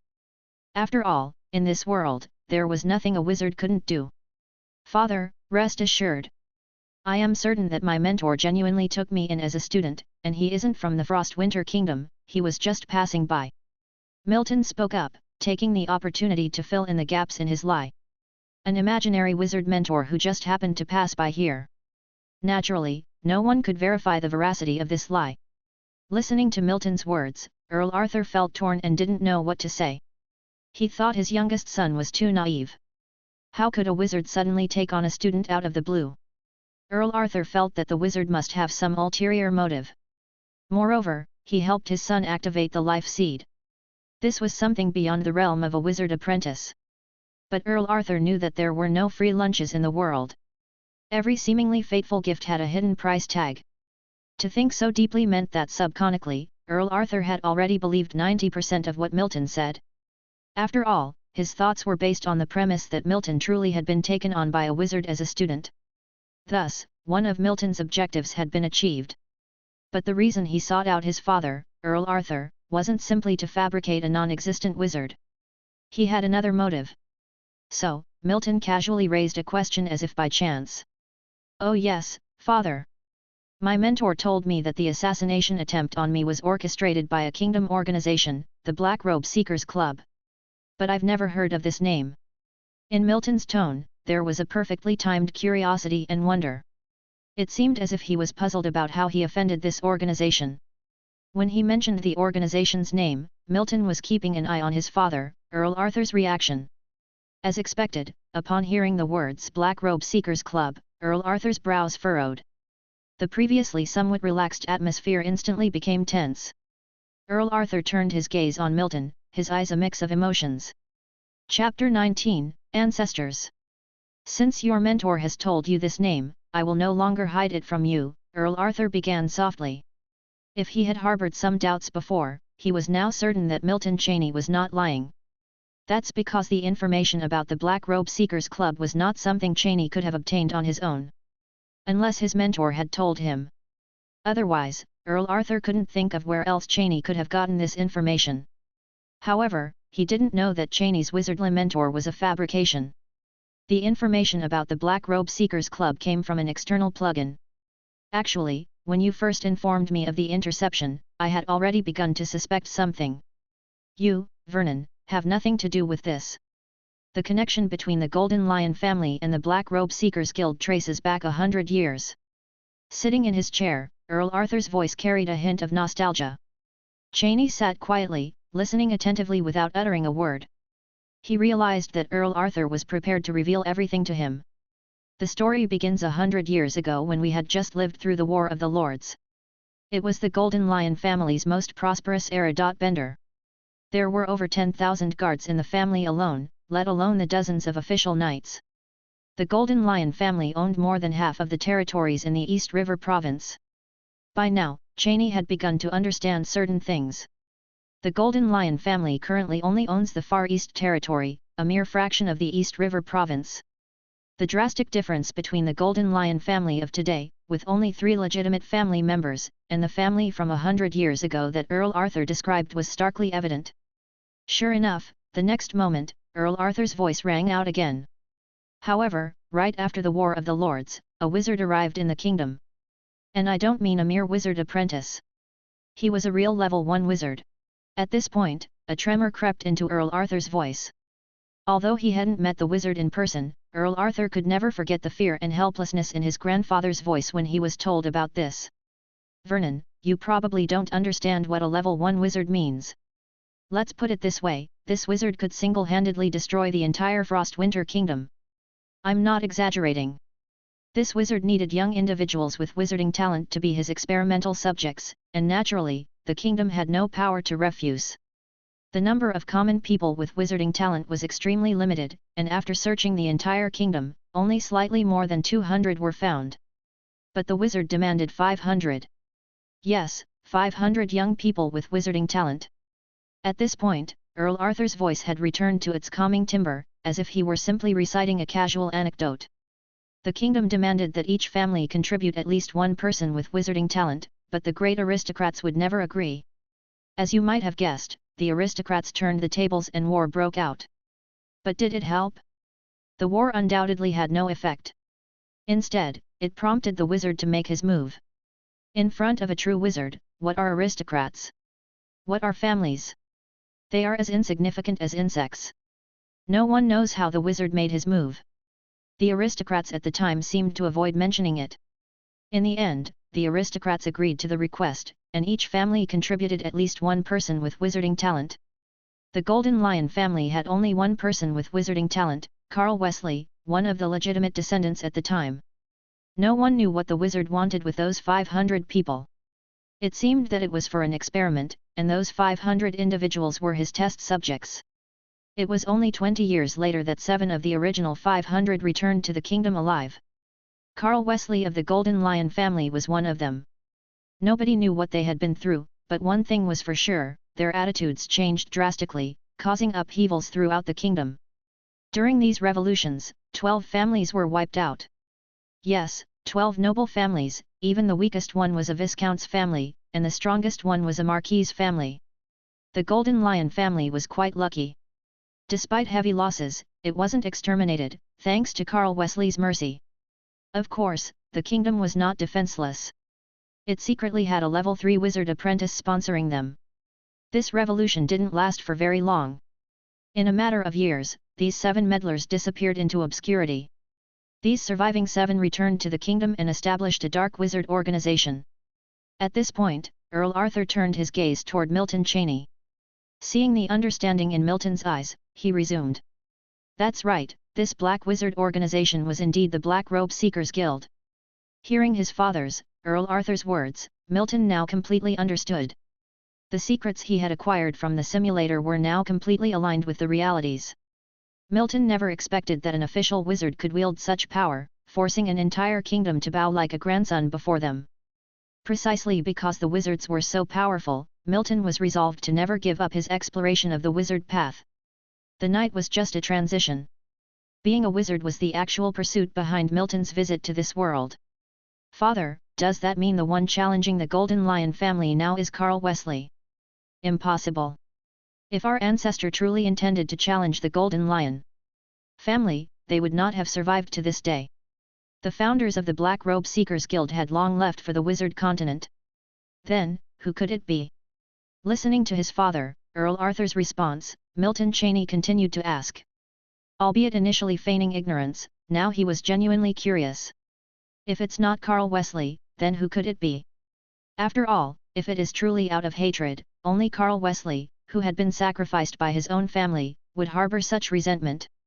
There are too many possibilities. Any member of the Black Robe Seekers Guild could be it. You might not know this, but none of the 12 destroyed families actually belonged to those 7 founders. Milton was not dull, he immediately comprehended Earl Arthur's intention. If not for hatred, then it must be for interest. The only thing that could associate the Black Robe Seekers Guild with Golden Lion family was that one of the founders, Carl Wesley of the Black Robe Seekers Guild. Sure enough, Earl Arthur's next sentence unveiled Milton's doubts. During their stay in the kingdom, the families of the founders of the Black Robe Seekers Guild were still standing strong within the kingdom, even though they were weaker compared to the past. But as soon as they left for the Wizard Continent, these families began to disappear one after another. Now only 2 families related to those founders remain in the kingdom. One is the royal family, and the other is our Golden Lion family. Hearing his father's words, Milton understood the implications. The families of the founders of Black Robe Seekers Guild disappearing after they left the continent indicates where the problem lied. Some members of the Black Robe Seekers Guild were obviously seeking something. and they believed this something was related to the families of the founders. Milton did not expect the situation to be like this. It could be said that it was completely the opposite of what he imagined. The matter is not only unrelated to their ancestor, but quite contrary, their ancestor was actually a potential protective umbrella for the Golden Lion family.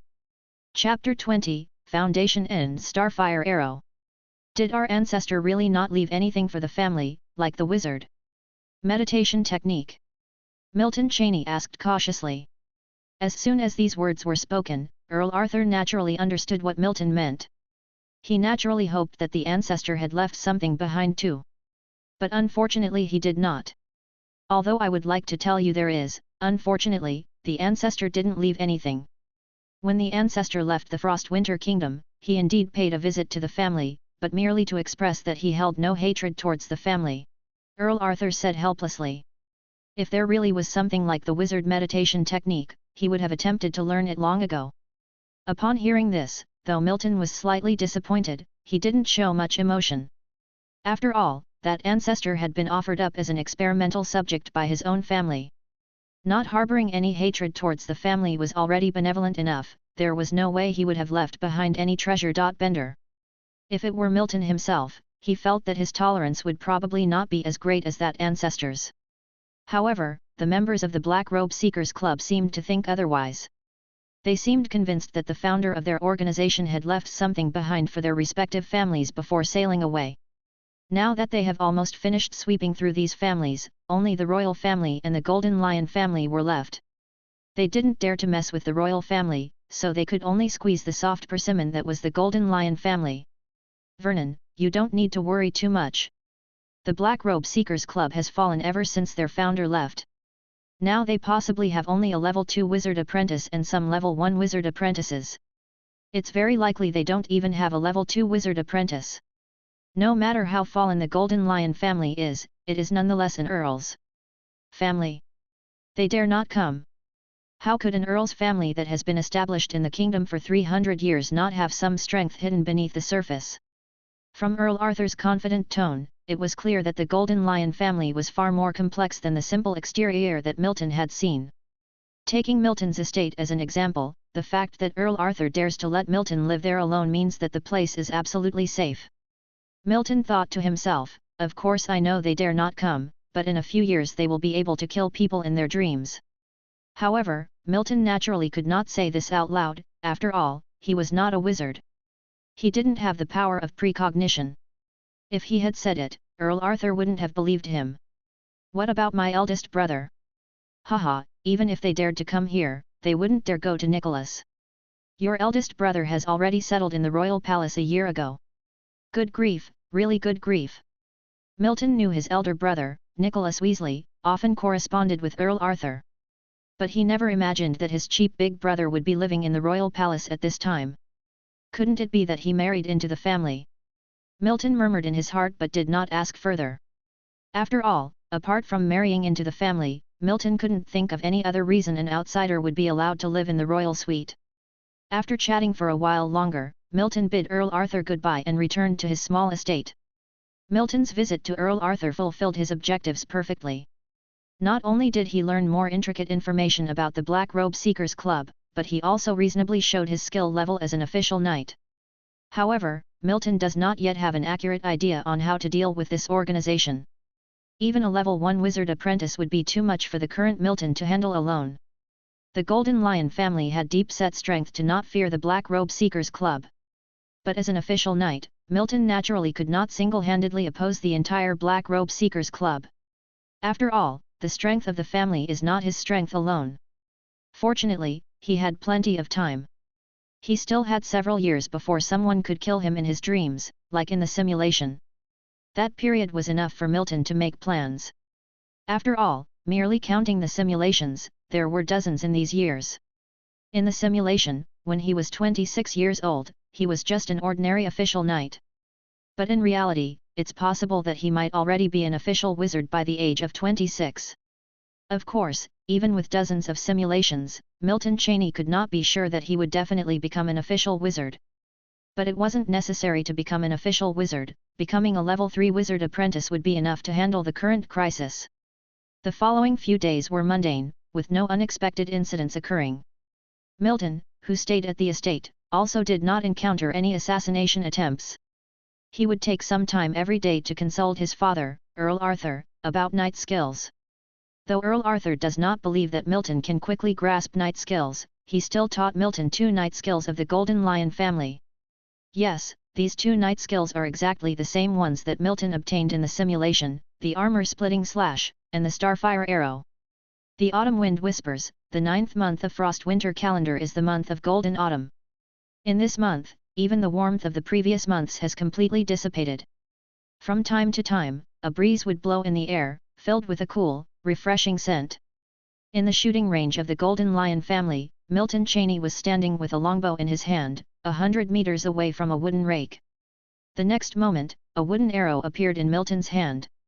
The tail of the wooden arrow was secured with 3 silvery white feathers.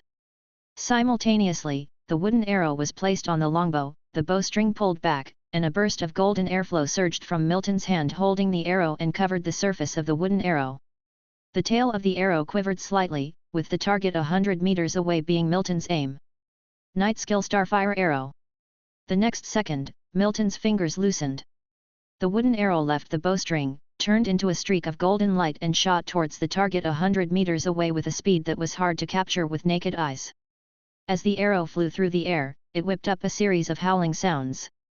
The wooden arrow didn't show any signs of delay, it accurately pierced through the center of the target instantly. The target was shattered into pieces without any resistance. The flying fragments looked like a shower of sparks. So powerful! Milton silently marveled in his heart. No matter how many times he used the starfire arrow, Milton always marveled. As the top performer in the exam-oriented education of his previous life, Milton has always admired science. Although, the act of crossing worlds in itself is not scientific. When being a quasi-knight, Milton held a ray of fluke in his heart, feeling that this kind of power might have been possible for some people in his previous life. But when he truly became an official knight and mastered knight skills, this fluke was completely shattered. Quasi-knight techniques were okay. Speaking nicely, they were called quasi-knight techniques, but in reality, they were just a special kind of force exertion skill. But knight skills were completely different, they were a real transcendent power, a kind of idealistic transcendent power. Take, for example, the starfire arrow, its power could not simply be explained by skills. An arrow infused with energy was barely different from a bullet in his previous world. And all Milton needed to do was to cover the arrow with the energy produced by the life seed according to the circulation method of starfire arrow, and then shoot the arrow out. This seemed similar to constructing a model with the energy produced by the life seed in his mind. Then, this calm energy would start to stir and gush out of Milton's body and cover the arrow. But when Milton put down the bow and arrow and tried to reconstruct the model of the starfire arrow in his mind, he couldn't mobilize the energy at all. It was as if a rule was restraining him, dictating that a bow and arrow were necessary to use the starfire arrow. This seemed like a fixed law. It was so idealistic that it completely defied scientific explanation with the knowledge Milton possessed. All that can be said was that this was not science, but transcendence. Chapter 21, Golden Lion's Secret Medicine. In a castle standing in the middle of the mysterious deep mountains. The surroundings of the castle were pitch dark. There wasn't a lamp, nor a single beam of light. We failed. The youngest son of the Golden Lion family is not as simple as he appears. They must have noticed that we made our move. A voice echoed. If not for this voice, no one would think that there would be anyone here. After this voice, silence once again descended. No one answered. After a long silence, another voice spoke. Continue as planned. The key is most likely located within the Golden Lion family. What if it is with the royal family? Again, there was a long silence, until a decisive voice rang out. Then we are just unlucky. Young Master Vernon, this is what the master asked me to give you. In the estate, William handed a luxurious wooden box to Milton Cheney. Milton took the wooden box and opened it. 10 bottles comparable to crystal vials were neatly placed within the box, with some turbid liquid gently swaying in them. What is this? Milton had some guesses in his heart, but he still instinctively asked. This is the Golden Lion secret medicine paired with the Golden Lion breathing technique. After taking it, it can speed up the growth of the life seed. There are 10 bottles in total. You can take one every 3 days. It can last for a month. William started to explain. He already knew that Milton had become an official knight. As the person who first taught Milton knight techniques, he was the most shocked when Milton became an official knight. After all, it was only a few months ago. The Milton, who had flaws in every move when swinging a sword, unexpectedly became an official knight. How long did it take him from the first time he touched a sword to becoming an official knight? William couldn't exactly remember, but it was at least 10 years. Milton bridged his 10 years in just a few months, which naturally gave him a significant shock. Young master, you need to observe some precautions when taking the secret medicine. Firstly, you cannot overdose. Bender. The best cycle is to take it once every 3 days. Secondly, you need to immediately enter a state of cultivation after taking the medicine, otherwise, the medicinal power will be lost. Hearing William's words, Milton nodded to show that he understood. Seeing Milton nod, William quickly reminded him and then said goodbye to Milton and left. He still had a lot to do in the coming days. The Guard Corps needed his personal training. Although the Golden Lion family still looked peaceful on the surface, there were murmurings of killing in the dark. One must know that the family does not train soldiers on a regular basis, but once they do, they are in a state of war readiness. After all, they didn't keep all these guards for nothing. Seeing William leaving, Milton closed the wooden box in his hand, then returned to the small training ground within the estate. He spent most of his time these days in the training grounds or at the shooting range. Milton was preparing to try if he could raise the proficiency of 2 knight techniques from beginner to skilled level in reality without relying on the simulator. Yes, Milton planned to try saving up some simulation times. However, he was not sure whether the simulation times could be accumulated. But it was crucial to test this. After all, he would have to validate it sooner or later. The perfect opportunity for this was now, as a single simulation did not offer much improvement. Of course, he didn't forget his breathing technique. Even though his improvement was slow, he still took some time each day to practice. It was always good to develop these habits. Returning to the training ground, Milton found a place to sit down and reopened the wooden box. He took out a bottle of secret medicine from the box and opened the stopper. It didn't have the pungent smell Milton expected. Instead, there was a slight odor of orchids. Milton was familiar with the secret medicine. After all, it had appeared in several of his previous simulations. But this was the first time he had seen secret medicine in reality. Naturally, he was curious. In Milton's memory, secret medicine was made by specialized secret medicine pharmacists. Each bottle was expensive and priceless. Secret medicine was similar to the magic potion concocted by wizards but completely different. Compared to magic potions, secret medicine had a much more narrow use. Most secret medicines were auxiliary aids to practicing the breathing technique. On the other hand, magic potions were different. Their types were innumerable, and only wizards could concoct them. Without hesitation, Milton poured the turbid liquid in the bottle into his mouth, and it went straight down his throat. The next moment, a feeling of being burned from the inside emerged. Milton immediately ran the breathing technique, and after it started working, the burning sensation gradually vanished, transforming into a different sense. Milton could feel heat streams rushing inside his body, a feeling as if he was enveloped in warmth. The next second, the life seed at the center of Milton's heart began to stir, and golden airflows began to gush from the life seed. Milton quickly controlled these airflows, guiding them into his viscera. Perhaps it was because this was his first time taking the secret medicine in reality, the effect was unexpectedly good. Milton felt that the speed of his breathing technique practice improved 4 or 5 times than before, a feeling which was fantastic. Time passed. Although a bit of the medicinal power of the secret medicine was lost, the effect had entirely reached Milton's expectation. Losing medicinal power was normal, especially since only about 10% was lost.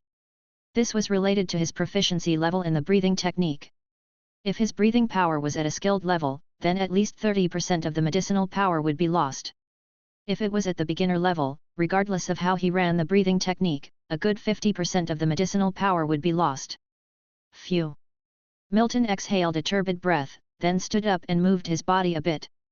This was the first time he had felt a noticeable enhancement of his life seed from practicing the breathing technique. Although this enhancement was not significant, it was enough to make Milton delighted.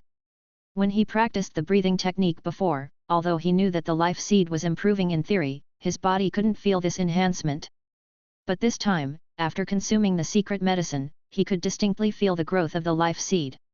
Indeed, the real way to practice is to take medicine. Everything else is a hair's. In a good mood, Milton made a rare joke, even though no one was around to hear his poor humor. After replacing the transparent crystal bottle back into the wooden box, Milton closed the box, cherishing this wonderful treasure. The following days remained calm. The tense atmosphere within the Golden Lion family didn't manage to reach Milton's estate. Milton spent each day as usual commuting between the training ground and the shooting range. The proficiency level of his knight skills slowly improved, getting steadily closer to the skilled level. He would consume a bottle of secret medicine to practice his breathing technique every 3 days, and the number of bottles in the wooden box visibly decreased. Chapter 22, Auction and the Longest Simulation. Name, Milton Cheney Spiritual, 1.5 Physique, 3.6. Realm, Official Knight. Magic, None. Breathing Technique, Golden Lion Breathing Technique, Proficient 102/1600. Knight Skills, Lionheart / Proficient 72/1600, Armor Splitting / Skilled 01/800, Starfire Arrow, Skilled 02/800, Basic Riding Skills, Skilled 530/800, Basic Archery Skills, Proficient 177/1600, Basic Swordsmanship. Proficient 909/1600, Basic Fighting Skills, Proficient 311/1600. Simulation Count, 2. In the training ground, as Milton Cheney's final sword strike swung out, the attribute panel popped up before him. 2 months passed, and Cheney mastered both the Starfire Arrow and Armor Splitting / breaking into the skilled level. This was the result of Cheney's diligent practice day and night. It should be noted that Cheney has spent significantly more time in the training ground and shooting range than sleeping over these 2 months. This was the result of his real-life cultivation, not relying on the external plugin, the simulator. Like Cheney had expected, the simulator count could indeed accumulate, which was the most significant result. Cheney was not sure if there was an upper limit to the count, he just had a sense that it wouldn't have one. But of course, without trials, no conclusion could be reached. Without using up the newly accumulated simulator count, Cheney turned off the blue transparent light screen. He was surprised not to have encountered a single assassination attempt over the past 2 months. It was clear that the Golden Lion family was making its move. In the simulator, he had faced multiple assassination attempts within that year. Being backed by the Golden Lion family, Cheney just needed to focus on training every day without being disturbed by other matters. After turning off the transparent screen, Cheney sheathed his long sword on his belt and left the training ground.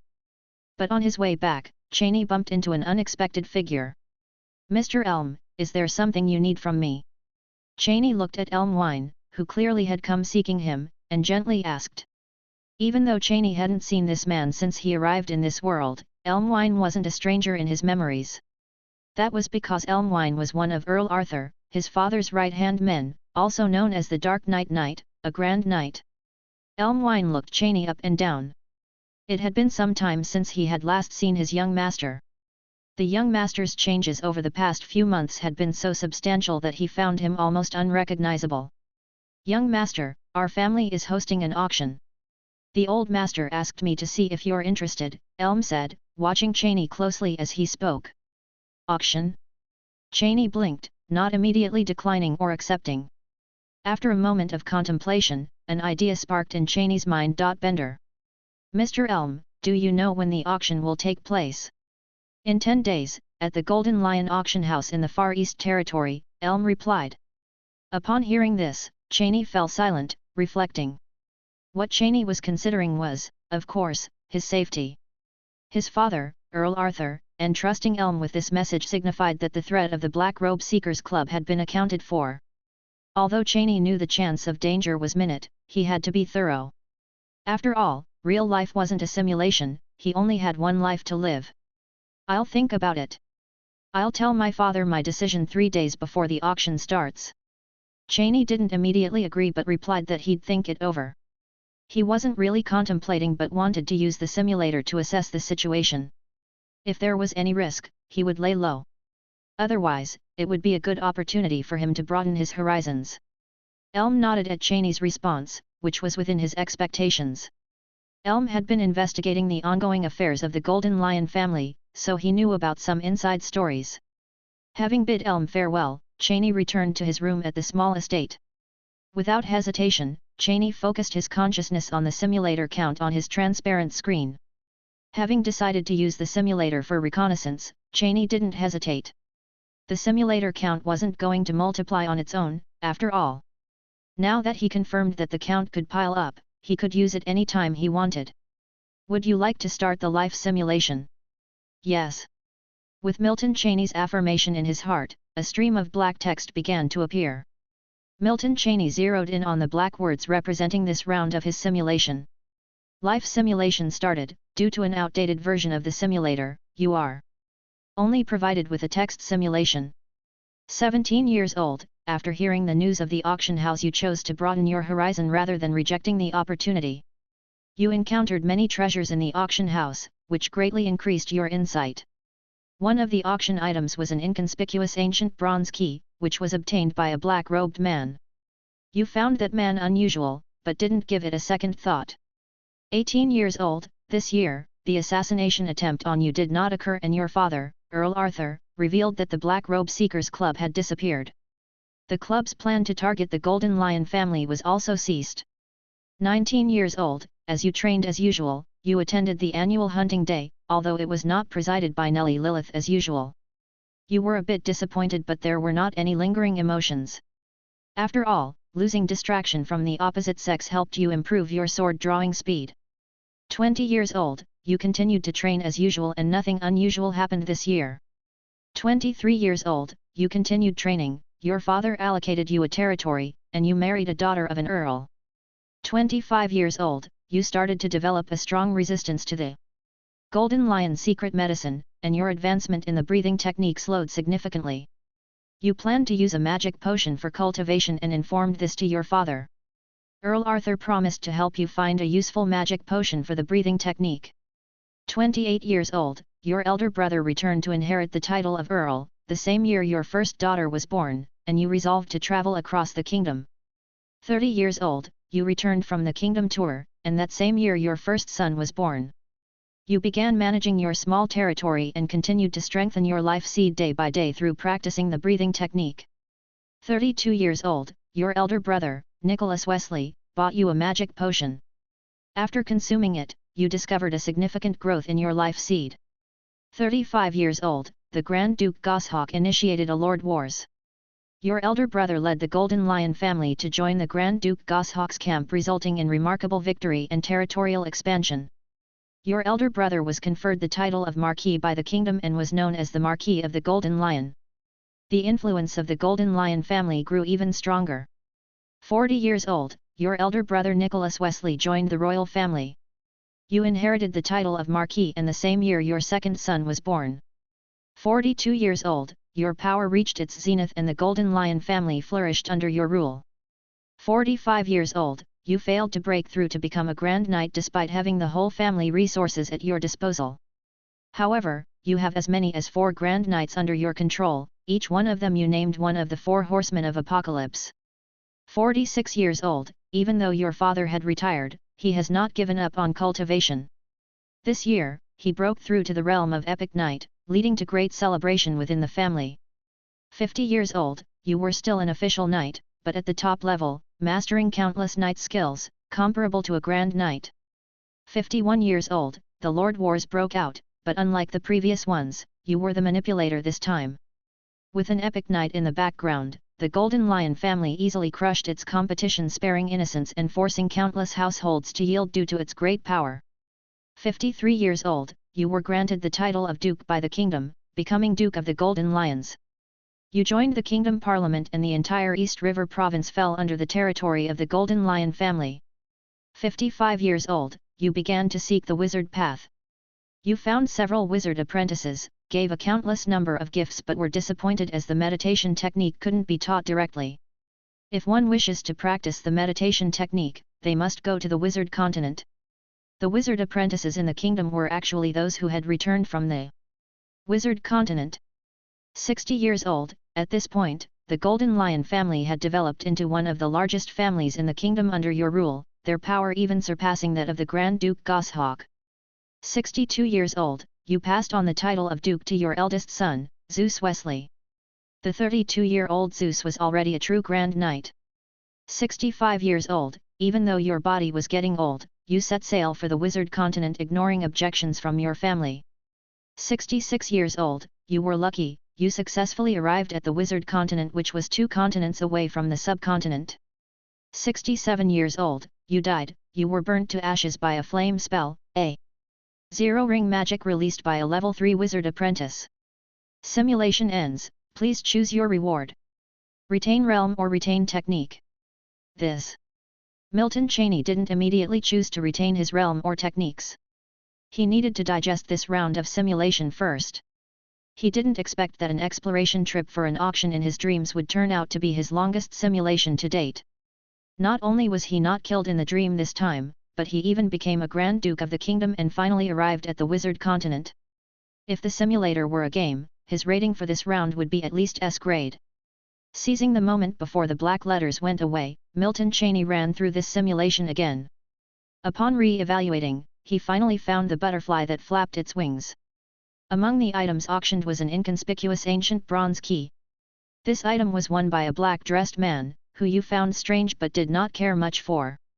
Ancient bronze key, was it because of this ancient bronze key? If there was any distinction between this simulation and the previous ones, the only probable one was the ancient bronze key mentioned by the simulator when he was 17 years old.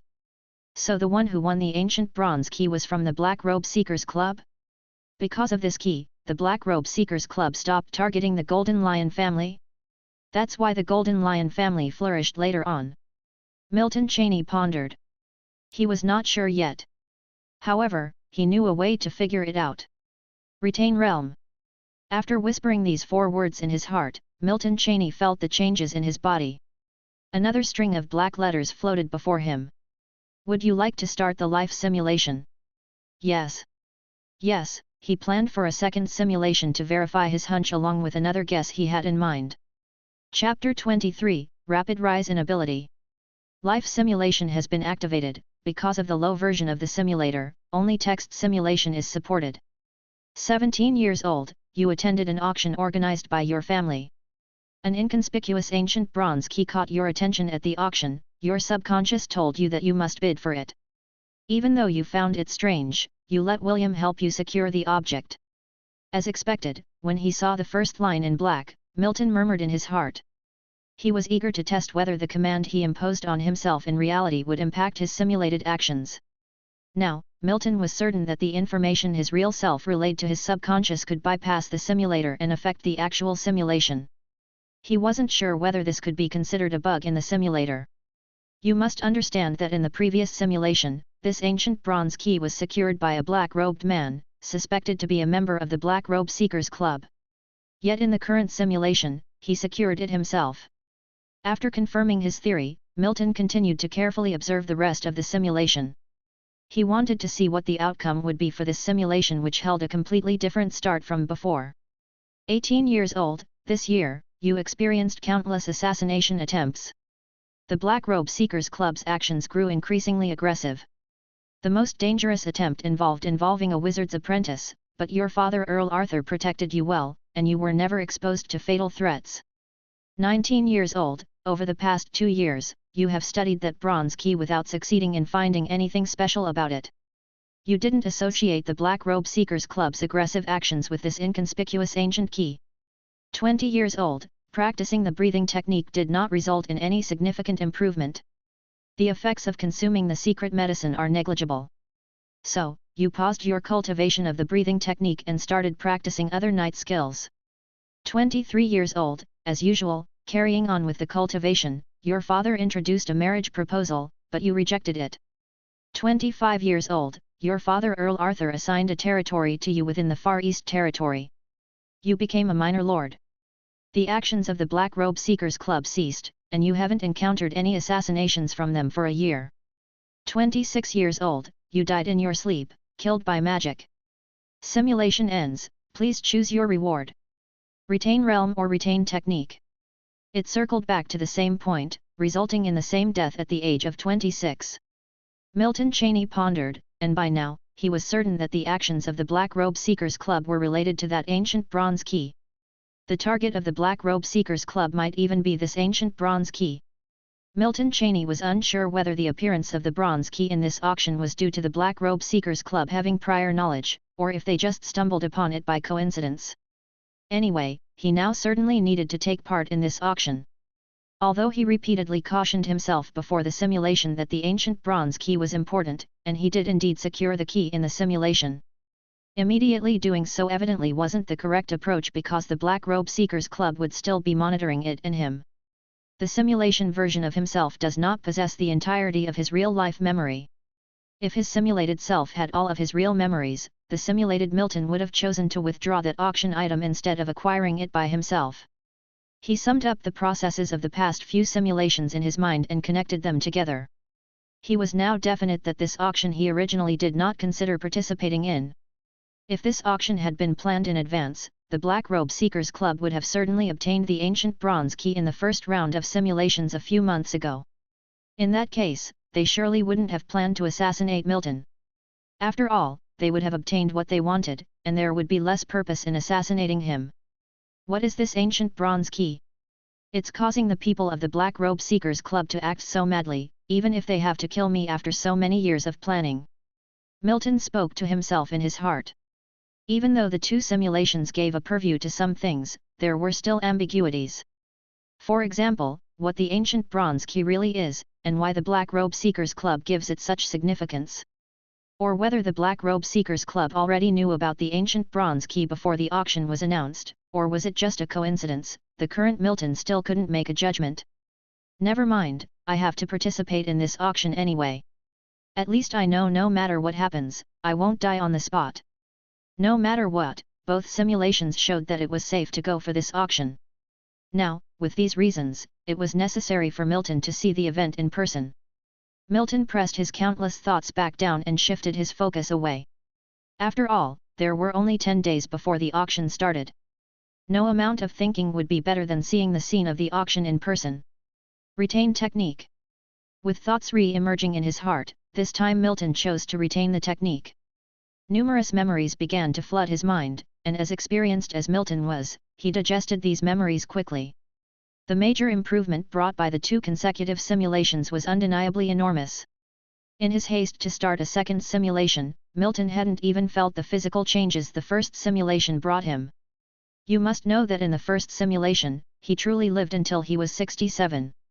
Even though he didn't ultimately become a Grand Knight, he still reached the realm of a peak knight. Moreover, he consumed countless secret medicines and magic potions. His physique was undoubtedly at the top of the official knights. Name, Milton Cheney Spiritual, 1.6. Physique, 4-7 Realm, Peak Knight Magic, Nun Breathing Technique, Golden Lion Breathing Technique, Proficient 173/1600. Knight Skills, Lionheart / Proficient 72/1600, Armor Splitting / Skilled 422/800, Starfire Arrow, Skilled 371/800, Double Blade Continuous / Beginner 234/400, Charged Strike, Beginner 377/400. Simulation Count, 0. The physique attribute had jumped from 3.6 to 4.7. Although this seems to be just an increase of 1.1, the improvement it brought to Milton was enormous. The Knight's Peak mentioned in the Realm section speaks for itself. This is the top realm for a certified official knight in the simulator.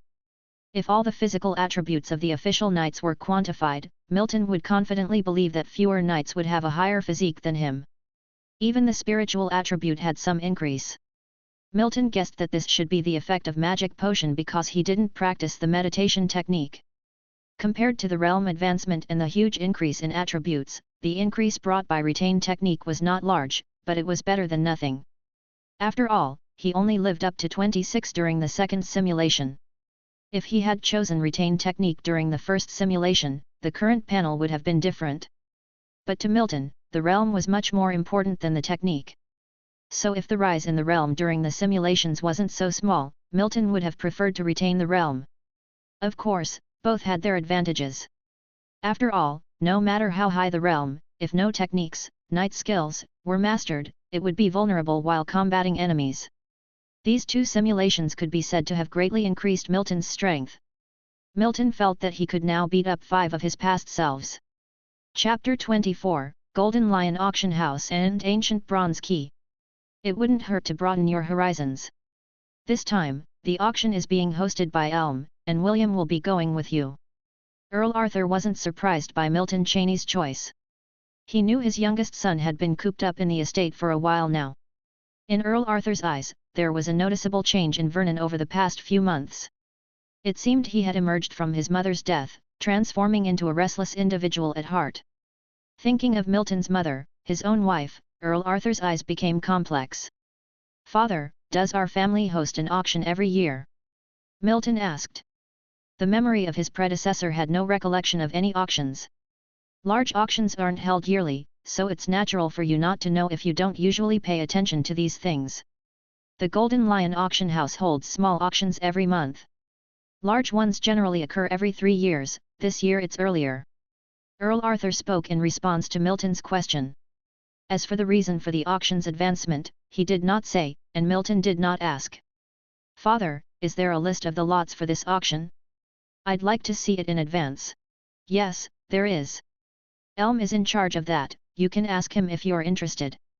Hearing Milton's inquiry, Earl Arthur replied nonchalantly. 10 days passed in a blink. On the final day before the auction, Milton and William arrived at the Golden Lion Auction House, located within the Far East Territory. The Golden Lion Auction House was a large venue owned by the Golden Lion family. The architectural style of the auction house was similar to the European medieval style Milton had seen in his previous life. The characteristic of these buildings was their magnificent grandeur, with large-scale lavish decorations. From the outside, the auction house looked like a large, covered cage.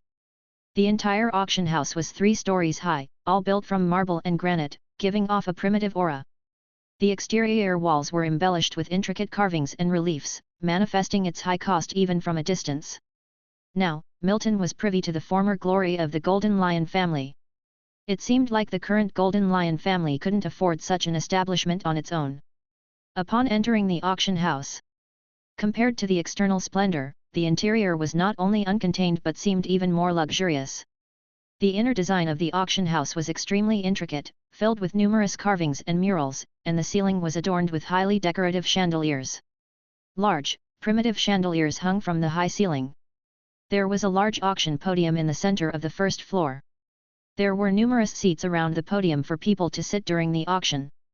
The grand auction was held on the first floor of the auction house. As for the second and third floors, there were stages, concert halls, art galleries, and small private rooms. This was a place for those attending the auction to admire, learn, and rest. The Golden Lion Auction House could be said to be a perfect fusion of architecture, art, and culture. Even Milton couldn't find a fault with it. In one of the small private rooms on the second floor, Elm handed Milton a list from his hand. "Young master, this is the list of auction lots you requested, all of this auction's lots are listed." Seeing Milton accept the list and begin to peruse it carefully, Elm didn't intend to disturb him, and instead moved to one side to chat softly with William. Meanwhile, Milton was fully engrossed in the list of auction items. He scrutinized each auction item one by one, ensuring he didn't overlook anything. Found it. Milton's hope was not in vain. One of the items on the list was what he was looking for. Lot number 42, Ancient Bronze Key. Introduction. Of unknown age and antiquity, the design and craftsmanship are very sophisticated, with unknown text and patterns. It has considerable collection value. Estimated price, 500 gold coins or possible unsold. Yes, this is the ancient bronze key. After seeing this description, Milton Cheney was certain that this was the ancient bronze key he was looking for. After all, there were no other keys on this list. Based solely on the text description, this bronze key does not seem special. At most, it could be considered an artistic item of a little collection value. And its estimated value isn't high either. Compared to other lots on this list, it's much less significant. There is even a possibility that it might go unsold. It looks like it's just something the Golden Lion family threw in to round off their number of auction items. But having been through 2 simulated searches, Milton Cheney knows this key is the target of the Black Robe Seekers Club. After spotting the item he was looking for, Milton Cheney did not hesitate and quietly called Elm over. "Mr. Elm, I'm quite interested in this ancient bronze key, could we cancel the auction and keep it direct?" Upon hearing Cheney's words, Elm was a bit surprised. However, he still took the list from Cheney's hands and looked at lot number. It didn't seem to be anything precious or special. Although a bit perplexed as to why Cheney was interested in this key, he didn't ask further. As the second son of the Golden Lion family, Cheney had this kind of privilege. He wouldn't refuse Cheney even if he wanted to withdraw multiple lots finally, as all the items listed belonged to the Golden Lion family. So Elm replied, "No problem, young master. I will inform the auctioneer to withdraw this lot for you. Actually, you could just bid on it during the auction." Elm thought that since it was Cheney's first time attending the family's auction, he might enjoy the experience of bidding, so he casually mentioned it. "No need for that, Mr. Elm. By the way, will the lot list be released before the auction begins?" Cheney naturally refused. Of course, if he directly bid it would be just the same as in the simulation. "No, the items are kept confidential throughout the whole process. Only I have this list before the auction begins. Young master, you are the only exception. As sometimes we add or withdraw items before the auction begins, so the list is not fixed. Just like this time, young master, when you requested to withdraw a lot. Later, before the auction begins, we will temporarily add another one." Elm began to explain to Cheney. Cheney nodded after hearing it. It was then that Elm explained that Cheney realized that the lot list was not released in advance. So it really was a coincidence? The members of the Black Robe Seekers Club attended this auction, and then accidentally found the item they had always been looking for at the auction? This is too much of a coincidence. But it doesn't make sense if Elm betrayed the Golden Lion family and leaked the list in advance. Not to mention Earl Arthur's absolute trust in Elm. Even if Elm did betray them and wanted to get this ancient bronze key, it shouldn't be difficult. Because the auction itself was managed by Elm, so it would be too easy to privately withdraw a lot. Moreover, when Cheney told Elm he wanted to keep the ancient bronze key, he was actually paying attention to Elm's reaction. Bender. Elm's reaction wasn't that of someone who knew the special significance of the key. After a while, a guard handed a box over to Elm and then Elm handed the box to Cheney. When Cheney opened the wooden box, inside was an ancient, bronze key. Just by looking at it, this looks like a very ordinary bronze key. There are even some verdigris rust stains on the key. At most, a pattern on it that looks like a petal seems a bit unique, but Cheney couldn't figure out what was special about it. There is none of the treasure feel from the novels of his previous life. While waiting for the auction to start, Cheney was fiddling with the bronze key in his palm. Chapter 25, Princesses' Jewels and Frost Breathing Technique. Next up is the 9th lot, a manuscript from the Kingdom's Holy Temple Night, with significant collectible value, starting at 2,000 gold coins. On the auction stage, the auctioneer introduced the lot in front of him. 2,200 gold coins. 2,500 gold coins. There wasn't a noisy atmosphere, and the bids were orderly. Milton Cheney had to admit the atmosphere in the auction was quite good, and the nobles participating in the auction were also very enthusiastic. Sitting in the private box on the second floor, Milton could oversee everything. There were only 4 private boxes on the second floor. These were prepared for nobles of significant status, and you could also bid from within these boxes. In fact, at the beginning of the auction, Milton was already observing to see who on the first floor resembled a member of the Black Robe Seekers Club. Luckily, amongst the nobles attending the auction, only one was dressed in black. Milton easily zeroed in on the person who resembled a member of the Black Robe Seekers Club. This person had not made a single bid since the auction began. Sitting there, prim and proper, he gave off an air of aloofness. "William, do you know that nobleman in black?" Milton casually asked William, who was guarding beside him. Upon hearing Milton's words, William looked up at the man in black sitting on the first floor, contemplating for a moment. "That is Viscount Russell. His territory is also in the East River Province. Is there anything wrong, young master?" William replied, throwing a question back at Milton. "Nothing, I was just curious because he's the only one here dressed in black." Milton offered a casual explanation, but he wasn't as calm inside as he appeared on the surface. He had not expected there to be a nobleman among the Black Robe Seekers Club. Milton had assumed that the members of the Black Robe Seekers Club would be hidden figures, not expecting they would include outright nobles. Time slowly passed, and countless nobles snapped up one lot after another. The Golden Lion family's grand auction would sell a total of 100 lots. The first 90 were arranged randomly, with varying values. The final 10 lots were the climax of the auction, becoming more precious the further it went. Milton had seen the list and naturally knew what the climax of this auction were, and some items even surprised him. Bender. The 91st lot, Master Maupassant's painting, Princess's Jewelry. This painting is a work that Master Maupassant did in his 30s. It has been preserved for over 200 years. It's well preserved, very valuable for collection, starting price 10,000 gold coins. As the auctioneer's voice fell, a maid on the side lifted the red cloth covering the painting. A framed painting was revealed to everyone. The entire painting was not large and was rectangular. It depicted a young girl dressed as a princess, toying with the jewelry in her hands. Once the painting was revealed, the first floor of the auction house became somewhat noisy, and some nobles began whispering amongst themselves. Even Milton on the second floor could hear the nobles' whisperings. This is a genuine Master Maupassant. Master Maupassant's works are rarely seen in the kingdom nowadays. This is quite a generous lot. Didn't anticipate a surprise like this. Might try a bid. These nobles' response to this painting was quite positive. This Master Maupassant was quite famous in the kingdom, as this name also existed in Milton's memory. In the Frostwinter Kingdom, Maupassant was somewhat equivalent to Van Gogh from Milton's former world and later world. However, Milton Cheney did not find this painting particularly interesting, mainly because he lacked any real artistic flair. The only thing he could ascertain was that the painting was attractive, nothing more than that. Furthermore, as an experienced netizen in his previous life, he had seen countless great works, so there was no particular surprise. 15,000 gold coins. 20,000 gold coins. After that came a string of bid calls.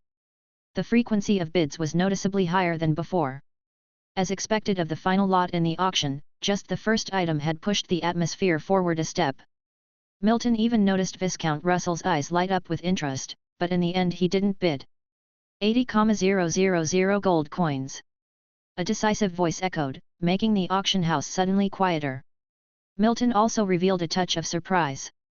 His reason for surprise was simple. The bid came from right beside him, the person bidding was also in the second floor box. There had already been several hours passed since the auction began, and this was TNENRST time. Milton na near someone on TNE Sekana Normac 1 Ngma. Moreover, he could tell that the voice was young, not like an old veteran noble's voice, so he turned to William with questioning eyes. The current bid is from the Rose family's man, the sole son of Earl Rose, who was also invited to this auction. William began to explain. Hearing William's words, Milton nodded. No wonder he found the voice familiar. He had actually seen this person during the hunting day he attended several months ago. However, they had only met a few times and had a few conversations, so they were not very familiar. In the end, the painting was won by this sole son of Earl Rose, as the bidding price was already quite high. The estimated price written on the list Milton had was between 60,000 and 75,000. The subsequent lots did not interest Milton, but they still triggered a scramble among the nobles. The 98th item, Knight's Breathing Technique, Frost Breathing Technique.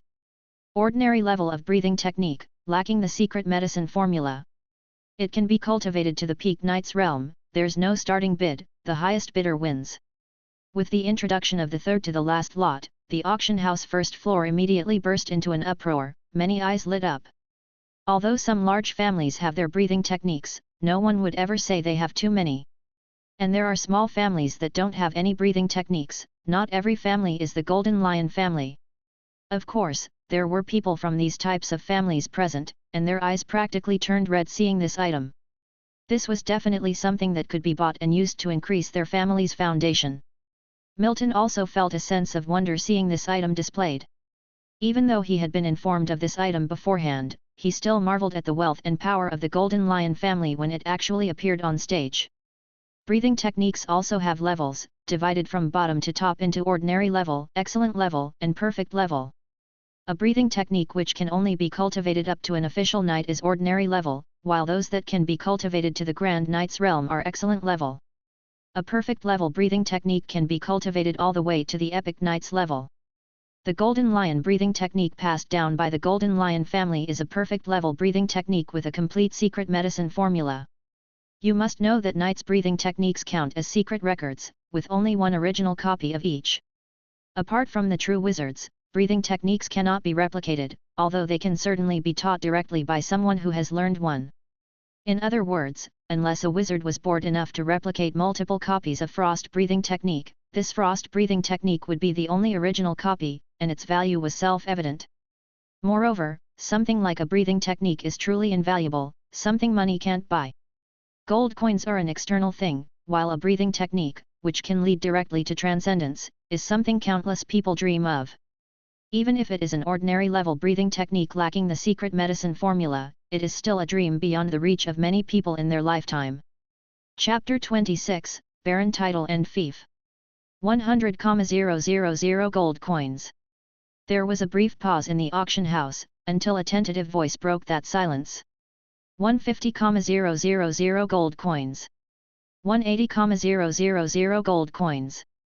From the moment the first bid was placed, countless other bids followed. The majority of the frantic bidders were surprisingly from smaller families. On the other hand, people from the Rose family, who shared the second-floor private booth with Milton Cheney, were strangely silent. For these petty families, a breathing technique could be a treasure. Even if it meant emptying out their coffers, it was paramount to acquire. But for the larger families, it was not deemed as significant. After all, many of the larger families already possessed breathing techniques, some even superior to this frost breathing technique. In the end, this breathing technique was sold for 280,000 gold coins to a member from a minor family. The price was by no means small, but compared to the value it held for them, the cost was not as crucial. Milton Cheney observed the ecstatic expression of the noble who won the bid.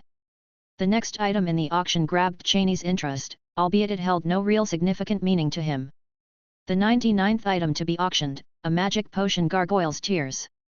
This magic potion can assist an ordinary peak quasi-knight in activating the life seed, but it drains all potential, halting their progress at the official knight realm forever.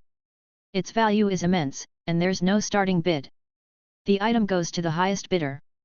A wooden box was presented by the auctioneer. Upon opening the box, a transparent crystal flask was revealed to the gathering nobles. It contained a pale yellow liquid, seemingly ordinary if observed superficially. A good find, but it doesn't serve my needs much. Cheney thought to himself. This was his first time beholding such a potion in reality. A single flask of this magic potion can transition a peak quasi-knight to an official knight. Indeed, its value is beyond dispute. Even if Cheney hadn't become an official knight himself, he would still remain uninterested in this potion. That's because this potion achieves the official knight realm by draining all of the user's potential.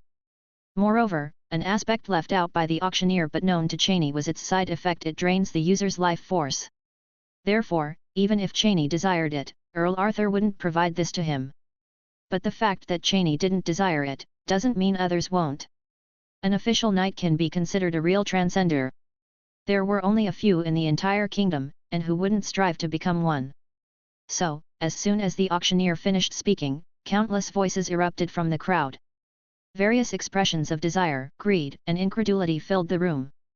But Cheney noticed the thinly veiled disdain in Viscount Russell's eyes, who he suspected belonged to the Black Robe Seekers Club, as if he was indifferent to this magic potion. A thought, and Cheney understood the reason for such disdain. Since Viscount Russell was a member of the Black Robe Seekers Club, there must be some association with wizards.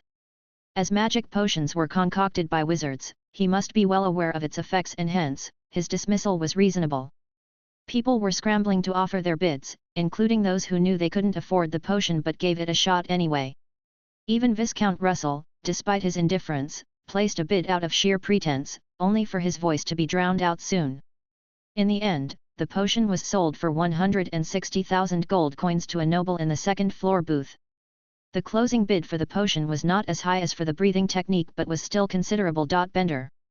After all, the potion could only be used once, whereas the breathing technique could serve as the family's heirloom and passed on for generations. Looking at the closing price for the potion, it was apparent how easy it was for a wizard or even a high-level wizard apprentice to earn gold coins. However, Cheney understood that in the eyes of a real wizard, gold coins were mere figures. The currency in the wizard realm was not gold coins, but magic stones. All of these were things that the original owner already knew from his memories, and Milton Cheney was also aware that there were magic stones in the Golden Lion family, though he had never seen one with his own eyes. Compared to the items that had been auctioned off before, the last lot was the real main event. Although Cheney knew this lot would fetch a high price, it didn't really concern him. Because he never could have imagined that this last item could be auctioned off before he saw the auction list. The 100th lot, a baron's title and a piece of land. The land is located in the West Mountain Province, the land deed is complete, there is no starting bid, and the highest bidder wins. Yes, the climax of the auction was a noble title and a piece of land. This was something Cheney never could have imagined before he saw the auction list. He never thought that the kingdom's noble titles and territories could be sold. It should be known that within the Frostwinter Kingdom, the ranks of nobility are very clear. From top to bottom, it is king, duke, marquis, earl, viscount, baron, knight. Of which, the 5 ranks of duke, marquis, earl, viscount, and baron can be inherited. As for the title of knight, as long as one is an official knight, they can register for it within the kingdom. However, a knight's title can't be inherited. In other words, if an ordinary person purchases this title and land, they could establish their own family. They could then inherit the title and there could be possibilities for promotion over generations. Just like in the previous simulation, Milton Cheney led the Golden Lion family to become a ducal family and even joined the kingdom parliament. The noble title was like a stepping stone to nobility, so one can imagine how outrageous it was to auction off a noble title. Actually, if this title and fief were not in West Mountain Province, and if it were not just a baron's title, the Golden Lion family would never auction it off. After the auctioneer's voice fell, rather than a large uproar in the auction house, it was silent as if in a library. Everyone was staring wide-eyed at each other as if doubting whether they heard it right. What was this auctioneer daydreaming about? Selling a noble title and territory? Some of them had participated in previous auctions of the Golden Lion family and knew about their wealth. But they never thought they could be this extravagant. This wasn't just being extravagantly wealthy anymore. They were insane. However, when the auctioneer brought out a thick stack of contracts, they knew this was not a joke by the Golden Lion family. It was real. Cheney even saw Viscount Russell, who had been acting calm and composed throughout, now staring wide-eyed in disbelief. No one understood better than him how difficult it was to obtain a noble title in the kingdom. It wouldn't be difficult for the wizard apprentices known to the public to obtain a noble title. But the wizard apprentices of their Black Robe Seekers Club are all registered in the kingdom. How could the king possibly let them become nobles? Furthermore, the Black Robe Seekers Club currently only has a pitiful few members, not even a level 2 wizard apprentice. Even their meditation techniques are the lowest grade, the kind that experimental subjects on the wizard continent wouldn't even practice. But although this was the case, it was still something they had personally gone to the wizard continent to learn. You could say they were learning from their experiences and returning home, or you could say they were fleeing to their home like a runaway dog, too scared to stay on the wizard continent. There had once been over 100 of them who went to the wizard continent together to seek the wizard path, but only 1/10 of them returned. You should know that even a kingdom's attendant, whose status was equivalent to a duke, was just a low-level level 3 wizard apprentice. Most of the noble titles and territories that the king bestowed upon them would be used up immediately after they were received. After all, no one could resist the temptation to become a noble. As such, it goes without saying just how rare unclaimed noble titles and territories are. 500,000 gold coins. Viscount Russell, who only made one bid for the entire auction, took the lead this time, his voice revealing a hint of determination to win.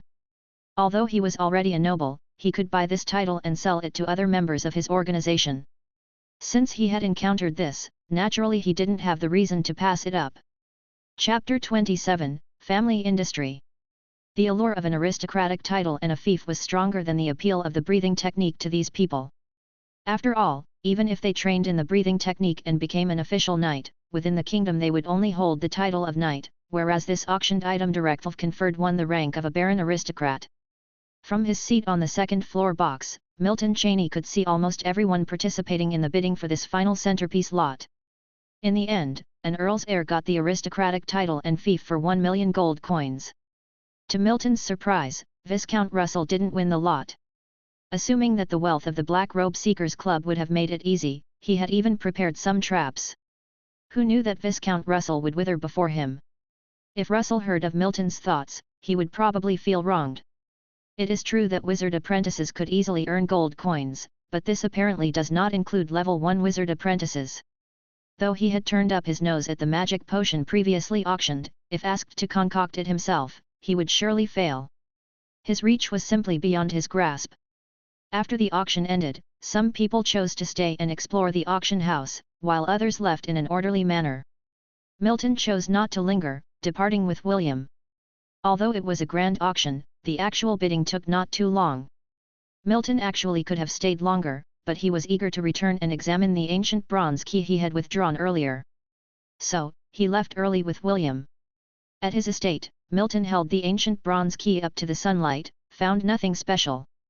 After coming back, he had already tried several ways to reveal any special attributes of the bronze key, but all failed.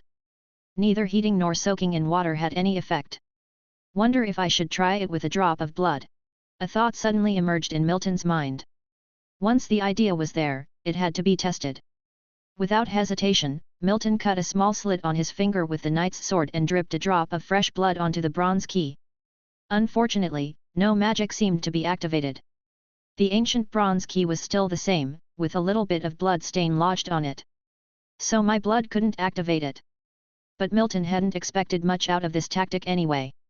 After all, his simulator self had not revealed anything after years of study.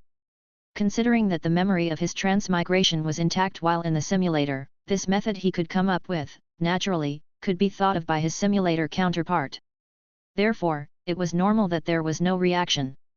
If one drop of blood could activate a treasure like the ancient bronze key, that would have been abnormal.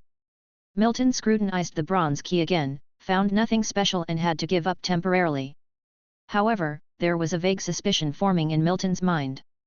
Since the Black Robe Seekers Assembly wanted to possess this item, there was a high probability it was related to witches. To truly uncover the secrets of the ancient bronze key, he would likely have to wait until he himself became a wizard apprentice. But to become a wizard was undeniably difficult. The first requirement of reaching the wizard continent stopped countless people aspiring to become wizards. Set the ancient bronze key aside, Milton put the key back in the wooden box and tucked it away in a hidden spot. The following period was mostly peaceful without any particularly unusual occurrences. It wasn't until 10+ days after the end of the auction that Earl Arthur sought out Milton. "Vernon, you are no longer young and you have accomplished the rank of official knight. Some of the family holdings need to be handed over to you." Earl Arthur was facing a formally dressed Milton in front of him. Upon hearing Earl Arthur's gentle words, Milton Cheney wanted to refuse but was interrupted by a sentence that immediately followed from Earl Arthur. Bender. "The largest market in the Far East City is owned by our Golden Lion family. I'm giving it to you now as a form of training." Looking at Earl Arthur's expectant gaze, Milton Cheney realized that he could not refuse this request. Thus, he solemnly nodded in acknowledgement. If Earl Arthur had already arranged everything for him, then he naturally had no reason to refuse. This was a nice opportunity for Milton Cheney to see what the cities of this world looked like. Far East City is located within the Far East Territory and is the largest city in the region. Since arriving in this world, Milton Cheney had not truly experienced the cities of this world. His knowledge about the cities of this world was only gleaned from the memories of the original host. The estate where he and Earl Arthur lived daily was in the center of the Far East Territory, but it was actually considered a restricted area, rather than an urban zone. This was the core region of the Far East Territory. Those who could reach here were loyal members of the Golden Lion family. For everyone else, this place was forbidden. This was also the reason why Milton Cheney could live here undisturbed for such a long time. Most of the citizens of the Far East Territory lived within the city. With the memories from his predecessor, Milton Cheney was no stranger to Far East City. The city had always retained this name since its establishment. Successive heads of the Golden Lion family also owned this city. Although the city rightfully belonged to the Golden Lion family, it did not mean that all residents of Far East City were from the Golden Lion family. As the commercial center of the Far East Territory, Far East City housed countless businesses operated by noble families. However, they all needed to pay rent to the Golden Lion family every year. Just from collecting rents, the Golden Lion family received a substantial amount of gold coins from Far East City each year. Seeing that Milton Cheney agreed, Earl Arthur was in a good mood. "I have arranged everything for you. William will take you to take over the Golden Lion Market in Far East City. If you have any issues, you can ask the people who previously managed the Golden Lion Market. You don't need to worry about your safety," Earl Arthur said with ease. In fact, from the moment Milton Cheney told him he had become an official knight, he intended to let Milton Cheney take charge of some of the family's businesses. Although Milton Cheney was still young, there was no other way. At present, there were only 3 direct descendants in the Golden Lion family, him and his 2 sons. His eldest son was currently traveling across the kingdom, so some of the family businesses had to be entrusted to his younger son, Vernon. These important businesses could not always be managed by outsiders, they had to be handed over sooner or later. He had planned in advance to let Milton Cheney gain some experience. If Milton Cheney weren't still a child with little to no experience, he would have given him charge over the family's most important businesses. Or perhaps directly assign a territory for him to manage. Without realizing it, you've grown up so much. Looking at the handsome face of Milton Cheney, Earl Arthur said with a touch of sentiment. How time flies! That little son, that he and his wife used to hold in the palm of their hands, has grown up in the blink of an eye. He has now reached an age where he can manage the family businesses. Once upon a time, Vernon had always been a child in his eyes. He hadn't forgotten how several months ago, Vernon had stood firmly before him and vowed to become a proud family guardian knight. That moment had filled his heart with uncontainable pride. Not much time had passed since, yet his young son had already fulfilled that promise. Time always sneaks away unnoticed. In the blink of an eye, even he himself had already been a lord with his inherited territory for several decades. Chapter 28, Far East City and Golden Lion Market. William, do you know about the largest market in the Far East City? From within the carriage, Milton Cheney began to speak. After the previous interception, this time William had arranged for a dedicated coachman, while he himself remained inside the carriage compartment with Milton Cheney. Such close protection would ensure that, even if an interception were to happen again, Milton Cheney would remain unharmed. However, he was unaware that the current Milton Cheney had already become a peak knight. If the same situation were to occur again, Milton Cheney could single-handedly deal with it.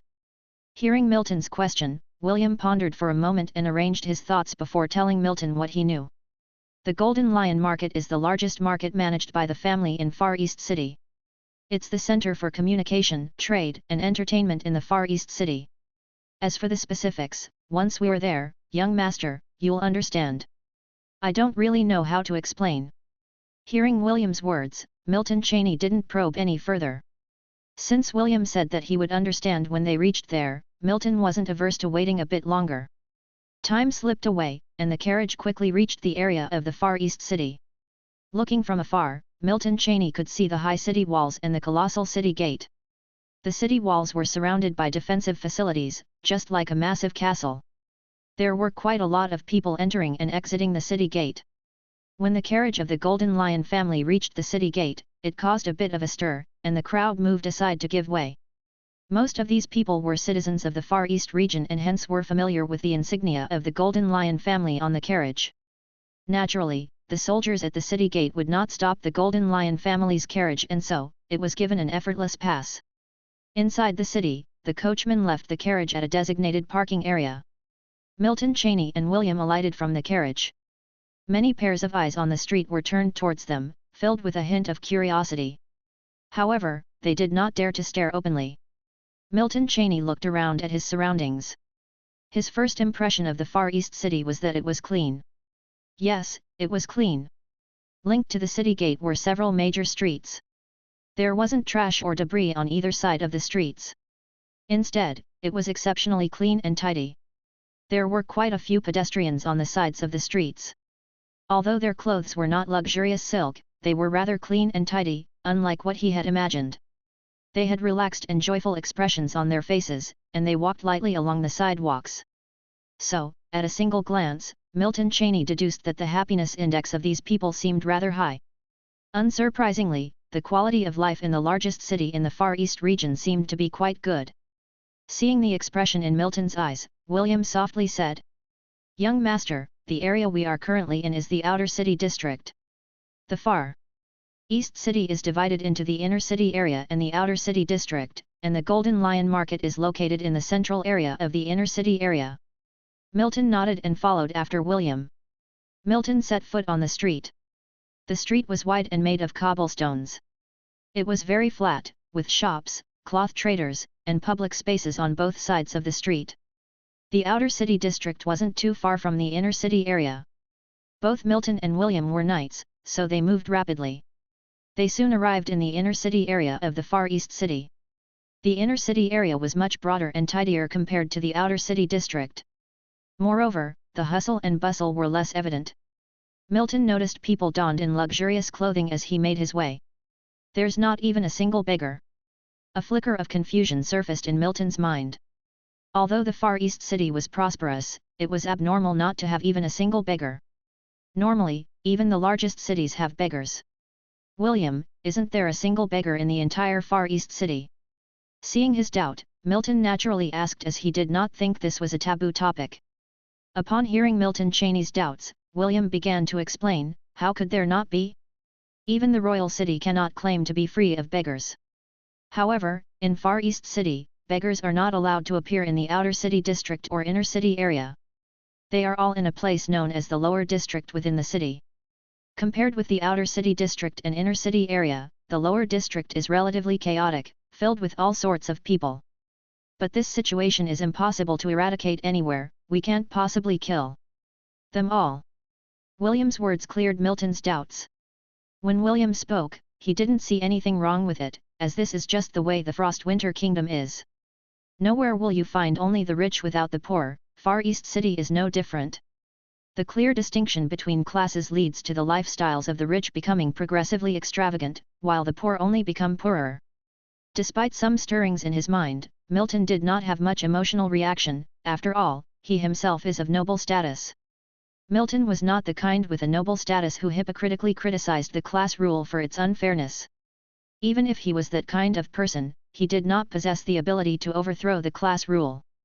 Without further questioning, Milton silently followed behind William. Compared to the outer city district, the inner city area had many more churches and monasteries, and even had some buildings reminiscent of skyscrapers. The placement and architectural design of these buildings resonated with each other, forming the unique cityscape of Far East City. Unlike any city from his previous life with millions of residents, the total population of Far East City was less than 50,000. The two soon arrived at the Golden Lion Market mentioned by Earl Arthur. Upon entering the market, a bustling atmosphere enveloped them. "It's really lively!" Milton exclaimed in surprise. Indeed, once Milton entered the market, he was instantly surrounded by countless voices. The loud shouting of the merchants and the bargaining of the customers entered his ears distinctly. Compared to the quiet atmosphere upon entering the inner city, the Golden Lion Market, situated at the heart of inner city area, was incredibly lively. The market was packed with people, wearing colorful clothes. Some of them carrying shopping bags or baskets. It was life in all its forms. It made Milton feel like he was back in his previous life, going to the market with his mother. "Young master, it's quite noisy here. We need to first go to the city hall to handle some procedures," William said. There was no way Milton could manage the entire market at the moment, they needed to undergo some procedures first. The city hall was the administrative center of Far East City, where Earl Arthur also spent part of the year working. The city hall was not far from the market, and after taking over the market, it was also a place Milton would frequently have to visit. They crossed the market and the surrounding scenes were imprinted into Milton's eyes. Though he was someone who preferred quietness, the lively atmosphere made him feel rather relaxed. The Golden Lion Market could be considered one of the most dynamic and prosperous places in Far East City. If Far East City was considered the trading center of the Far East region, then the Golden Lion Market was indeed the center of the center. Here countless merchants and customers traded goods, ranging from food and fabric to jewelry and crafts. Inside the Golden Lion Market, there were not only long-term shops, but also many temporary stalls and tents set up by the traveling merchants to display. Moreover, Milton was quite lucky, there was a circus and juggling performance happening in the market. These performances were attracting many spectators, though Milton did not get closer to watch. Such eye-catching performances were not rare at the Golden Lion Market, happening every now and then. The Golden Lion Market was indeed an important part of Far East City's culture and economy. The fact that Earl Arthur entrusted this place to Milton showed clearly his expectations and trust in him. Chapter 29, Brazen Greed. Inside a room in City Hall, Milton Cheney was flipping through an accounting manuscript in his hands. Next to him stood a man explaining each income and expense item on the manuscript. From start to end, Cheney read through it very seriously. "Young master, this is the complete income and expense report for the Golden Lion Market over the last 3 months, all included in this manuscript," a chubby middle-aged man standing next to him explained obsequiously. This middle-aged man was Terence Liddell, who had been previously in charge of the Golden Lion Market. "William, take a look." Cheney handed the manuscript he was holding to William, who stood behind him. Cheney did not speak, and William silently flipped through the manuscript. After a while, he looked at Cheney and nodded slightly. "Is it just for the last 3 months? Do you have the details from before?" Cheney asked Terence. By this time, Cheney had taken over the Golden Lion Market for several days, and he was gradually getting acquainted with the responsibilities of a market supervisor. It was not an easy task, not as easy as Cheney had initially imagined. "This." Cheney naturally noticed Terence's hesitation. He could tell at a glance whether these people were embezzling or not. But sitting in that position, if they didn't embezzle at all, it's impossible. Cheney just wanted to know how much they had embezzled. "Oh, is that inconvenient?" Hearing the impatience in Cheney's voice, Terence quickly said. "No, not at all. It's just that I don't have the manuscripts from more than 3 months ago. They're with the finance officer. I'll go get them for you right away." Seeing Cheney nod without a word, Terence quickly went out to fetch the previous accounting manuscripts. Time passed by as Cheney's fingers gently tapped on the table in front of him. This was something he had picked up from Earl Arthur. Now he had also developed this small habit. When thinking, he would unconsciously tap the table in front of him. Cheney didn't have to wait long before Terence returned, handing over a stack of manuscripts respectfully. Cheney accepted them, picked up one casually and started browsing through it. As soon as the words on it caught his eye, Cheney frowned. He quickened the flipping speed of his hand.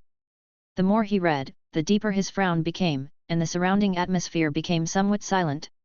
Cheney put down one manuscript and picked up another, reading on with growing shock.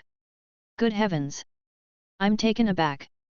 These people really aren't afraid of Earl Arthur inspecting the accounting manuscripts. So blatant. Call the finance officer over here, I have some questions to ask him." Cheney suppressed his anger and said quietly. "You should know that every coin here is the Golden Lion family's money. It's over." Cold sweat trickled down Terence's forehead, eyes filled with a touch of panic. "Yes, young master." Hearing Cheney's words, he quickly replied instinctively. After a while, Terence brought a slender middle-aged man into the room. The slender middle-aged man was dressed in the uniform of a finance official. Upon seeing Cheney, he immediately gave a respectful salute and then stood aside. Cheney knew this man was Moss Carter, the finance officer, so he picked up the manuscript in his hand and threw it on the ground in front of Moss. At this time, Moss of course also understood what had happened and quickly picked up the manuscript from the ground. "Explain this. How can a circus performance cost 20,000 gold coins?" Cheney's tone was very calm, his eyes coldly staring at Moss. Although Cheney was not an expert in this field, he knew that a circus performance could not possibly cost 20,000 gold coins. If circuses were really so profitable, everyone would run a circus. Milton Cheney's words were not only heard by Terence and Moss, but also clearly by William, who stood behind them. Remember, William, besides being a Grand Knight, was also a former accountant for Earl Arthur, so he was extremely sensitive to money. How dare they? This was William's first reaction to hearing Milton Cheney's words. He was aware of their nature, but he hadn't expected them to dare embezzle such a large amount of gold coins. What does 20,000 gold coins mean? You should know that a slightly better knight sword only costs about 50 gold coins, 2,000 gold coins can buy 400 knight's swords. An ordinary slave also costs just a few dozen gold coins, 20,000 gold coins can buy a few hundred slaves. This is not as simple as being a parasite, this is completely sucking blood from the family. And to dare to embezzle such a large amount, they must have been embezzling for a long time without being discovered, which gave them such big guts. Silent? Does the Golden Lion family raise you just to let you suck the blood from the family? Milton Cheney was getting a bit angry at this point. He had considered that these people might be embezzling money, but he didn't expect them to be so blatant. You could at least tamper with the manuscript a little. Is the deterrent of his father, Earl Golden Lion, so small? The people underneath actually dared to be so unscrupulous. You don't even bother to alter the accounts, you really dare to record it, not sure whether to call you cunning or ignorant. Milton Cheney was a bit speechless at this point. Embezzling money was one thing, but recording evidence of their embezzlement so easily on the manuscript. Just how much had they embezzled in the past without being discovered to be this arrogant? What Milton Cheney did not know was that they did not tamper with the manuscript, not because they did not want to, but because he arrived before they had the chance. They also did not expect that the young master of the family would take over the Golden Lion market, Earl Arthur having given them absolutely no prior notice. Moreover, they had never been discovered before, which was why they dared to do so. Seeing the two men in front of him trembling and sweating, standing there without uttering a word, Milton Cheney sighed in his heart. All right, I don't care how much you've embezzled in the past, return the embezzled gold coins and then handle things by yourselves. Of course, rest assured, anyone involved cannot escape, so you won't be lonely on Hades' path.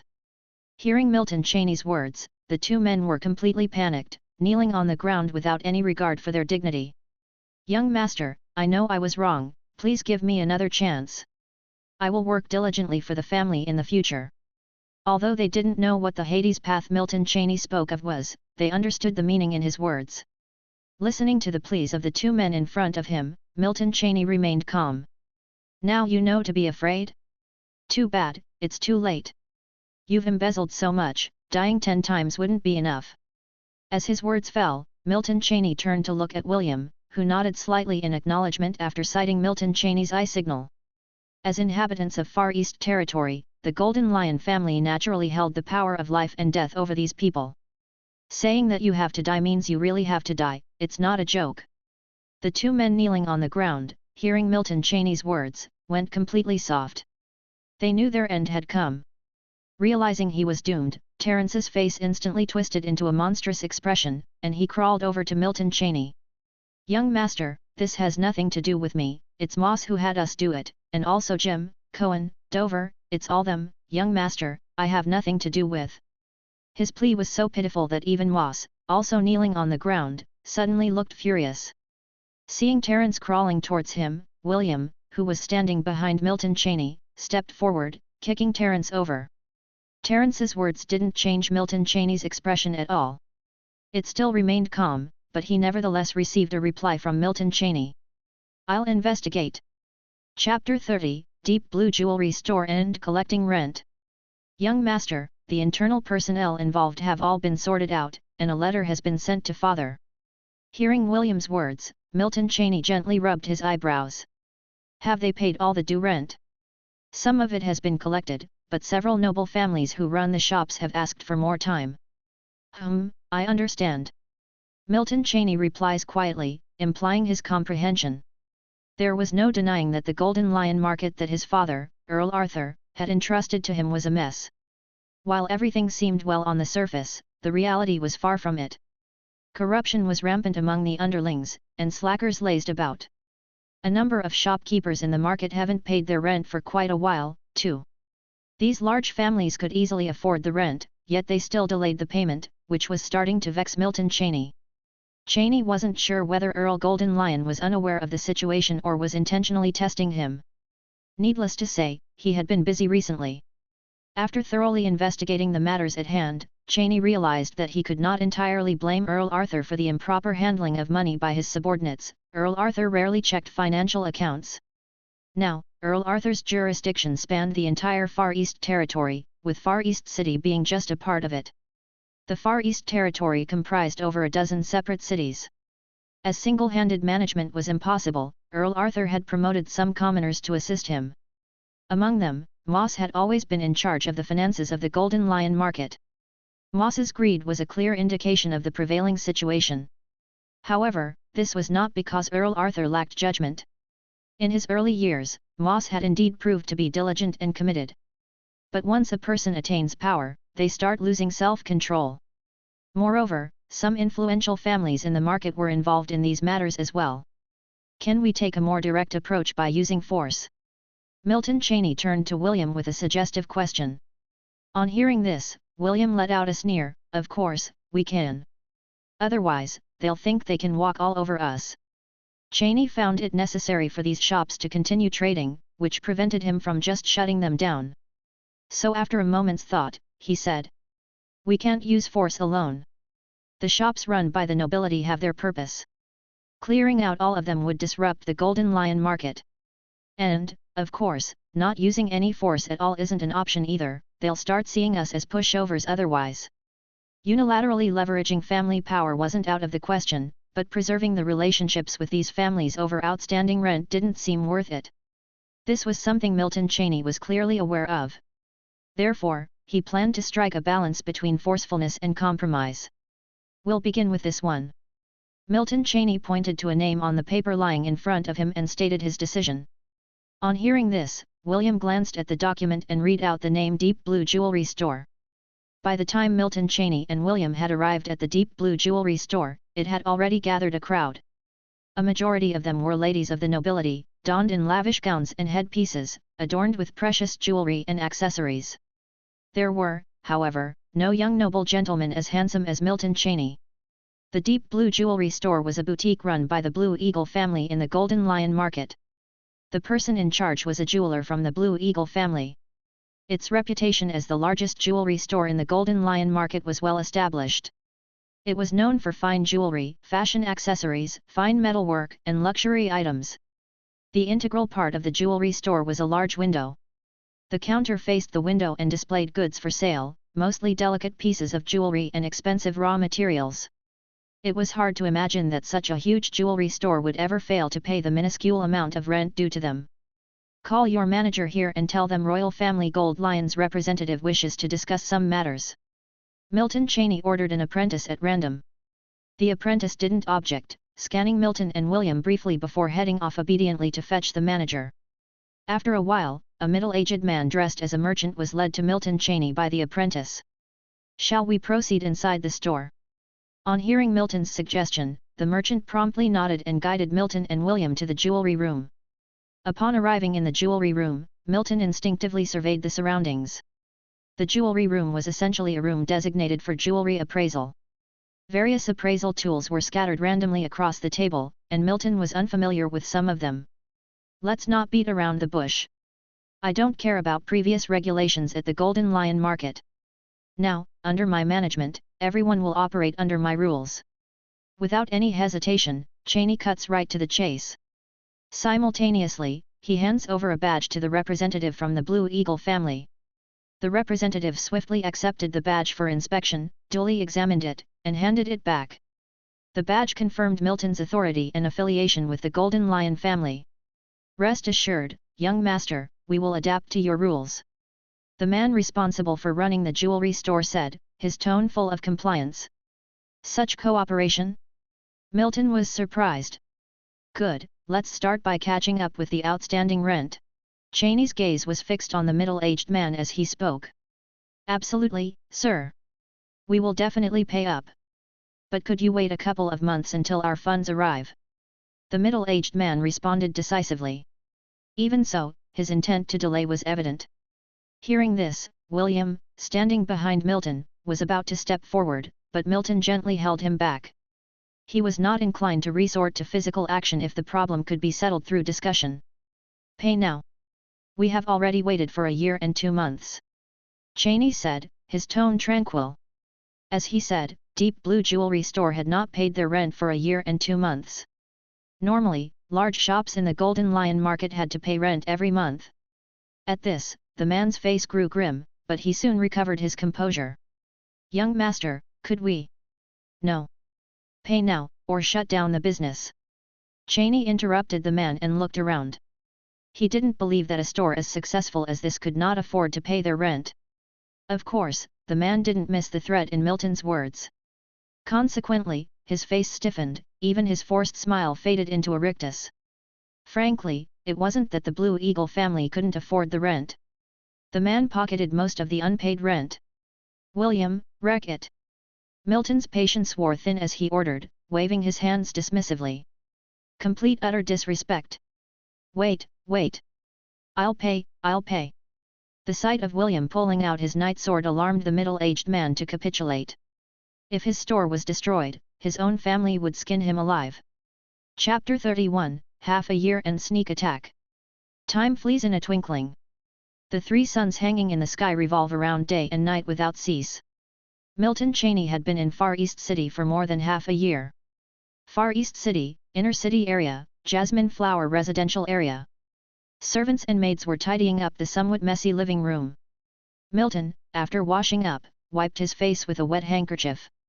A bit of stubble had already grown on his face. Compared to half a year ago, Milton seemed more mature now. Who would have thought that the alcohol in this world could pack such a punch? Milton admitted that he had underestimated the strength of this world's alcohol. In his previous life, he drank quite a lot for social occasions. He thought that drinking would be a simple task, but he didn't expect to drink too much last night. Yesterday was his 18th birthday. Milton had a party at home. Quite a few people came over, including his father, Earl Arthur. Unavoidably, he drank quite a bit of alcohol. He didn't expect to get drunk with his physique at the peak night level. "I should drink less in the future. If the Black Robe Seekers Club had taken me by surprise last night for assassination, things could have gone wrong." Milton rubbed his eyebrows. Even now, he still smelled a bit of alcohol. Actually, Milton was overthinking it. If someone from the Black Robe Seekers Club dared to come last night, they would have been doomed. "Iris, where's William?" Milton randomly stopped a maid and asked. Iris, looking at the bare-chested and handsome Milton, blushed slightly. She stammered, "Young master, Lord William has gone to the market. He said that when you wake up, you can just go directly to City Hall." "Okay, got it. Young master, do you need me to help you get dressed?" "No need, you go about your work. I can manage it myself." Milton waved his hand and spoke. It wasn't that he was being pretentious. He just wasn't used to letting others dress him.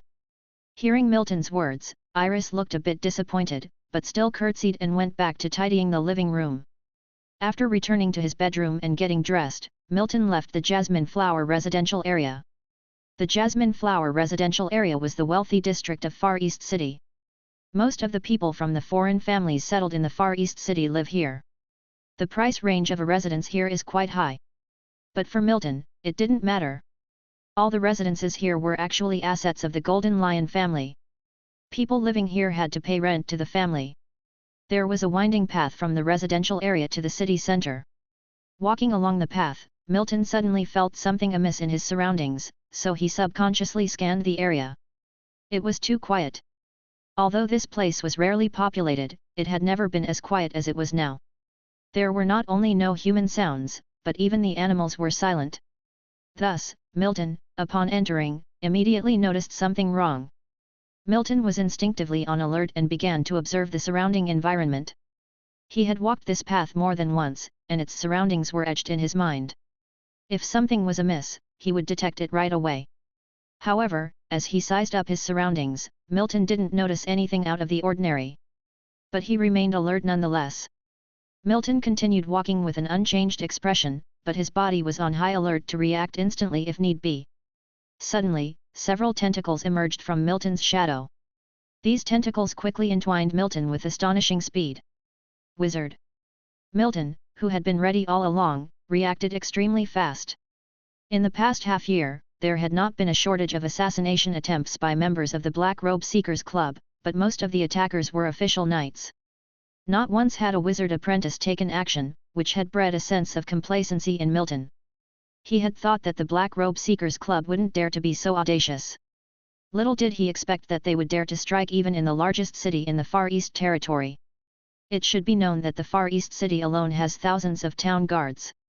Is the Black Robe Seekers Club not afraid of going on a suicide mission? The life of a wizard can be very precious, and seldom would wizards put themselves into danger. Night Skill Burst. Night Skill Charging Chi. Milton Cheney instantly unleashed two night skills. The golden airflow within the life seed began to surge and flow around Milton's entire body. The arms sprouting from the shadows were directly broken free by Milton. The next moment, without any hesitation, Milton swiftly unsheaths the night sword shimmering with silver light and held it firmly in his hand. The man hiding in the darkness did not expect Milton's reaction to be so fast. The information is wrong.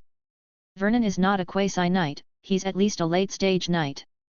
Who the hell sent this information? The discrepancy is so significant. The wizard apprentice hiding in the dark shook, his pupils shock, swearing silently to himself. A regular quasi-knight couldn't escape his zero-ring magic shadow touch. You must know that this is indeed a true zero-ring magic. The sudden realization brought panic to the one hiding in the dark, revealing his presence. Milton, with his sharp eyes, immediately spotted the hidden wizard apprentice who had attempted to ambush him. While Milton wasn't certain of this wizard apprentice's level, the fact that he mostly attacked from the shadows suggested that he was not very strong. Besides, the two were quite close together. While the apprentice might be powerful, he couldn't compare in physique to Milton, the peak knight. Knight skill armor splitting slash. The golden energy flowed from Milton's hand, wrapped around the silvery white knight sword, turning it golden yellow. At the next moment, Milton made a slashing motion towards the wizard apprentice hiding in the darkness. However, this wizard apprentice also reacted quickly. His zero-ring magic was nearly an instant cast. Zero-ring magic shadow clone. The wizard apprentice, who was rooted in his place, was split in half by Milton's armor-splitting slash. But there was no surprise on Milton's face. Because what was split apart by him was not the wizard apprentice, but a kind of split body technique used. This was the first time Milton saw such a technique. Has he fled? Milton stood in place, his eyebrows slightly furrowed. His knight sword regained its original silvery white color. Milton's judgment was not wrong. The wizard apprentice wasn't strong, at most a level 1 wizard apprentice. But he had more than a few tricks up his sleeve. If he had been a level 2 wizard apprentice, Milton would definitely not have been able to escape from his tentacles. Milton admitted he had underestimated the Black Robe Seekers Club and the wizard apprentices. Even a level 1 wizard apprentice is a true wizard and not so easy to deal with. What a hassle! Milton sighed slightly in his heart. His peak knight prowess was exposed the moment he attacked. After understanding Milton's true strength, their assassinations would either not happen at all, or only come even more ferociously. This time, a level 1 wizard apprentice was dispatched for the assassination, who knows if a level 2 wizard apprentice would come next time. Even though he had the protection of a Grand Knight, just like now, William could not be by his side every moment, he relied mostly on himself. However, what Milton didn't know was that his worries were somewhat unnecessary, because the Black Robe Seekers Club simply did not have a level 2 wizard apprentice. This assassination attempt against him had already constituted a great risk for the Black Robe Seekers Club. Plus, they must prevent the fierce counterattack from the Golden Lion family. If they had a level 2 wizard apprentice, they would have sent him long ago. Bender. After all, this was not a novel where one could send one minor enemy after another for leveling up. Next, Milton remained completely on guard. Fortunately, the Black Robe Seekers Club hadn't gone mad enough to continue attempting to assassinate him. Milton quickly arrived at the City Hall. Upon reaching the City Hall, Milton immediately found William and informed him about the suspected ambush by a wizard apprentice. Chapter 32, New Simulation and the Secret of the Meditation Technique. Milton Cheney had underestimated the severity of this situation. In just a short span of time, the entire Far East City has been locked down, almost all the town guards have been dispatched at this time. He can't escape. A chill filled William's eyes. He also did not expect the Black Robe Seekers Club, which has been silent for several months, to actually dispatch a wizard apprentice. If the young master hadn't become an official knight this time, a huge mistake would have been made. The Far East City was shut down, the town guards dispatched, but Milton Cheney was still not very at ease. Because he had directly faced that wizard apprentice, a wizard's methods were hard for ordinary people to imagine. Therefore, after William left, he returned to his office in City Hall. This room is normally only occupied by him, and generally, no one comes to disturb him. The next moment, a transparent blue light screen appeared in front of Milton Cheney. Name, Milton Cheney Spiritual, 1.6 Physique, 4-7 Realm, Peak Knight. Breathing Technique, Golden Lion Breathing Technique, Proficient 822/1600. Knight Skills, Lionheart Slash, Proficient 822/1600, Armor Splitting Slash. Proficient 23/1600, Starfire Arrow, Proficient 134/1600, Double Blade Continuous Slash, Skilled 48/800, Charged Strike, Skilled 377/800, Burst, Skilled 110/800. Simulation Count, 4. In half a year, Milton Cheney had accumulated a total of 4 simulation counts. Normally there should have been 6, but Milton Cheney already used 2 of them, and he chose to retain the techniques both times. The reason, of course, is that the increase in his realm during the simulation was too slight, so considering cost-effectiveness, Milton Cheney could only retain the technique. So his attributes did not grow much, but his knight skills grew a lot. Even his earliest mastered knight skills have become proficient after a decade of simulation. These simulations were originally accumulated by Milton Cheney in order to break through the realm of the Grand Knight. But after encountering the assassination attempt by the wizard apprentice, Milton Cheney can only use it once for now. The next moment, Milton Cheney's consciousness focused on the simulation count column. A familiar line of black characters emerged. Start life simulation. Without hesitation, Milton Cheney answered yes in his heart. The next moment, lines of black characters emerged, and Milton Cheney focused his eyes on the black letters on the light screen in front of him. Life simulation has started. Due to low simulator version, only text simulation is supported. At 18, you were assassinated by an apprentice of the Black Robe Seekers Club. The assassin was unsuccessful. The Far East City was sealed off, the town guards were dispatched to search for the traces of the wizard apprentice. Eventually, a group of guards found the traces of the wizard apprentice in the Jasmine residential area. By the time William arrived, it was too late, this group of guards had all died. William and the wizard apprentice had a big fight, grievously injuring him, but he still managed to escape. At 19, you were summoned back by Earl Arthur, and you handed over the Golden Lion Market to someone you trust. At 20, your father held a coming-of-age ceremony for you, you inherited part of the family's Far East territory, and became a lord. At 21, you practiced the breathing technique to strengthen the life seed. Although the progress was slow, you never gave up and spent more time on improving the breathing technique. At 23, your territory was well managed, the Black Robe Seekers Club hadn't caused any trouble for you in the past few years. Your father introduced you to a marriage proposal, but you declined. You began to gradually take over more of your family's businesses. Age 25, because you have taken over too many businesses and are quite busy, your cultivation slows down. However, you still set aside some time every day to improve your breathing technique. Age 28, your older brother returned to take over the title of Earl. In the same year, you decided to travel around the kingdom to pursue the path of the Great Knight. Your father, Arthur, agrees. I'm not dead. Milton Cheney was somewhat surprised to see this, as his previous few simulations all ended at the age of 26. Bender. But in this simulation, the simulator jumped directly to the age of 28, indicating that he was alive and well at 26. Without thinking too closely, Milton first continued to read on. It wouldn't be too late to consider this issue after viewing the entire simulation.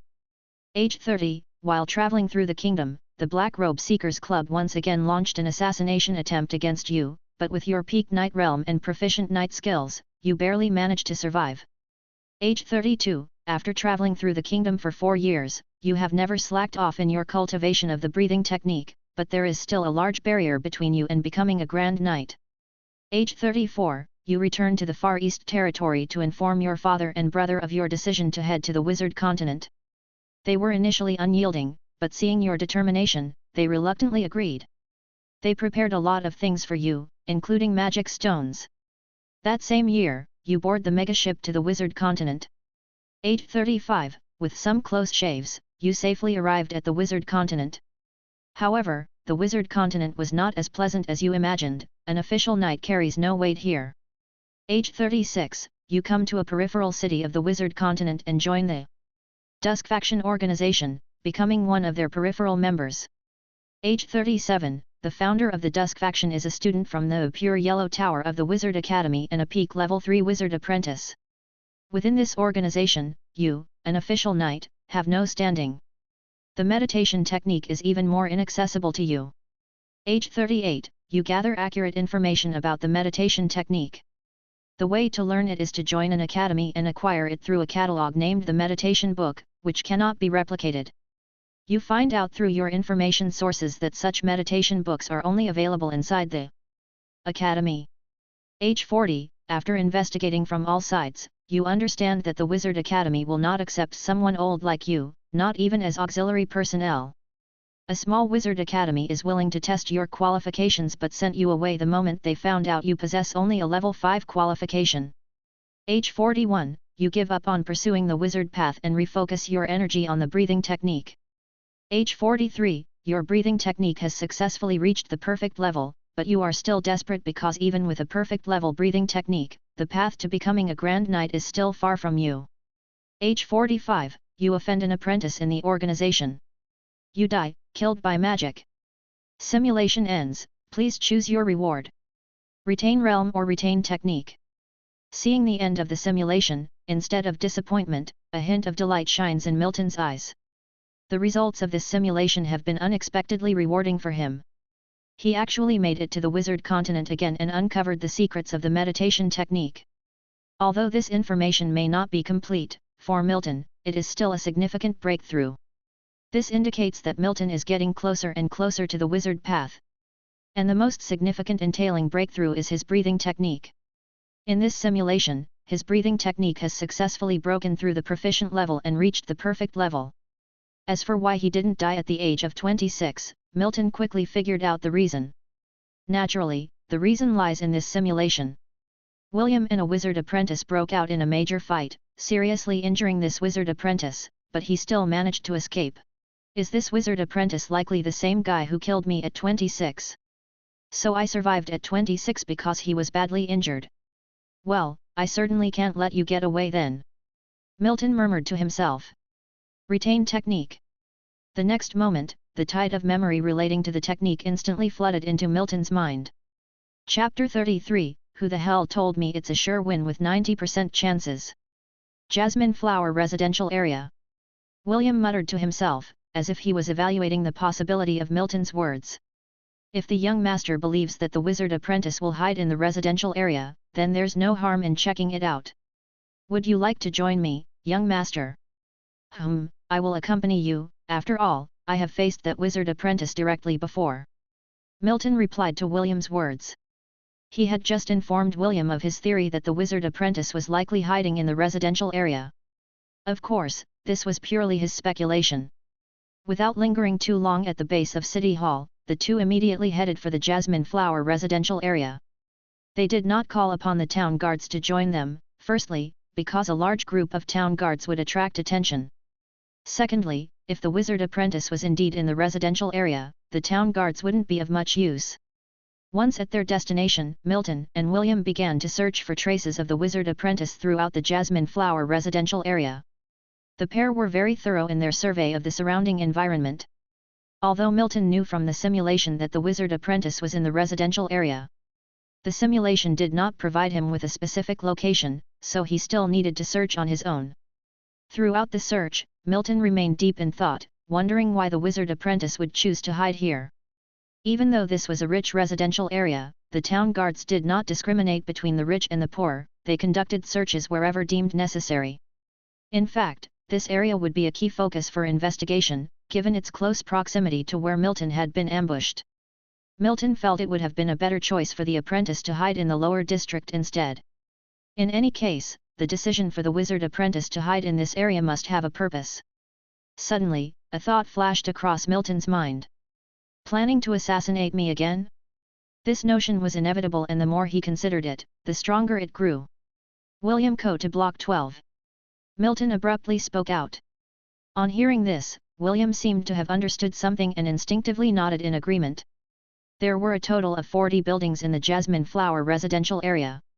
The 12th block was where Milton habitually resided. So naturally, William instantly comprehended what Milton meant. Milton and William quickly made their way to the residence at Block 12. After a careful examination, they found nothing unusual. Could my guess be wrong? Is the wizard apprentice not here? Noticing nothing unusual, Milton muttered to himself. Let's go inside and take a look. Notwithstanding, Milton's expression didn't change. He spoke up. Without reply, William followed closely behind with his knight sword. The two of them entered the residence one after another. Young master, Lord William. Upon seeing William and Milton's return, the maids who were cleaning the living room on the first floor hastily curtsied. Still, there was nothing unusual. The maids acted normally as if they noticed nothing. Milton gave a slight nod, glanced at William, and they began to ascend quietly to the second floor of the house.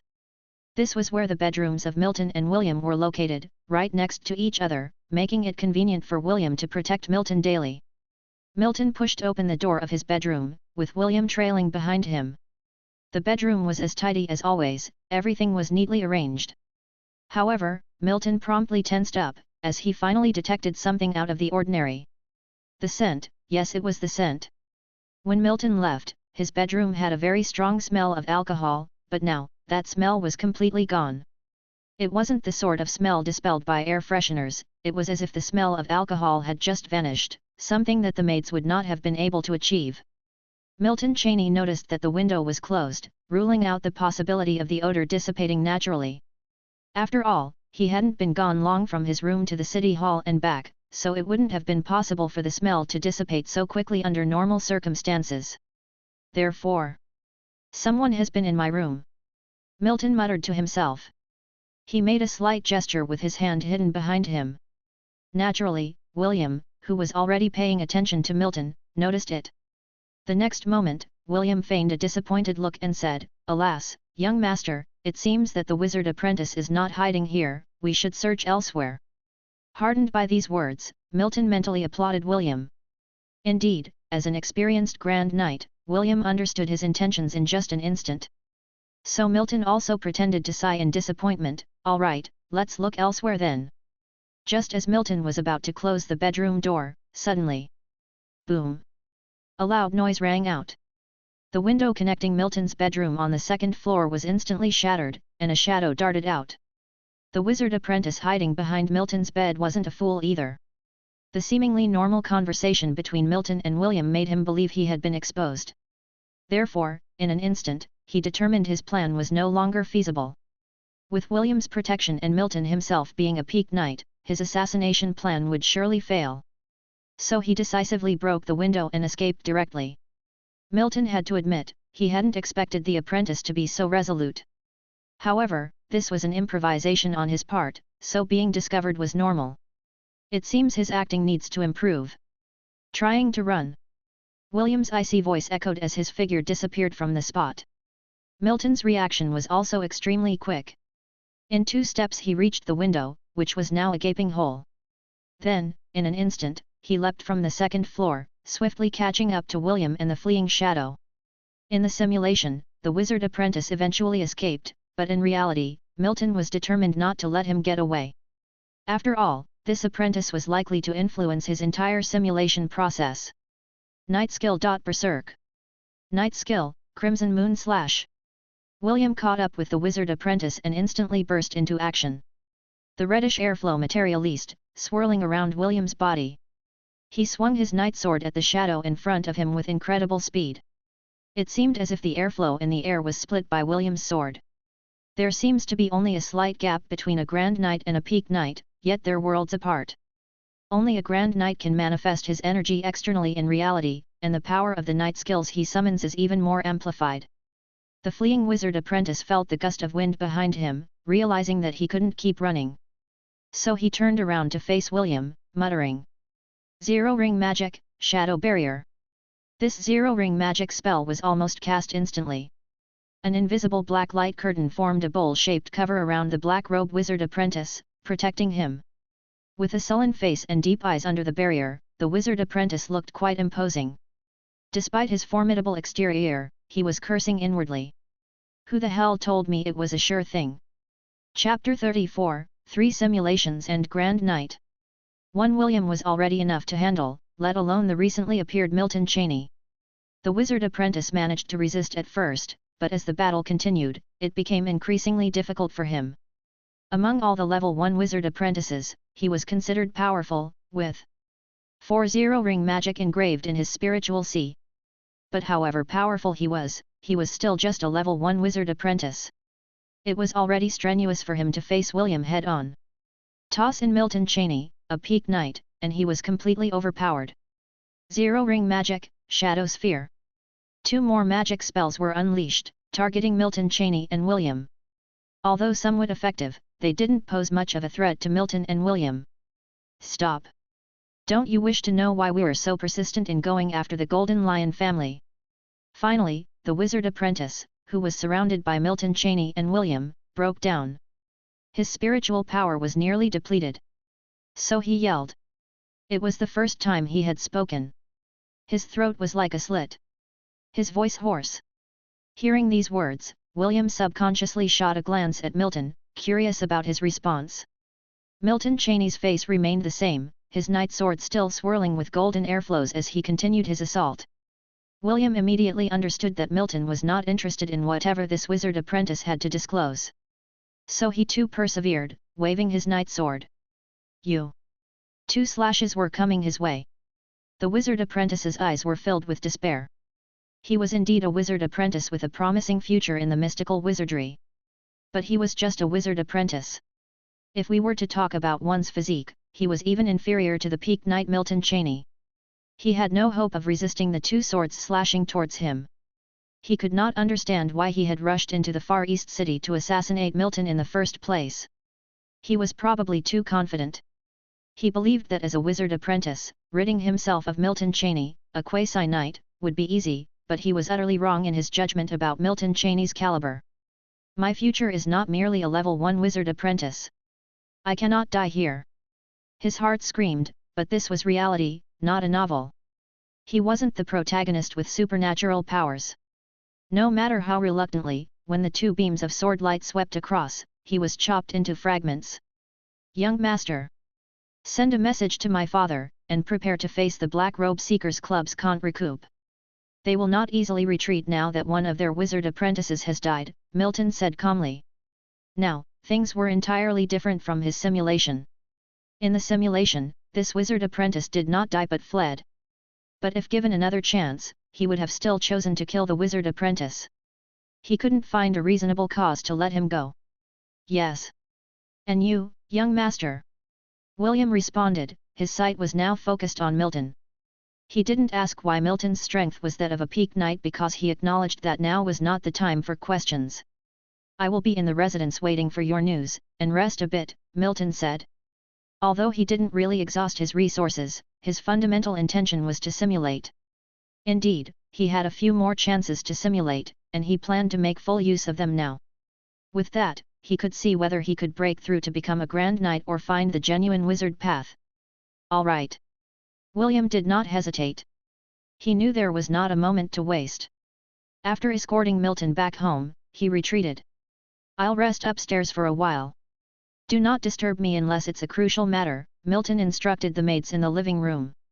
The maids had already heard the commotion upstairs, choosing to remain silent. As maids of the Golden Lion family, they knew what should be said and what shouldn't. Yes, young master. Back upstairs, Milton didn't go into his room but instead opened the door to William's room. Finding a random spot to sit, Milton summoned the system screen. Name, Milton Cheney Spiritual, 1.6 Physique, 4/7 Realm, Peak Knight. Magic, none. Breathing Technique, Golden Lion Breathing Technique, perfect. Knight Skills, Lionheart / Mastery 923/1600, Armor Splitting / Expert 231/1600, Starfire Arrow, Mastery 316/1600, Double Blade Continuous / Familiar 477/800, Charged Strike, Familiar 512/800, Burst, Familiar 310/800. Simulation Count, 3. Golden Lion Breathing Technique had been perfected without further room for improvement. As for the other knight skills, they also saw a certain degree of improvement. Still, Milton did not pay much attention to those. He was focused on the simulation count. Begin life simulation. Yes. Milton uttered, without hesitation. Life simulation has begun. Due to outdated simulator version, text simulation only is supported. 18 years old, you killed the wizard apprentice who tried to assassinate you in Far East City. Your father called you back to the estate. The counterattack from the Black Robe Seekers Club was fierce, sparking a major battle within your family. The Black Robe Seekers Club underestimated the Golden Lion family's strength. You were seriously injured by one wizard apprentice but managed to survive, unscathed by a close call. 19 years old, after this battle, you began taking over family businesses gradually. 20 years old, you became an adult inheriting part of the family territory, making you a lord. You also continued training in your breathing technique. 21 years old, you informed your father about your plan to head to the wizard continent to pursue the wizard path. He refused and even placed you under house arrest in an attempt to dissuade your intention. Chapter 35. 23 years old, practiced the breathing technique, told father of the intention to go to the wizard continent, was still refused. 25 years old, practiced the breathing technique, was refused. 26 years old, your elder brother returned. Your stubborn father could only agree to let you go to the wizard continent. He prepared some magic stones for you and arranged a large ship. 27 years old, the ship to the wizard continent was intercepted on the Silent Sea. You were kidnapped by the pirate wizards organization. You died. Simulation ends. Please select your reward. Retain realm or retain technique. Milton Cheney's face looked somewhat disappointed. This time he died even before reaching wizard continent. The journey to the wizard continent wasn't assuredly safe. Numerous factors influencing the probability of a ship reaching the wizard continent. Evidently, except for ships that transported students to the wizard academy, the risk involved with other vessels was unusually high. It could only be said that Milton Cheney was lucky the previous few times. Retain the realm, continue. Without hesitating, Milton Cheney muttered to himself. At that moment, Milton Cheney could definitely feel his physique improving. Without giving him time to savor this feeling, the next simulation began. Life simulation has begun. Due to the outdated simulator version, only text simulation is supported. 18 years old, you killed a wizard apprentice who was trying to assassinate you in Far East City. Your father summoned you back to the estate. The counterattack from the Black Robe Seekers Club was unexpectedly fierce, and a great battle broke out in the family. However, the Black Robe Seekers Club underestimated the strength of the Golden Lion family. You were seriously injured by a wizard apprentice but did not die. It was a close call. 19 years old, after this battle, you began to gradually take over the family businesses. 20 years old, you came of age, inherited part of your family's territory, became a lord, and kept up with the cultivation of the breathing technique. 21 years old. 23 years old. 25 years old. 26 years old, your elder brother returned. Your subconscious mind told you that this year was not the right time to go to the wizard continent, so you did not go to the wizard continent this year, but chose to continue managing your territory and quietly strengthening the breathing technique.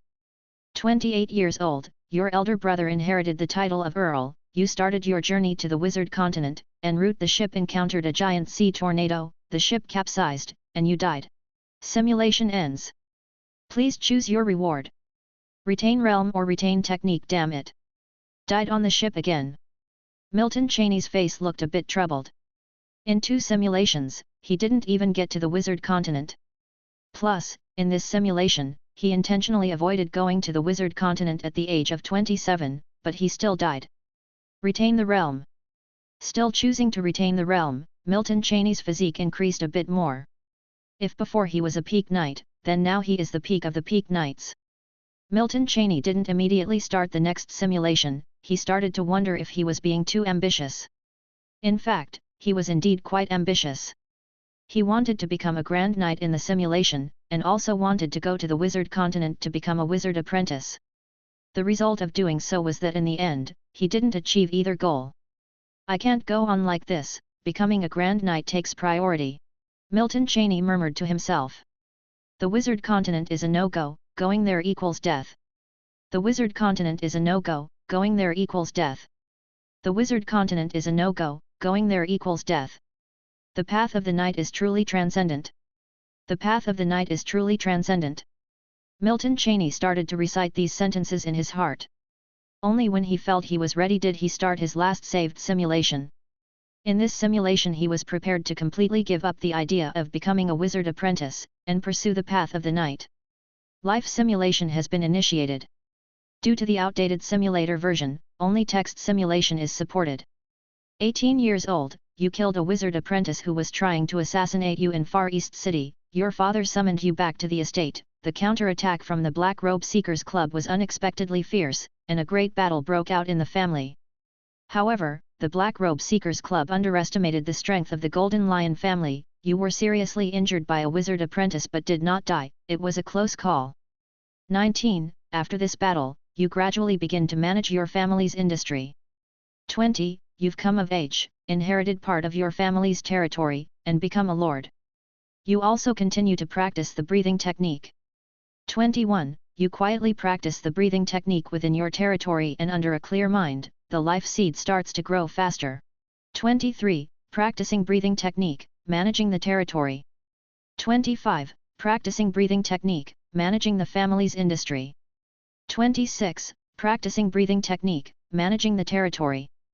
28. Your elder brother inherits the title of Earl, while you persistently continue practicing the breathing technique, nurturing the life seed. 30. Your father disapproves of you still being single at 30 and forcibly arranges a marriage for you. Believing that marriage would affect the growth of the life seed, you refuse. But your refusal is ignored, and you're forced into a marriage. 32. Practicing the breathing technique, you finally encounter the true bottleneck of a grand knight. This bottleneck seems like a thin membrane, seemingly easy to break, yet in reality unbreakable. 33. Attempting to break through the bottleneck of Grand Knight, your first son is born. 35. The Grand Duke Goshawk initiates a Lord's War. Your brother leads the Golden Lion family to join Grand Duke Goshawk's side and achieves a great victory. Your brother is bestowed upon the title of Marquis by the kingdom. 38. You consume a magic potion in an attempt to break through the membrane and advance to Grand Knight, but you fail. 40. Your brother, Nicholas Weasley, joins the royal family, and you inherit the title of Marquis. 42. You utilize your family's resources in another attempt to break through the membrane, but you fail again. 46. Your father breaks through to the realm of Epic Knight, whereas you continue to fail in your breakthrough. 50. Your character starts to become impatient, and you instigate a Lord's War to seize resources. 52. You gather 200 magic stones and purchase 3 bottles of magic potion from the kingdom's black market. 53. You consume the 3 bottles of magic potion, and successfully break through the barrier to become a Grand Knight.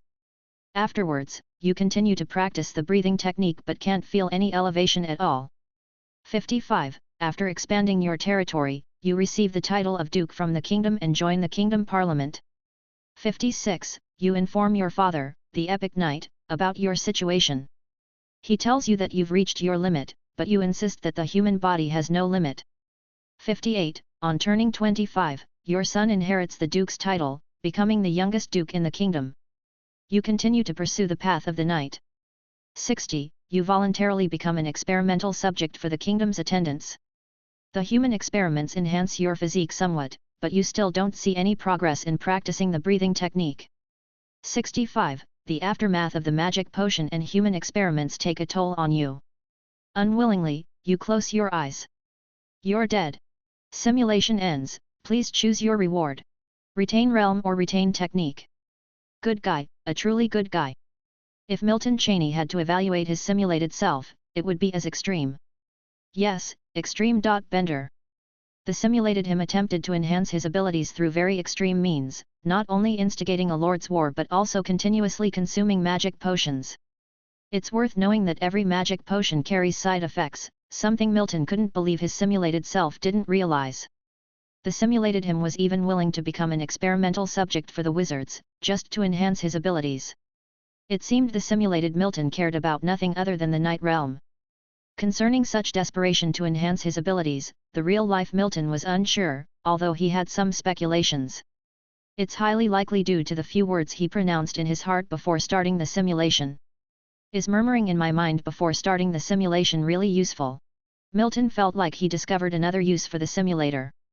That is, treating his simulated self as a character in an idle game, then furiously issuing commands internally before the simulation starts. If it weren't for the simulation count running out, Milton would have loved to give it another go. Retain realm. Obviously, Milton's choice was to retain the realm. The next moment, a fierce airflow surged from the life seed in Milton's heart. This event was significantly larger than what Milton had imagined. Chapter 36, reached the limit. A strong gust of air erupted around Milton Cheney, even affecting the surrounding environment. If the life seed of a formal knight is considered a seed, then it has germinated in the heart of Milton Cheney, who became a grand knight. If Milton could see within, he would notice that the life seed has sprouted several tiny shoots. These shoots are continually supplying his organs with vital energy, until this flow of vital energy reached his entire body. Such formidable strength! Milton clenched his fist tightly. Bender. He could now distinctly feel the immense improvement in his strength. This improvement is even more noticeable than when he transitioned from a quasi-knight to a formal knight. Without any hesitation, Milton summoned the attribute panel, and a transparent light screen appeared before his eyes. Name, Milton Cheney. Spiritual, 1.6. Physique, 6.8. Realm, Grand Knight. Magic, none. Breathing technique, Golden Lion breathing technique, perfect. Knight skills, Lionheart / proficiency 923/1600, armor splitting / proficiency 231/1600, starfire arrow, proficiency 316/1600, double blade. Continuous / proficient 477/800, charged strike, proficient 512/800. Burst, proficient 310/800. Simulation count, 0. At a glance, Milton noticed the significant changes in his physique attribute. His physique attribute made a massive leap from 4.7 to 6.8, increasing by 2 units. In substantiated attributes, this is an extraordinary increase. Ordinary people advancing from a formal emite to a grand knight normally would not have such high physique attribute. However, Milton is not an ordinary person, his foundation is too solid. If you include the time he trained in the simulation, he has been cultivating the breathing technique for decades. Furthermore, in the simulation, Milton voluntarily became a human guinea pig for a wizard's apprentice. This experiment also increased his physique, so Milton's improvement this time is so great. In a blink of an eye, Milton had been in this world for almost a year. From a young man who initially couldn't hurt a chicken, he has now become a grand knight. Closing the attribute panel, Milton stood up and stretched his body. There was no feeling of stiffness or rustiness. Everything Milton felt was harmonious and integrated. With a thought, a stream of golden airflow coiled around Milton's forearm.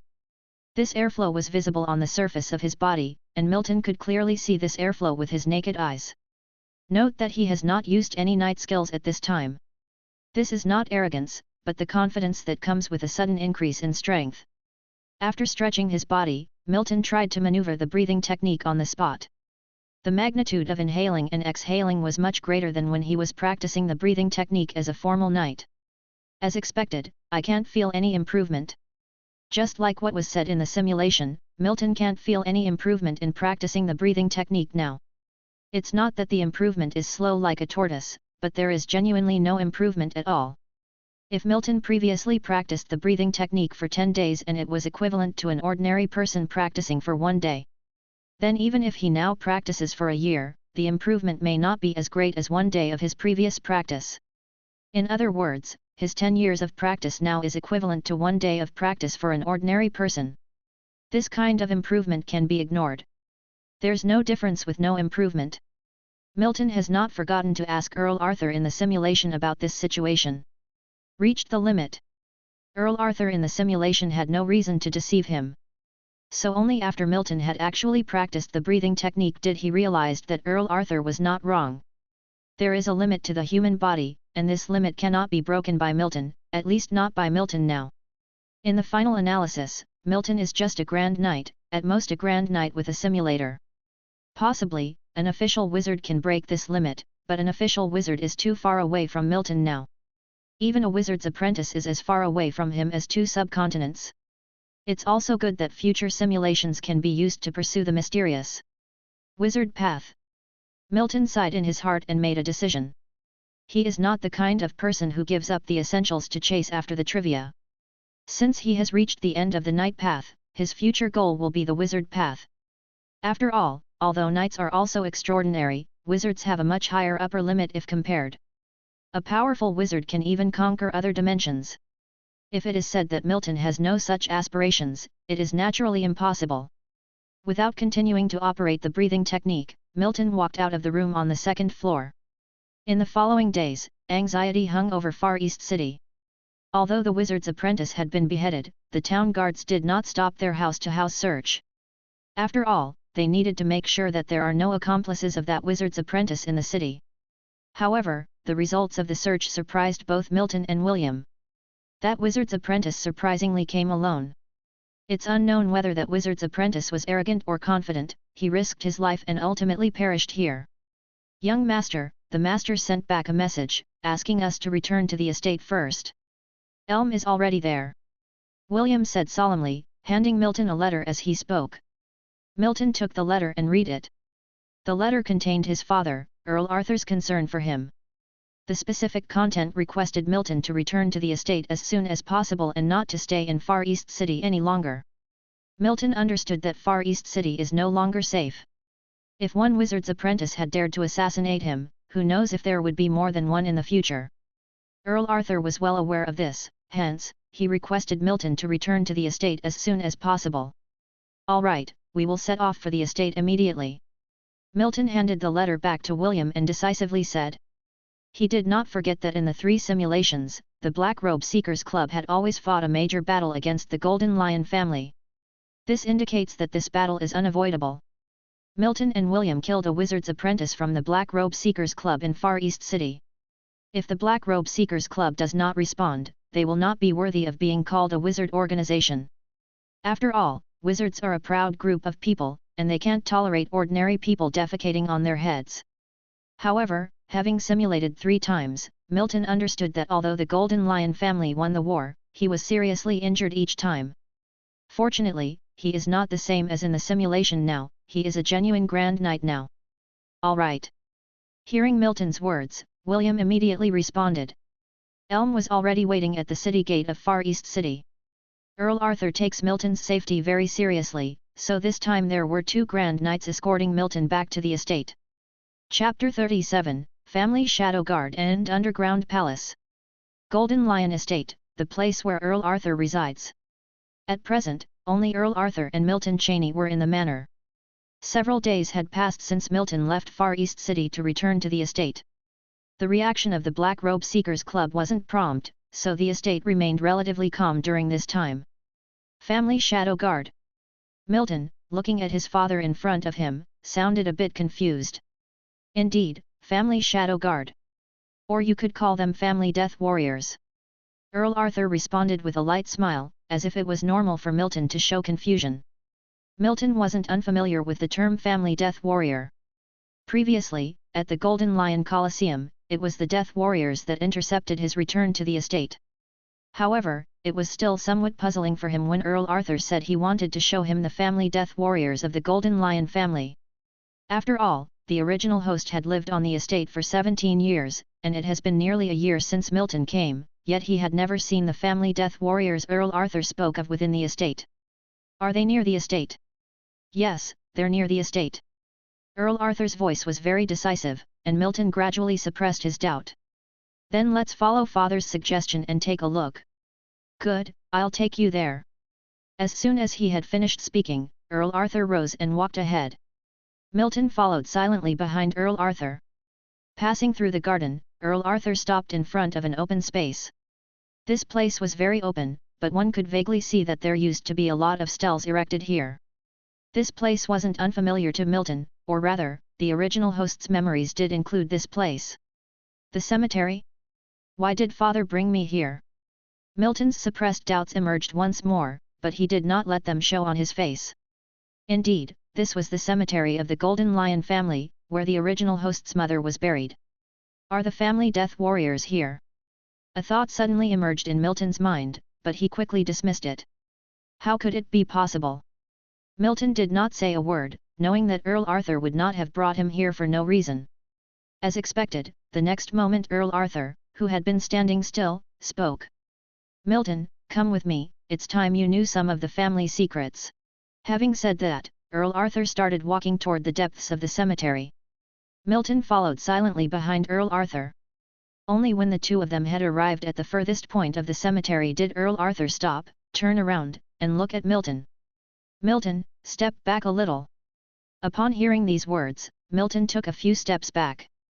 Seeing Milton's movement, Earl Arthur walked a few steps forward and stopped in front of a stele. Milton had also noticed the stele when he arrived here. One could not help but notice. Because in this place, there was only this one stele. Earl Arthur twisted the stele with his bare hands. The stele, which seemed rooted in the ground, was easily twisted by him. After a 1,800 turn, a golden airflow gushed from his palm, then he heavily slapped the top of the stele. The stele was knocked an inch down by Earl Arthur. The next moment, a loud noise echoed. In Milton's surprised eyes, a crevice appeared in the ground in front of him, revealing a staircase leading underground. "So it's underground."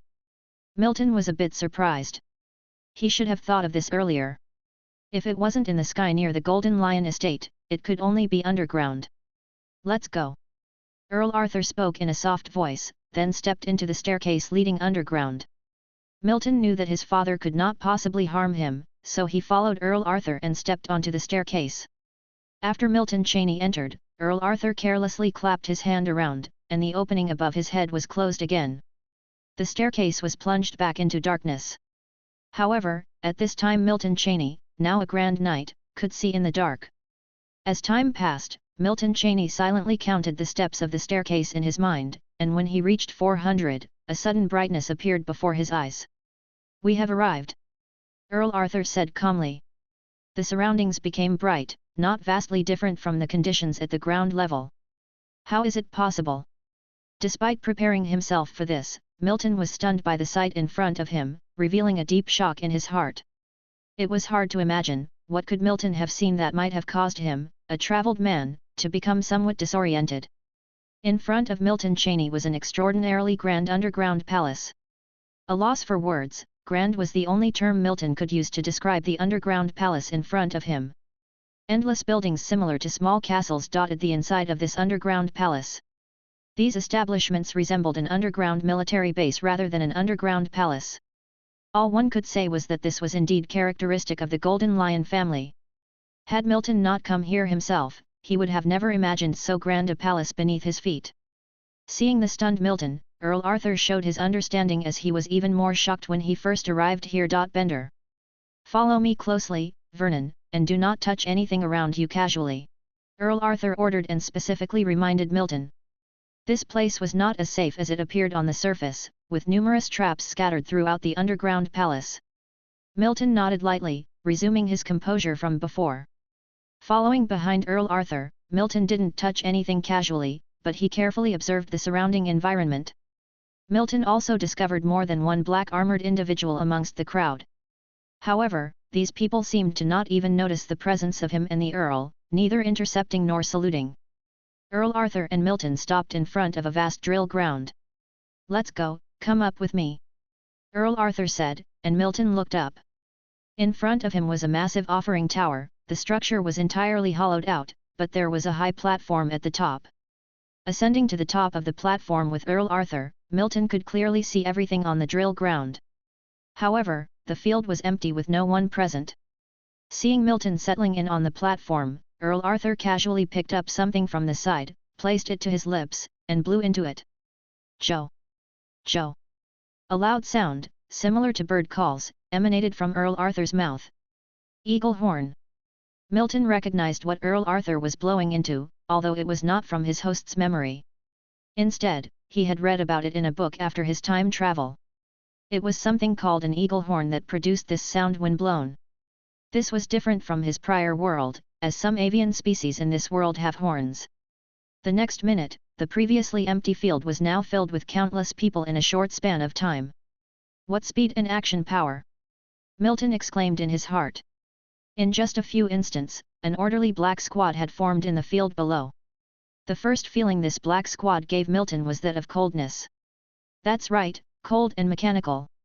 It was as if those standing below were not humans, but robots fitted with chips. There must be upwards of 1,000 people. From the high platform viewing the orderly squad below, Milton opened his mouth in astonishment. The Golden Lion family, having been able to stand unscathed for 300 years in the kingdom, certainly had its reasons.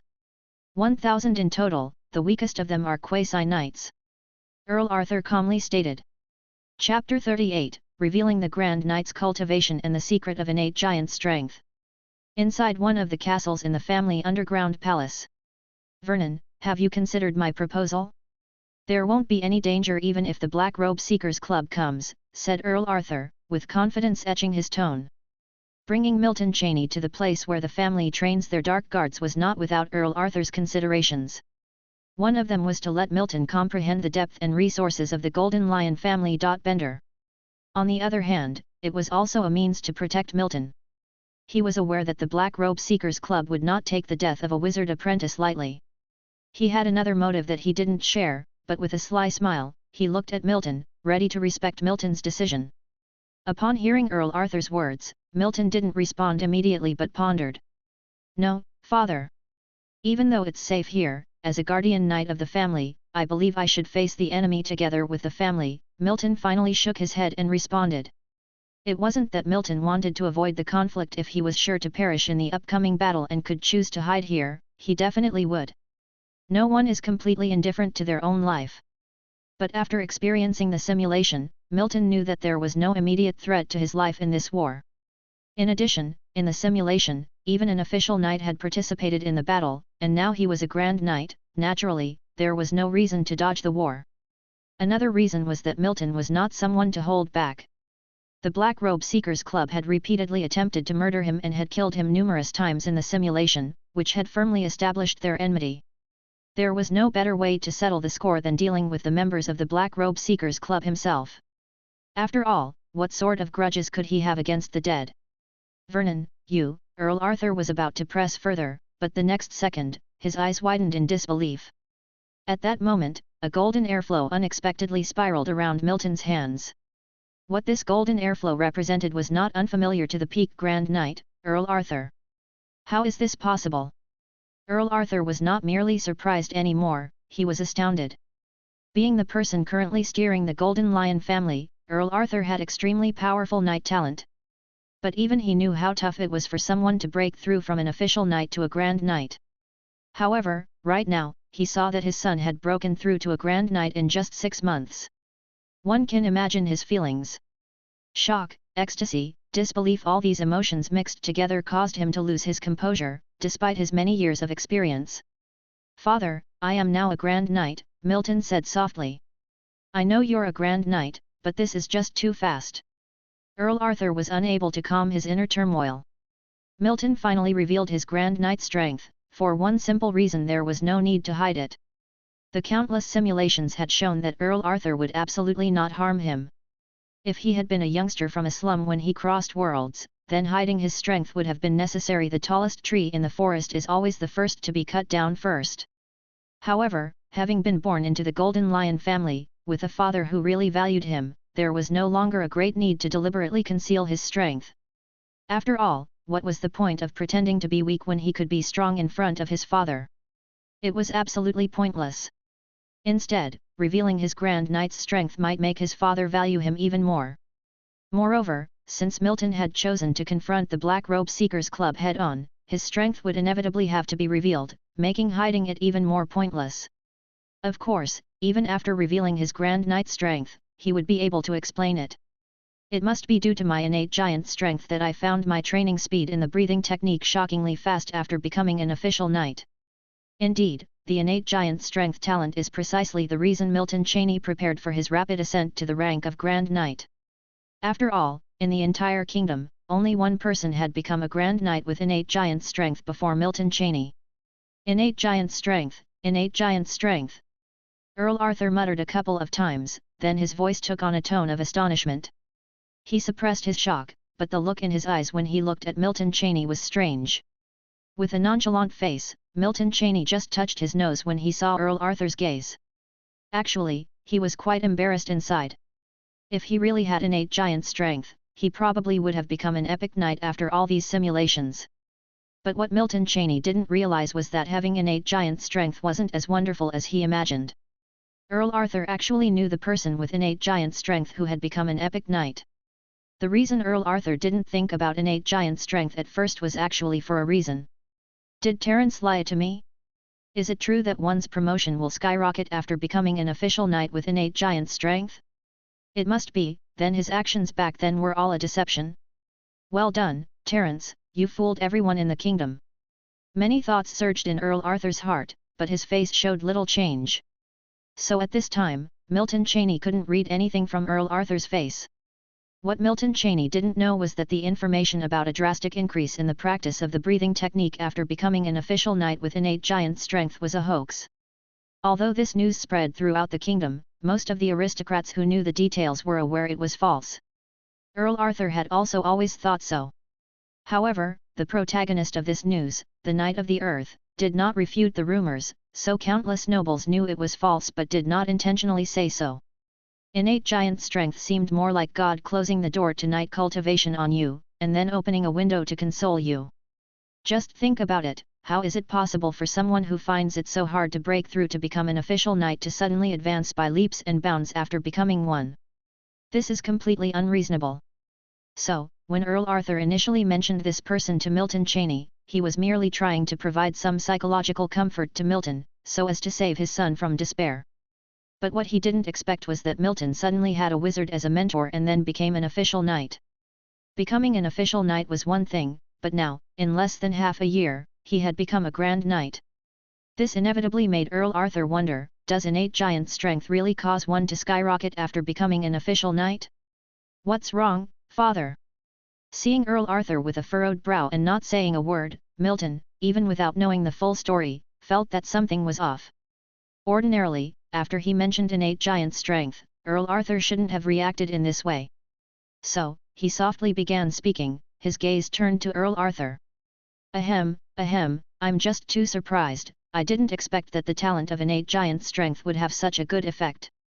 Vernon, since you're already a grand knight, I won't stand in your way if you want to fight alongside the family. Earl Arthur spoke up with some embarrassment, then changed the subject, knowing that his previous behavior was a little off. Is that so? Milton murmured to himself, somewhat skeptical in his heart. He then made up his mind, later on, he would have to dig deeper into the talent of innate giant strength. He always felt that this talent was not what he imagined it to be. Chapter 39, Round Table Conference and Storm Brewing. Deep in an unknown mountain range, a castle stands adjourned. Inside the castle, in front of a grand round table. At this time, a dozen or so individuals dressed in black robes sat down before the table. Cody is dead. He was the most talented among us and the one with the greatest potential to become a level 3 wizard apprentice. Now, he's dead. These words came from the mouth of an elderly man clad in a black robe at the head of the table. His voice was full of desolation and death. No one spoke, a deafening silence enveloped the room. Until a raspy voice broke the stillness. Death comes to all. Wizards are no exception, they too cannot escape the threat of death. Let alone a mere level 1 wizard apprentice. His words were laced with sneering mockery, emphasizing level 1 wizard apprentice. These words sparked unrest among the people at the table. Several figures glanced at the speaker, then lowered their heads, showing indifference. Mullen, I know you've benefited from Carl's kindness. The ancient voice at the head of the table began again, but was cut short before he could finish. Is the founder's name something you can call openly? Mullen pounded the table and rose, his tone icy. Interrupted, Levan was somewhat displeased, though he didn't let it show. The atmosphere at the table once again fell into silence. Apart from Levan and Mullen, no one else would speak at this time. The deceased was Levan's son, not their own. Mullen was the one who owed gratitude to Carl, not them. Many were already discontent with Levan for calling this round table meeting out of the blue.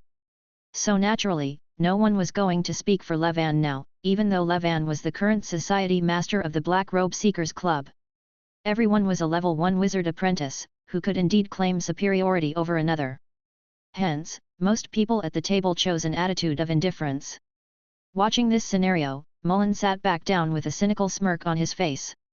He knew exactly what this old man intended to do, wage war against the Golden Lion family. The nature of an organization like the Black Robe Seekers Club was completely different from that of a family. A family acts with one heart, but how could a small wizard organization like the Black Robe Seekers Club act in unison? Do you think we will act as the knife for your son's revenge? Impossible. Mullen muttered to himself. Having gone through great hardships to become a wizard apprentice, he was no fool. In fact, no individual in the room was a fool. It's true that Mullen had been on the receiving end of Karl's favors. But to say that any would turn against the Golden Lion family just because or a past favor would be impossible. What kind of people are wizards? They're a group of egoists. His confrontation with Levan was still for his own interests. Is the Golden Lion family so easy to deal with? If it was, there would be no need for this round table meeting. The thoughts of some present were similar to Mullen's, though unlike Mullen, they did not confront Levan directly. The reason was simple, Mullen could use Karl's favor as a reason to counter Levan, they had no such excuse. After living for so many years, would Levan really not understand what Mullen was thinking? It was impossible, he saw through everything clearer than anyone. So, under Mullen's gaze, he revealed a peculiar grin. As Mullen kept his focus on Levan, he naturally saw this peculiar smile, causing his heart to tremble slightly. As expected, under his puzzled look, Levan began to speak. Bender. If that's the case, the matter concerning the Golden Lion family. Mullen breathed a sigh of relief, thinking Levan had given up on the idea of dealing with the Golden Lion family. Who would have thought Levan's words suddenly diverted? The matter concerning the Golden Lion family, we will follow the old rules, let's vote. What? Mullen, staring at the raised arms one after the other, felt his heart sinking. Damn old man, you're playing tricks, huh? Golden Lion Estate, family training ground. Two figures clad in silvery white armor clashed, where blue and golden light intertwined. A thunderous clashing of swords resonated across the training ground. After a while, the two withdrew their swords and halted. One of them was Milton Cheney, and the one with the surrounding blue airflow was Elm. William had gone to the underground palace to train the family shadow guards. When the Black Robe Seekers Club comes, those shadow guards will also play a significant role. Since Earl Arthur learned that Milton had become a Grand Knight, the family meeting was held without concealing anything from Milton. All family resources were also open to Milton. However, these resources didn't mean much to Milton at this time. Because Milton knew clearly that he had reached the end of the path of the Knight. Young master, your strength doesn't seem like that of a newly hatched Grand Knight. It's as if you've honed your power on the path of the Grand Knight for many years. On the training ground, Elm, facing Milton, spoke with surprise. Milton's strength, although less than his, was stronger than anyone new to the world of the Grand Knight. He was one of the few who knew that Milton had become a Grand Knight. Elm was absolutely loyal to the family, this much Milton knew. His father didn't hide Milton's breakthrough to Grand Knight from Elm, that alone spoke volumes. What Elm didn't know was that Milton had hidden a part of his strength. If Milton truly gave it his all, Elm would probably be even more astonished. It might be due to the influence of innate giant strength, it's not much compared to Sir Elm. By the way, Elm, has there been any unusual activity within the family these days? Milton replied with a gentle smile and then asked Elm a question. These past few days, Earl Arthur has been out early every day and returned late. He had only held a family conference 4 or 5 days ago. Becoming concerned about Milton's safety, Earl Arthur had moved Milton to live at the Golden Lion Estate. The little estate where Milton usually resided was currently vacant. There hasn't been any abnormal activity at the estate, but there were some minor disturbances in Far East City. However, they have been dealt with. Speaking of official affairs, Elm turned serious again. In Elm's eyes, Milton was more and more adopting the demeanor of Earl Arthur. A storm is brewing. Milton murmured quietly to himself as Elm stood in silence behind him. Milton didn't forget that in the last 3 simulations, the breakout of the big war had always been set to this year. Although the simulator didn't reveal the exact timing, Milton felt that it won't be too far away. The counterattack of the Black Robe Seekers Club was imminent. This was the first time since Milton arrived in this world that he was directly confronting an entire wizard organization. Although it was a small wizard organization of a subcontinent, they couldn't relax their guard. No matter how weak a wizard organization may be, one must never underestimate them for one reason: they are wizards. While they may only be wizard apprentices, who knows what strange methods they possess. After all, in this world, wizards are synonymous with power. To say Milton was completely calm without a hint of unease would be a lie. However, he didn't feel scared, but rather, somewhat strangely excited and expectant. Chapter 40, Family Conference. Unflinching, Milton Cheney slashed open the throat of the black-clad man before him, fresh blood spraying across the ground. That makes 12. More death warriors. The Black Robe Seekers Club methods are getting more rudimentary. Milton Cheney put away his night sword, muttering to himself. At first, the ones who went near the estate were some death warriors of official knight level. In recent days even the official knights were nowhere to be found, all that's left are death warriors at the quasi-knight level. That these death warriors could approach the estate was clearly orchestrated by Earl Arthur. Without him, these cannon fodder wouldn't be able to get anywhere near the Golden Lion family's core area. Are they planning to numb us with these death warriors? Then attack when our guards are down. That was a possibility Milton could think of. However, Milton felt that the possibility was small, as whatever he could think of, Earl Arthur could naturally think of too. This kind of tactic was too juvenile. At this point, no one would let their guard down. Suddenly, a man in black appeared behind Milton Cheney. Milton, who was aware of the man's presence, made no reaction. The man in black leaned in and whispered a few words in Milton's ear. Now? Fine, I get it. Milton nodded in understanding, then put away his night sword and headed towards the Golden Lion estate. He was somewhat taken aback. Hadn't the family conference just been held yesterday? With only a day between, Earl Arthur had called for another family conference. It must be something significant. Milton walked swiftly, quickly arriving at the family conference room. Upon seeing Milton enter, Earl Arthur looked at him and nodded slightly. Milton also took notice of everyone present in the conference room. William and Elm are here too. Milton was slightly surprised. Including him, there were 4 people. The last conference with all 4 of them was held over a dozen days ago. At yesterday's family conference William was not present, as he was needed to watch over the underground palace. With everyone present this time, it must be a matter of importance. Everyone's here, let's begin the conference.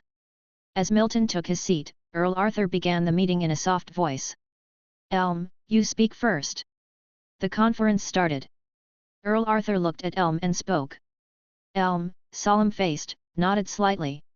Then he began, the Black Robe Seekers Club's wizard apprentices have started to move. According to the secret information from the dark web, traces of Black Robe Seekers Club's wizard apprentices have been found in Four Seasons City, in the south of Far East Territory, and in Confrontation City in the north. These wizard apprentices aren't disguising their traces at all, and their target is directly the Golden Lion family. Elm's voice was grave, and Milton, seated at the round table, was listening with full attention. Completely undisguised, are they that confident? Milton was startled. He didn't doubt Elm's words. As Elm said this in such an important family conference, the information must be accurate. Milton was also familiar with the Dark Web, a vast intelligence organization operating in the Far East Territory, and Elm was in charge of this organization. Were only these 2 cities found with the wizard apprentices' traces? How many people in total? After Elm finished speaking, Earl Arthur continued asking. Milton realized that his father probably already knew this. What Earl Arthur asked Elm now, was for his benefit as well as William's. Four Seasons City and Confrontation City are confirmed spots where the Black Robe Seekers Club's wizard apprentices were discovered. A total of 4 people. Elm spoke word by word. Milton and William were listening very seriously. 4 people? Shall we make the first move and intercept them directly? Bender. William spoke up, a kill intent in his voice. Hearing William's words, Earl Arthur shook his head and said. Impossible. Their deliberate exposure of their tracks could be a bait to draw us out. There might be an ambush hidden in the darkness. Finishing his sentence, Earl Arthur looked at Milton Cheney and continued. Milton, any common factor between the locations of confirmed and suspected wizard apprentices' traces? Common factor. Milton looked back at Earl Arthur, pondering. The several places Elm had mentioned emerged rapidly in his mind, then Milton started connecting these places. However, after some consideration, he did not find any special common factor. If there was a common point, it could only be. They are all far away. Milton asked rather uncertainly. His rationale was simple. Both southern Four Seasons City and northern Confrontation City were at the very edge of the Far East Territory, very far from the Golden Lion family's core area. As for Easton Plain and Blackstone Tavern, they were beyond comparison. Strictly speaking, these two places weren't part of the Far East Territory. Without any doubt, all the four places were very far from the core area of the Far East Territory, the Golden Lion Estate. Hearing Milton's words, a hint of praise appeared in Earl Arthur's eyes. That's right, they are all far away. So why did they choose to expose their positions in cities so far from the Golden Lion Estate? Earl Arthur asked Milton again. Milton knew it was his father's deliberate guidance, so he pondered a bit. The people from the Black Robe Seekers Club could entirely hide their traces, but instead chose to expose them. Moreover, they did it in the two farthest cities from the Golden Lion Estate. To say it was due to their arrogance, disregarding the Golden Lion family entirely and not caring about their exposure, Milton wouldn't believe it. So, what could the reason be? Suddenly, an idea came to Milton. Could it be a feint? The wizard apprentices in Four Seasons City and Confrontation City deliberately exposed their tracks. At the same time, there could be wizard apprentices who have hidden their tracks, and these wizard apprentices, maybe. At this point, Milton paused, and then continued, maybe they're already nearing the estate. Milton didn't know whether his guess was correct. He just thought of it on a whim, and thus he voiced it without hesitation. A feint? That's a fitting description. Earl Arthur responded surprisingly. Pretty much, my thoughts are similar to Milton's. The wizard apprentices who voluntarily exposed their own traces in Four Seasons City and Confrontation City might just be attempting to let our guard down. Since they can willingly expose their tracks, they can also naturally hide them. As I know, there are far more than just 4 or 5 wizard apprentices in the Black Robe Seekers Club. An attack from the Black Robe Seekers Club might occur within the next few days. Milton is right, the Black Robe Seekers Club's wizard apprentices might already be close. Earl Arthur scanned the room and spoke. His voice might have been soft, but everyone heard it clearly. As expected. Milton's guess was correct. His thoughts overlapped with Earl Arthur's. Chapter 41, Strength, Speed, Reaction. After the family conference ended, Milton Cheney and others left the conference room in turn. William needed to return to the underground palace to lead the family shadow guard out. The Golden Lion family naturally didn't train the shadow guards to keep them in the underground palace forever. Bender. Meanwhile, Elm had to manage the dark web, which related to intelligence and was extremely important. Earl Arthur didn't arrange anything for Milton Cheney. Therefore, Milton Cheney ended up being the one most at leisure. Having nothing to do, Milton Cheney decided to go to the training ground to test his physical fitness. After all, even though he knew he was strong after breaking through to become a Grand Knight, he didn't have a concrete concept of it. The Far East Territory, Void Mountain, in the forest. Void Mountain is a small mountain in the Far East Territory, not more than 100 miles away from the Golden Lion Estate. Although the Far East Territory is located in the prosperous East River Province, it's not devoid of dangerous terrains. Void Mountain is a small, unattended mountain range in the Far East Territory, akin to a deserted area. The forest here is very dense.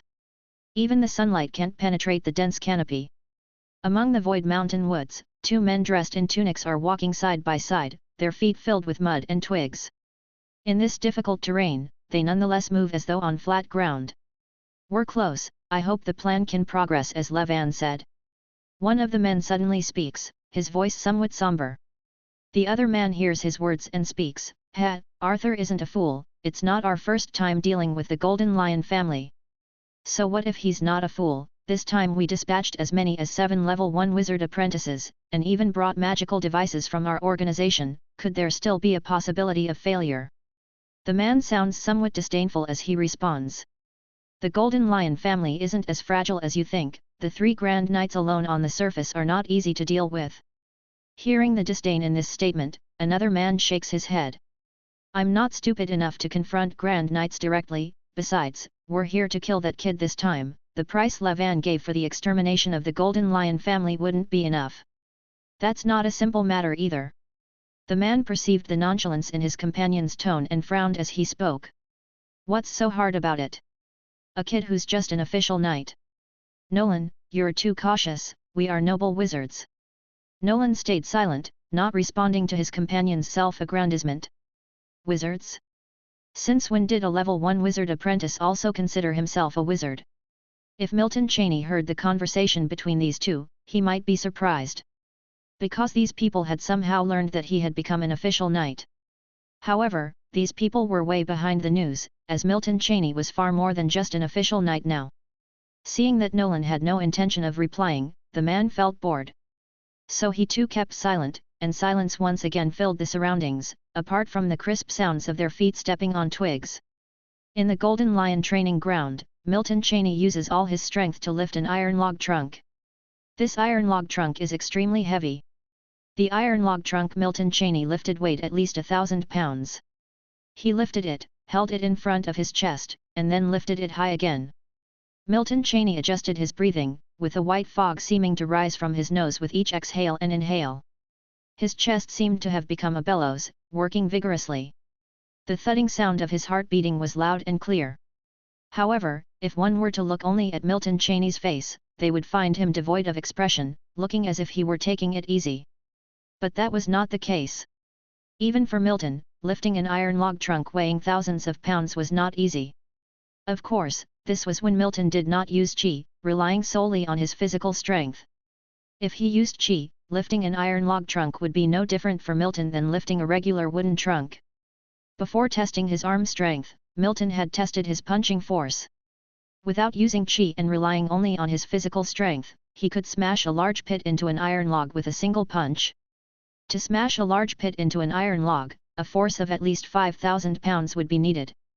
Without using chi, Milton would not be able to lift anything weighing 5,000 pounds. If he did use chi, he could even break an iron log in half with a direct hit. This is the primary difference between a Grand Knight and an official knight. A casual strike from a Grand Knight using chi has more power than the force of an official knight using knight skills. This is precisely why Grand Knights are extremely rare in the kingdom. In the entire Frostwinter Kingdom, the number of official knights, both in the open and hidden, could possibly be in the thousands. The Grand Knights, however, number no more than 100. As for the higher-ranked epic knights, you could count that number on one hand in the entire kingdom. Next, Milton tested his speed. He covered a distance of 100 meters in just 3 seconds. One should know that in the Blue Star of Milton's previous life, the fastest person on the planet took more than 9 seconds to run 100 meters. 3 seconds and 9 seconds may seem like only a threefold difference, but Milton understood that the calculation wasn't that simple. For example, at this time, if Milton relied solely on his physical condition, it would be challenging to improve his speed by even 1/10 of a second. And that's just for 100 meters. A knight's strength is not in running 100 meters. A knight's power lies in their explosive force and endurance. If the 100-meter distance was shortened to 10 meters, Milton's instantaneous burst of speed would take only the blink of an eye. If the 100-meter distance was extended to a kilometer, Milton could maintain his speed of 100 meters in 3 seconds. If he supplemented it with chi, his speed could go even faster. As for the speed of his nerve response, although Milton can't test it specifically, he feels he can easily dodge bullets from his previous life. Milton is no stranger to how fast bullets are. In his previous Blue Star existence, he had been to the shooting range and handled real guns. A bullet fired from an ordinary handgun travels at a speed of about 200-400 meters per second. Rifle bullets travel even faster, at 600-900 meters per second, and high-velocity automatic rifles can reach speeds of a kilometer per second.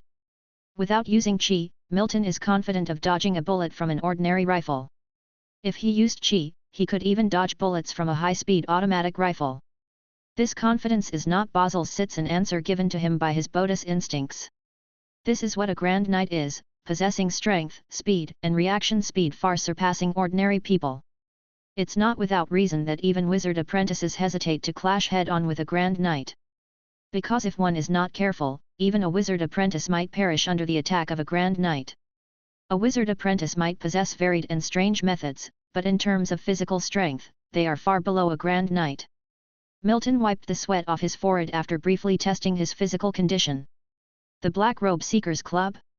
Milton murmured to himself, now even looking forward to the members of the Black Robe Seekers Club making their move.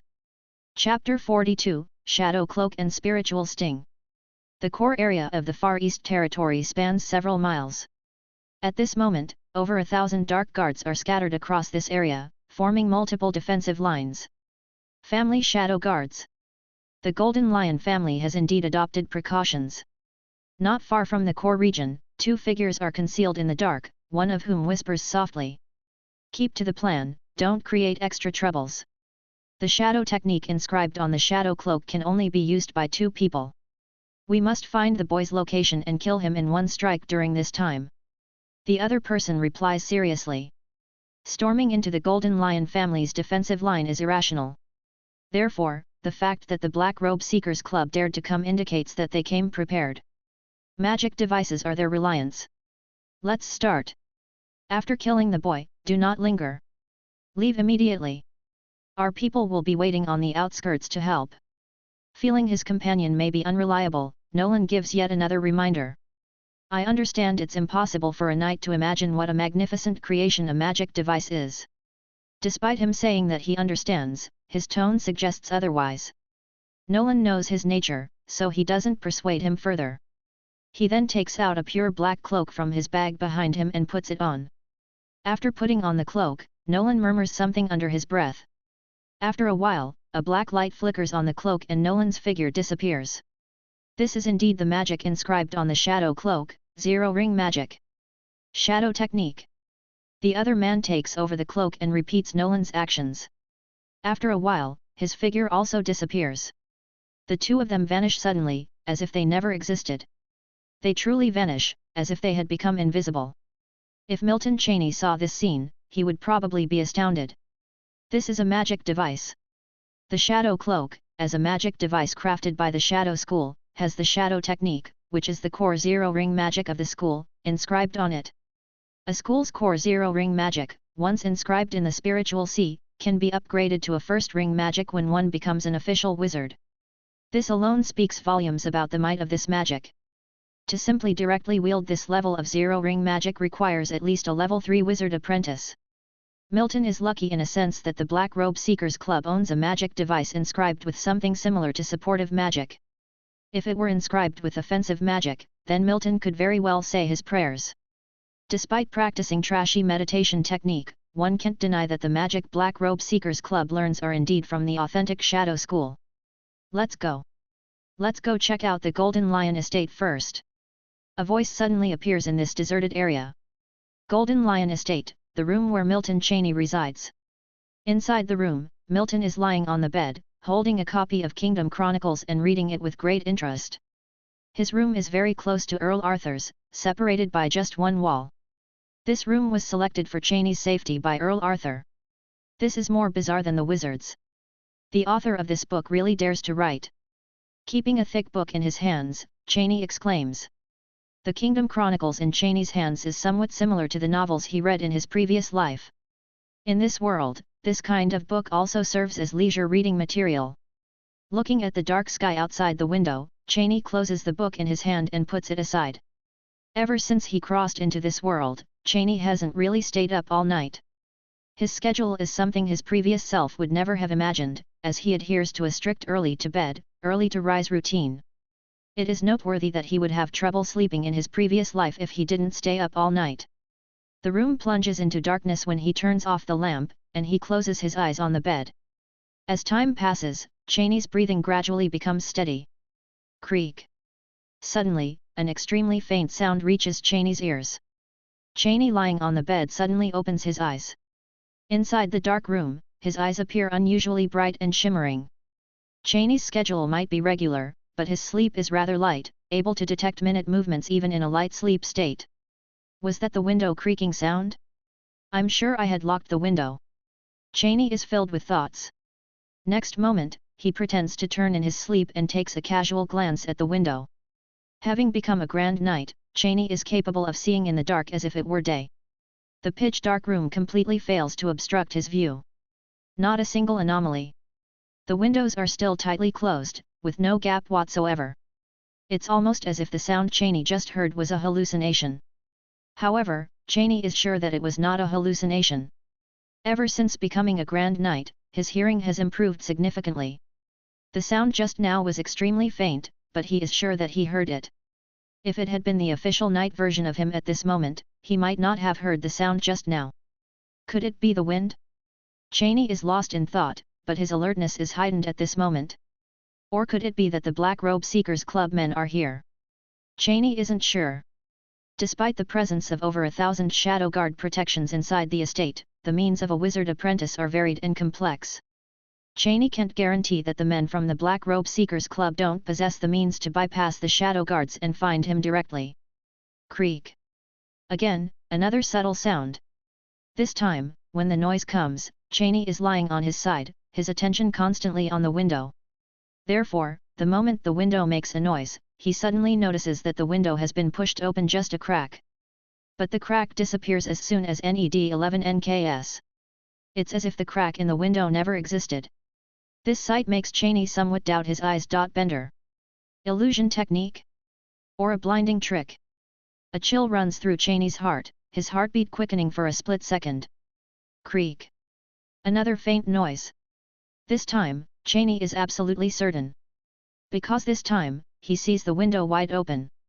No figure stands behind the window as Cheney had imagined. There's no one behind the window. Suddenly, Cheney seems to see a pair of profound eyes behind the window. The next moment, he feels a quake in his mind as if a massive sound rang next to his ears. Black Robe Seekers Club. Damn it! Zero Ring Magic Spiritual Sting. The Zero Ring Magic inscribed in Nolan's Spiritual Sea hits Cheney's Spiritual Sea in an instant. The next moment, the other man also makes a move. Zero Ring Magic. Shadow Touch. From the darkness, a few transparent tentacles suddenly appear, aiming straight for Cheney's neck. But Cheney's reaction is extremely quick. The sensation of a concussion in his brain only lasts for a moment before he recovers. He recovered so fast? How is that possible? Seeing the clarity in Cheney's eyes, Vicente is shocked. The speed of the shadow tentacles suddenly increases. Chapter 43, Be Careful. The plan of the Black Robe Seekers Club could be said to be flawless. Zero Ring Magic enhanced by a magic device, combined with the tacit cooperation of Vicente and Nolan. If Milton Cheney were a peak knight at this time, he would likely have been seriously injured in an instant. And this is because his spiritual attribute is higher than that of ordinary people. If Milton Cheney's spiritual attribute were only 1, and his realm only an official knight, he might already be a corpse at this time. Unfortunately, however, Milton Cheney right now is a Grand Knight, and a Grand Knight with a spiritual power far superior to ordinary people. So, this Zero Ring spiritual magic did hit Milton Cheney, but he recovered quickly. Seeing Milton Cheney recover so quickly from the spiritual sting, and easily break a few shadow tentacles, Vicente's expression drastically changed. You should know that shadow technique is not omnipotent, it also has its drawbacks. That is, the enhanced shadow technique will fail instantly when they use their magic. However, this is not a fatal drawback in itself. If they can kill Milton Cheney at the moment they take action, whether the shadow technique fails or not is not important. But at this moment, this drawback is somewhat fatal. The information is wrong, Vernon isn't an official knight at all, he's a real Grand Knight. Shit. This is the only thought in the minds of Vicente and Nolan at this moment. They experienced what Cody had felt back then. Confidently taking action, only to find that their enemy is vastly different from what they had imagined. What kind of information did that old man give? Damn, the most crucial realm is wrong. Zero Ring Magic. Shadow Ball.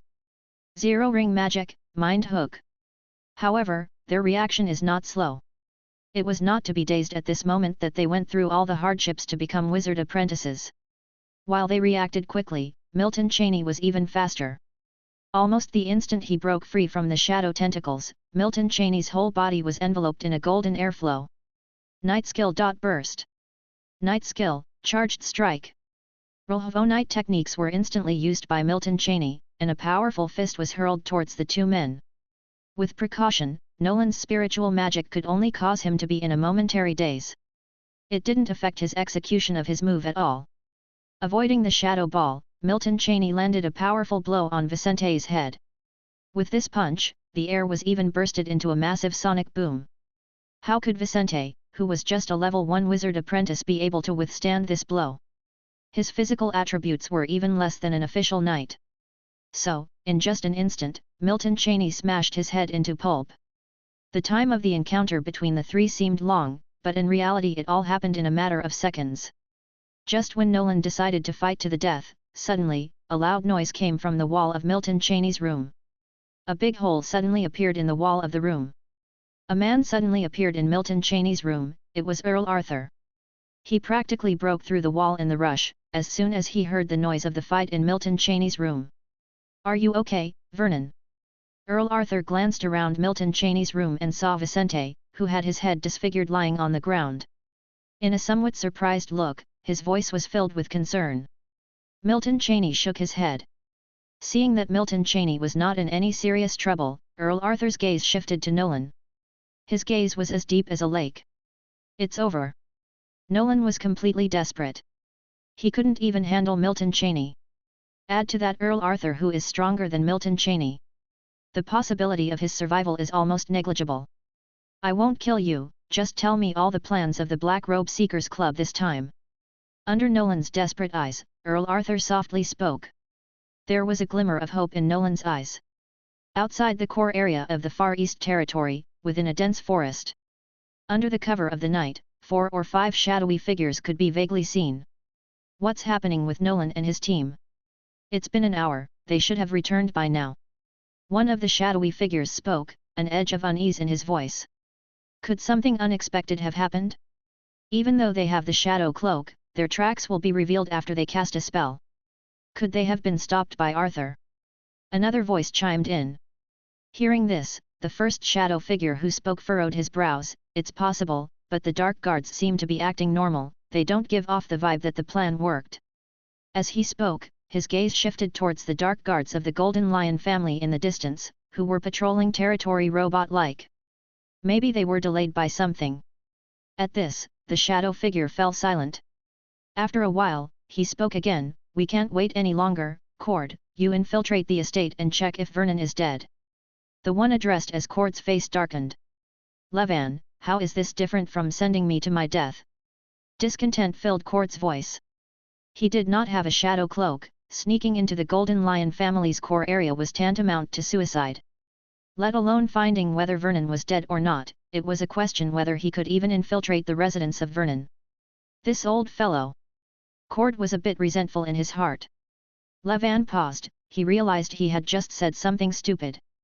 "So we wait a bit more," Levan said, sighing inside his heart. This time, to convince the other members of the Black Robe Seekers Club to act against the Golden Lion family, he had paid a hefty price. Angering the others present now was obviously irrational. But who could remain sane after their child was killed? Suddenly, Levan saw a faint light in the distance. His face showed a trace of joy, thinking it was Vicente and Nolan returning. But the next moment, his joyful demeanor changed drastically. "Watch out!" Loudly yelling, Levan didn't even care about hiding his tracks. The 4 people around him heard Levan's yell. Though they didn't know what had occurred, their bodies instinctively dodged to the side. In the cloak of the dark night, an arrow swiftly shot towards them, aiming directly at the wizard apprentice present. The arrow whistled in the wind, becoming a deadly weapon under the cover of the dark. Levan instinctively dodged, but the arrow was not aimed at him. Shit! This was the sound of an arrow penetrating the body. Even though Levan had shouted a warning, only he and Cord could react in time.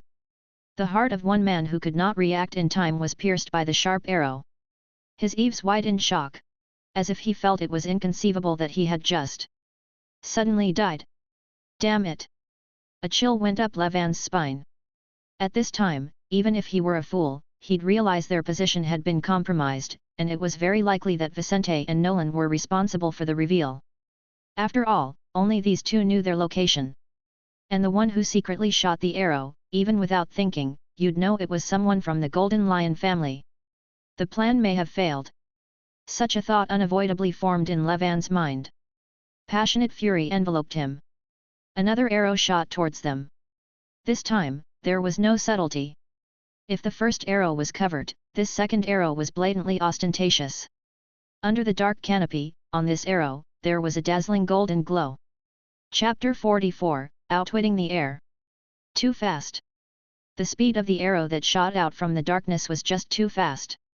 And its target was Levan, who had just stabilized himself. Zero ring magic, Shadow barrier. A faint black semicircular light shield instantly enveloped Levan's body. But at the moment the arrow arrived, this hastily activated zero-ring magic seemed extremely fragile. The golden arrowhead and the shadow barrier merely collided, and the barrier exploded into countless points of splendor. Rib. Levan tried his best to dodge, but his shoulder pad was ripped open, leaving behind a line of blood beads. "Find the person shooting arrows from the shadows!" Levan shouted in shock and anger. Actually, even if Levan didn't say anything, the members of the Black Robe Seekers Club in the area had already reacted. The panic was gone, and now their hearts were filled with anger. They were wizards. How dare someone treat them like prey? This was unacceptable to them. Milton Cheney was the one hiding in the shadows and shooting the arrows. At this moment, Cheney's eyes were calm. He gently placed his longbow on the ground and drew the Lionheart sword hanging at his waist. At the same time, the surrounding family shadow guards of the Golden Lion family charged towards them. An explosion resonated in the sky, and a red flare painted a small part of the sky. Lucky! Milton Cheney said to himself. His luck truly was good, for he had blundered into one of the 3 potential meeting points for the Black Robe Seekers Club members that Nolan had identified. Over there! Levan spoke, and the surrounding people were not blind. How could they not see such a large flare? However, in the next moment, Levan was surprised and annoyed. You all! The hidden archer was indeed found, but his comrades had all run away. That's right, they all ran away, turned around and ran away. The Black Robe Seekers Club members present were no fools, in fact, they were sharper than anyone else. The hidden archer was indeed found, but based on the arrows fired, it was clear that the person hiding in the dark was a Grand Knight. The glowing golden arrow and the rank of Grand Knight pointed to only one person from the Golden Lion family, Earl Golden Lion Arthur. Although they were angry, they also knew one thing: picking a fight with the Golden Lion family and Arthur was suicide. Not everyone knew, but the Black Robe Seekers Club members were well aware that Arthur was not just a regular Grand Knight. A swarm of dark guards were closing in from all sides, too. With the flare now signaling for backup, who knew if Arthur's 2 mad dogs would also arrive? 4 level 1 wizard apprentices against 3 experienced Grand Knights? They didn't stand a chance. So, their first choice was to abandon Levan and run for their lives. After all, their own lives mattered the most. What the? Cheney chuckled in the distance. With his exceptional eyesight, he clearly saw everything that unfolded. He certainly didn't expect the proud wizard apprentices to choose to run away immediately after he fired 2 arrows. However, if Cheney knew that these wizard apprentices had mistaken him for his father and therefore ran away, he would probably laugh even harder. A wonderful misunderstanding. The Black Robe Seekers Club members were convinced that the hidden archer must be Arthur, so they made this unwise choice.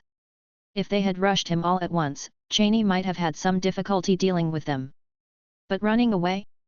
It definitely was not wise. Run? Do you think you can escape? Watching the direction in which these people were running, Milton Cheney sneered inwardly. Why is there one who hadn't fled? Could he be a level 2 wizard apprentice? Milton's expression hardened as he observed Levan, who remained immobile. He chose not to take the initiative to attack, now knowing that his own position must have been exposed. His current plan was to buy time. But he was also puzzled: if the person was a level 2 wizard apprentice, why was he injured by an arrow? He had noticed Levan's shadow barrier being shattered by his arrow moments ago.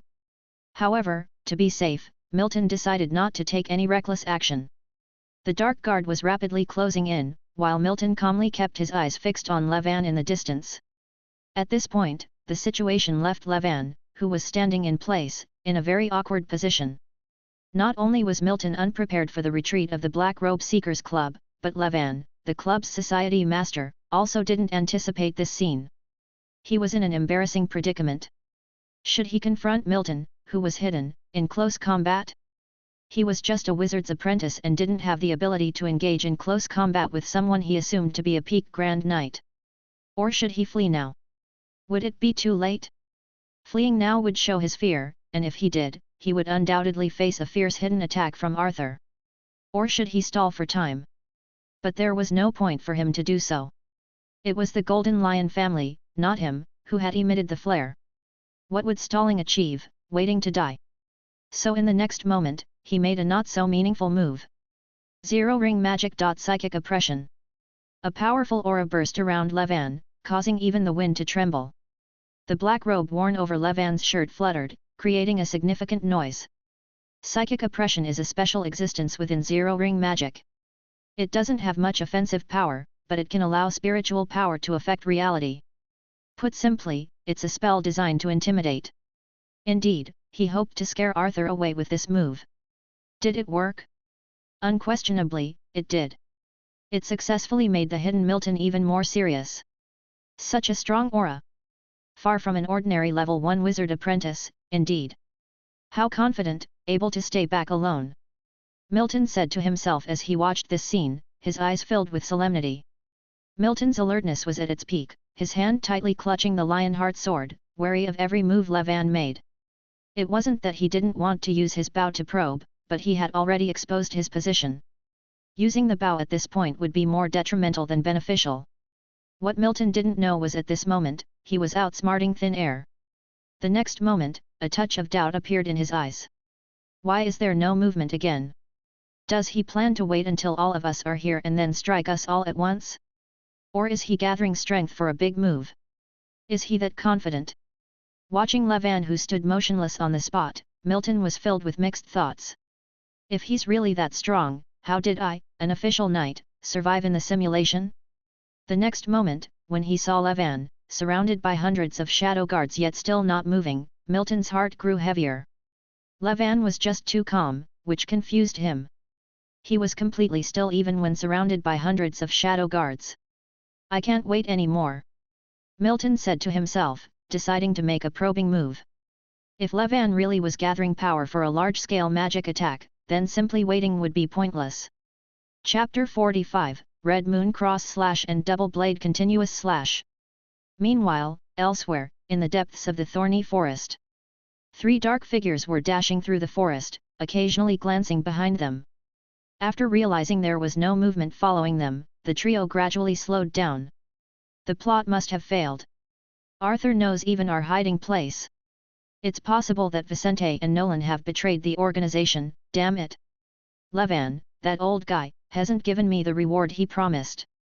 One of them spoke, his face gloomy, his tone full of anger and unwillingness. Forget about the reward, it's a question whether Levan can survive at all. I told him a long time ago that the Golden Lion family is not that easy to handle, but he didn't listen. He deserves to die. Another voice chimed in, its tone complex. Humph, good riddance. What qualifications does a waste who has practiced the meditation technique all his life and is still a level 1 wizard apprentice have to lead the Black Robe Seekers Club anyway? Might as well help us stall Arthur. Having said this, the person looked back, his heart slightly trembling. After seeing that no one had caught up, he breathed a sigh of relief. Let's go quickly, it's not safe here either. We should leave as soon as possible. If everything goes as planned, we should be out of the Far East territory by tomorrow. As his words fell, the 3 of them quickened their pace again. But as expected, things did not go according to plan. Next moment, the unexpected happened. I'm afraid you guys won't be able to leave. In the dead of night, an exceedingly faint voice echoed. Night skill, shockwave slash. A flashing blue light streaked by, as a head was sent flying. The sound of gushing fresh blood was crystal clear in the black night. It's an ambush. The reactions of the remaining 2 were extremely swift, realizing almost the instant the blue light flashed. Zero-ring magic. Shadow ball. Zero-ring magic, Hand of Shadow. Almost instantly, 2 spells rolled one after the other towards the shadowy spot where the attack had originated from. After severing a head, Elm did not hide his intentions. The night sword in his hand swung, and a bright blue airflow burst around him. Die! With not a bit of defensive posture against the magic, Elm fiercely faced the 2 spells, his night sword slashing towards the 2 in front of him. When the spells collided with Elm's body, a loud sound echoed. A streak of madness gleamed in the eyes of the 2 wizard apprentices who had cast the spells. They never expected that someone dumb enough to block magic with his body existed. What they didn't see, however, was the cold sneer and mockery on Elm's face. Elm's sword did not slash towards them. Because the lethal blow for them was not Elm's desperate attack carrying their spells. It was coming from behind them. Night skill, crimson moon cross / A dazzling red light illuminated the thorny forest. This strike was lethal. Elm's desperate demeanor and that word die hadn't made them wary of their backs at all. Therefore, when they felt a strong wind from behind, it was already too late. They were unable to use the magic inscribed in their spiritual sea in such a short time. Without a doubt, they were reduced to minced meat on the ground. But William, who had launched this attack, showed no signs of joy. In fact, he didn't even glance at the minced meat on the ground. Instead, he frowned and spoke, "Actually, we didn't have to do it this way. Even if we confronted them head-on, they wouldn't have had the ability to resist. This was too risky." While speaking, William got closer to Elm and helped him up. The power of a wizard's magic is astonishing, and the magic of a wizard apprentice is no less so.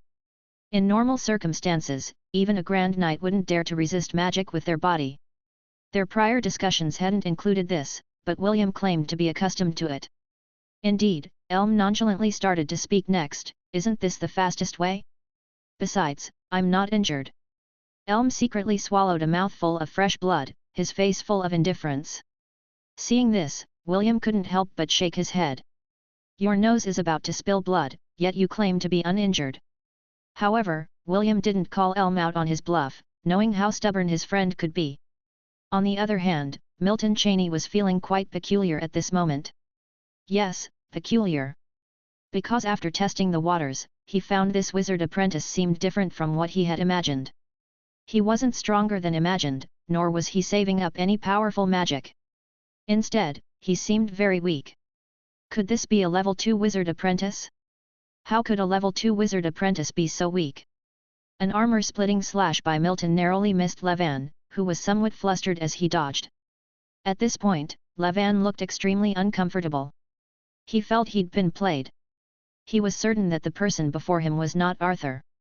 And the person who wasn't Arthur was not a stranger either, it was Vernon Wesley whom they had been trying to kill by hook or by crook. Vernon is a grand knight? How is that even possible? Levan felt like his last few decades of experience had been overturned. The moment Vernon revealed himself and attacked him, Levan felt as though the world he knew had changed. Vicente and Nolan's failure made sense now. Damn it! Trying to ambush a grand knight who was prepared beforehand, success would be a miracle. Zero ring magic. Hand of shadow. Once again dodging a magic attack from Levan, Milton was now quite sure. He was sure that the wizard apprentice before him was not pretending to be weak, but was genuinely weak. "So I've been engaging in a battle of wits and strength with thin air." Realizing this, Milton was somewhat dumbfounded. Why would a level 1 wizard apprentice like you not escape with your companions and instead stand your ground pretending to be undefeatable? Now, with hundreds of dark guards surrounding you, even with me, a grand knight, you probably can't escape. Moreover, the signal flare I've just launched wasn't for show, Earl Arthur should be arriving soon. So, what's your game? Are you courting death? Milton felt slightly embarrassed in his heart, having been fooled despite his worldly experience. But only slightly, after all, this wizard apprentice's pretense had been so convincing he really thought he was dealing with someone important. The next moment, Milton went all out, signaling the surrounding dark guards to join in the attack. The dark guards had been surrounding but not attacking Levan until now, as per Milton's instructions. After all, Milton didn't know how powerful this wizard apprentice was initially and wouldn't willingly send a bunch of quasi-knights to their deaths. Now that he knew this wizard apprentice was merely pretending to be strong but wasn't actually strong, he naturally had no more worries. Knight skill, burst. Knight skill double-edged continuous slash. A golden airflow burst around Milton, finally swirling onto his hands and the Lionheart sword. Levan couldn't block this attack. A flash of golden light streaked past, immensely conspicuous in the dark night. Simultaneously, this flash of golden light brought several droplets of blood flying through the air. Chapter 46 Total Annihilation. Levan's gaze suddenly became somewhat dazed. With his throat cut open, he seemed to feel the wind entering his mouth through his gullet. He could feel the fresh blood gushing out. He knew that there was no hope for him to survive at this point. Before his death, many things floated before his eyes, like several light screens sliding past, one after the other. Decades ago, he had resolutely boarded the ship to the wizard continent with his companions. What were his original intentions at the time? Perhaps it was just the spirit of youth. And what about his companions now? Some seem to have stayed forever on the wizard continent, while others also died on the subcontinent. It seemed that he was the only old fellow from that group who went to the wizard continent and still alive. Now, am I going to die? Levan's mind was tilled with chaotic thoughts, with the latter thought consuming his entire mind. In the end, he seemingly closed his eyes a little bit reluctantly. He didn't die with his eyes open. On the contrary, dying at the hands of Grand Knight Cheney, who was only 18 years old, might have been a decent end. He never heard of anyone who became a Grand Knight at the age of 18. But he was not ready to leave this world yet. At the next moment, endless dark guards' knight's swords instantly pierced through Levan's body. Levan fell to the ground and could never stand up again. Looking at Levan, who had fallen to the ground and could never stand up again, Cheney's eyes were filled with tranquility. Levan could be regarded as the third wizard apprentice who Cheney had killed on the battlefield after arriving in this world. But Cheney knew that Levan would certainly not be the last. He had no strange emotions in his heart. On the contrary, Cheney's mood at this moment was calm like a deep, serene pond. This world is like that, with the law of the jungle almost pervading everyone. Nobles should be more noble than civilians, and wizards should be above others. Cheney didn't have the power to overthrow the class concept that pervades everyone, nor did he want to overthrow it. If he was not a Grand Knight today, but an ordinary official knight, he might be the one who could never stand up again. Father. Looking at Arthur, who was approaching him with heavy steps, Cheney slightly bowed and spoke. Earl Arthur had actually been here for a while, but he didn't intervene when he saw Cheney and Levan's fight. Very good. Earl Arthur spoke softly, with a hint of satisfaction overflowing in his tone. At the next moment, Earl Arthur spoke again. Both William and Elm are lurking deep in the thorny forest. That's one of the 3 places that one must pass through on their way out of the Far East capital. They may have accomplished their mission by now. Hearing what Earl Arthur said, Cheney nodded. He naturally understood this, as Earl Arthur hadn't hidden his orders to William and Elm from him earlier. Indeed, no sooner had Earl Arthur spoken these words than Cheney saw 2 figures emerge from the thorny forest under the cover of night. It was William and Elm. William was holding 2 heads in his hands, plus the one in Elm's hands. It was precisely those 3 who had escaped. Upon seeing this scene, Cheney finally breathed a sigh of relief. In addition to the 2 killed by Cheney, the 3 intercepted by William and Elm, and the 2 who tried to assassinate Cheney but got backfired. With this, all 7 wizard apprentices from the Black Robe Seekers Club who had entered the core area of the Far East Territory were completely annihilated. And the losses of the Golden Lion family are close to 0. Except for Elm's slight injury, none of the Golden Lion family or even the Dark Guard lost their lives. All 7 wizard apprentices failed to inflict any harm on the seemingly declining Golden Lion family. Golden Lion family barely took any action. But Milton Cheney understood in his heart that this was not because the Golden Lion family was exceptionally strong. Despite the Golden Lion family being powerful, the primary reason was the weakness of the Black Robe Seekers Club. So weak that it does not deserve to be called a wizard organization. On any wizard continent, the weakest wizard organization should at least have a level 3 wizard apprentice, otherwise, it could be exterminated at any time. A level 3 wizard apprentice could easily destroy the entire Golden Lion family. However, the Black Robe Seekers Club seems to have no level 2 wizard apprentices at all. Those who were most likely to become level 2 wizard apprentices were killed by William and Cheney in Far East City. So, despite the great victory in this battle, there was still no disdain for wizards in Cheney's heart. On the contrary, his intention to become a wizard has only strengthened. Master, young master, all 3 wizard apprentices who passed through the thorny forest have been beheaded. William and Elm approached Arthur and Cheney's location, glanced at Levan on the ground, and spoke softly. Arthur nodded, his gaze lingered on the skulls held in the hands of William and Elm for a few seconds. Let the Dark Guard handle these wizard apprentices' corpses, burn them cleanly and scatter the remains. Earl Arthur spoke indifferently. William and Elm handed over the skulls in their hands to the Dark Guard, then gestured towards the corpses of the wizard apprentices deep in the jungle. The Dark Guard began to take action, leaving only Cheney and the other 3 behind. Let's head back to the estate for now, and keep on high alert for the next few days. Who knows if the Black Robe Seekers Club has any more tricks up their sleeve? Although Earl Arthur knew that the Black Robe Seekers Club probably had nothing left to play, he still instructed. The three of them nodded and then left one after another. On the way back to the estate, Cheney rubbed his temples lightly. Was I forced to stay up late today?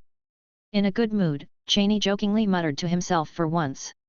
However, he didn't feel tired at all. A grand knight could stay fully energetic even after 3 days and nights without sleep.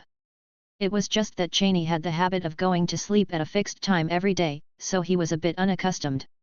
Of course, if he became a wizard apprentice, he wouldn't need to worry about sleeping, since wizard apprentices could replace sleep with the meditation technique. However, after returning to his room in the estate, for the first time, Cheney didn't feel drowsy. It's been repaired so quickly. Cheney was somewhat surprised. Upon entering his room, he instinctively glanced at the wall which Arthur broke through. The wall, which originally had a large hole, was now perfectly mended, though some differences could be noticed upon close examination. Lighting the oil lamp and lying on the bed, Cheney picked up Kingdom Chronicles at his side.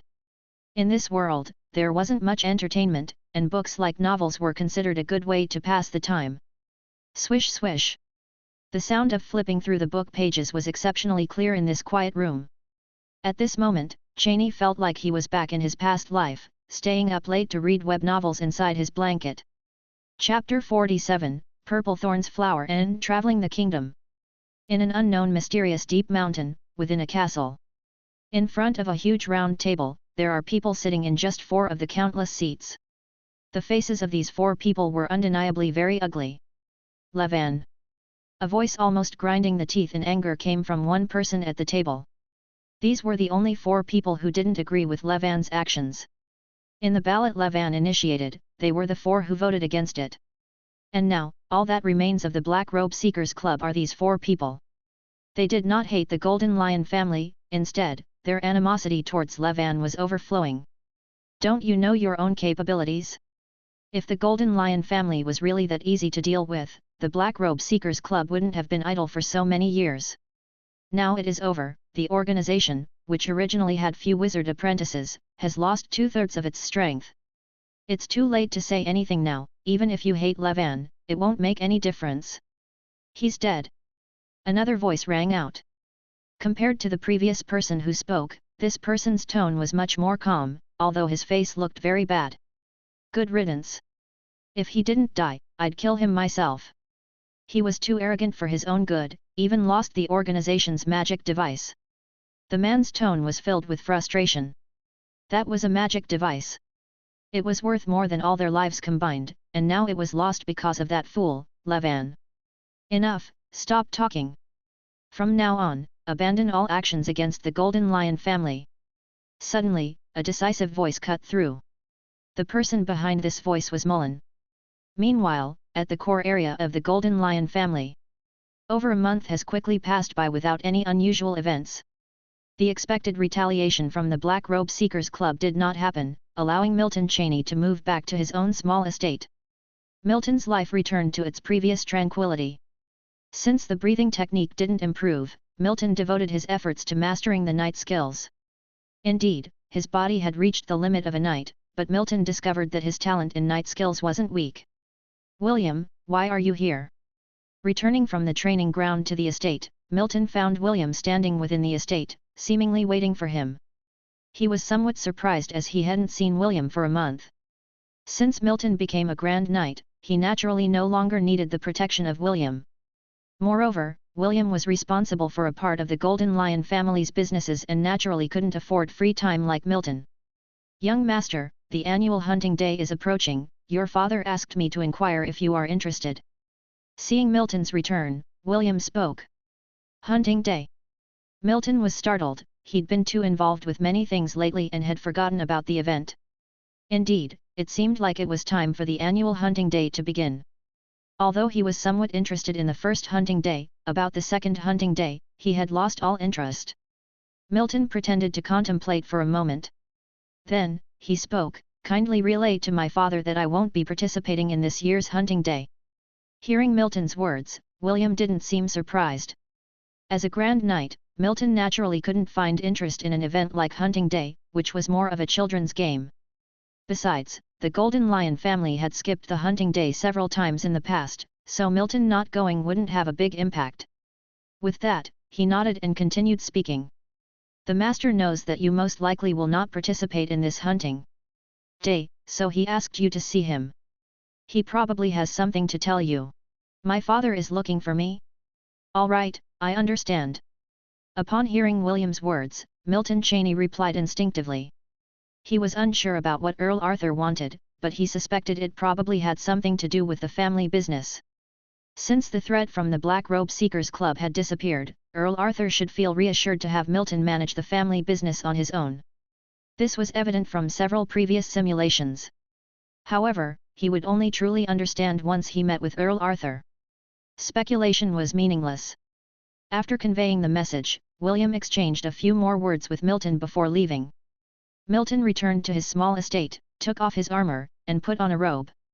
Then he went to the family bathhouse for a bath, considering he had just returned from the training ground, and his body felt sticky. After bathing, Milton got dressed in fresh clothes and headed towards the Golden Lion estate. These days Earl Arthur was always inside the core area of the Golden Lion estate, rarely leaving. This was to prevent any ambushes from the Black Robe Seekers Club. Luckily, the people from the Black Robe Seekers Club were sensible.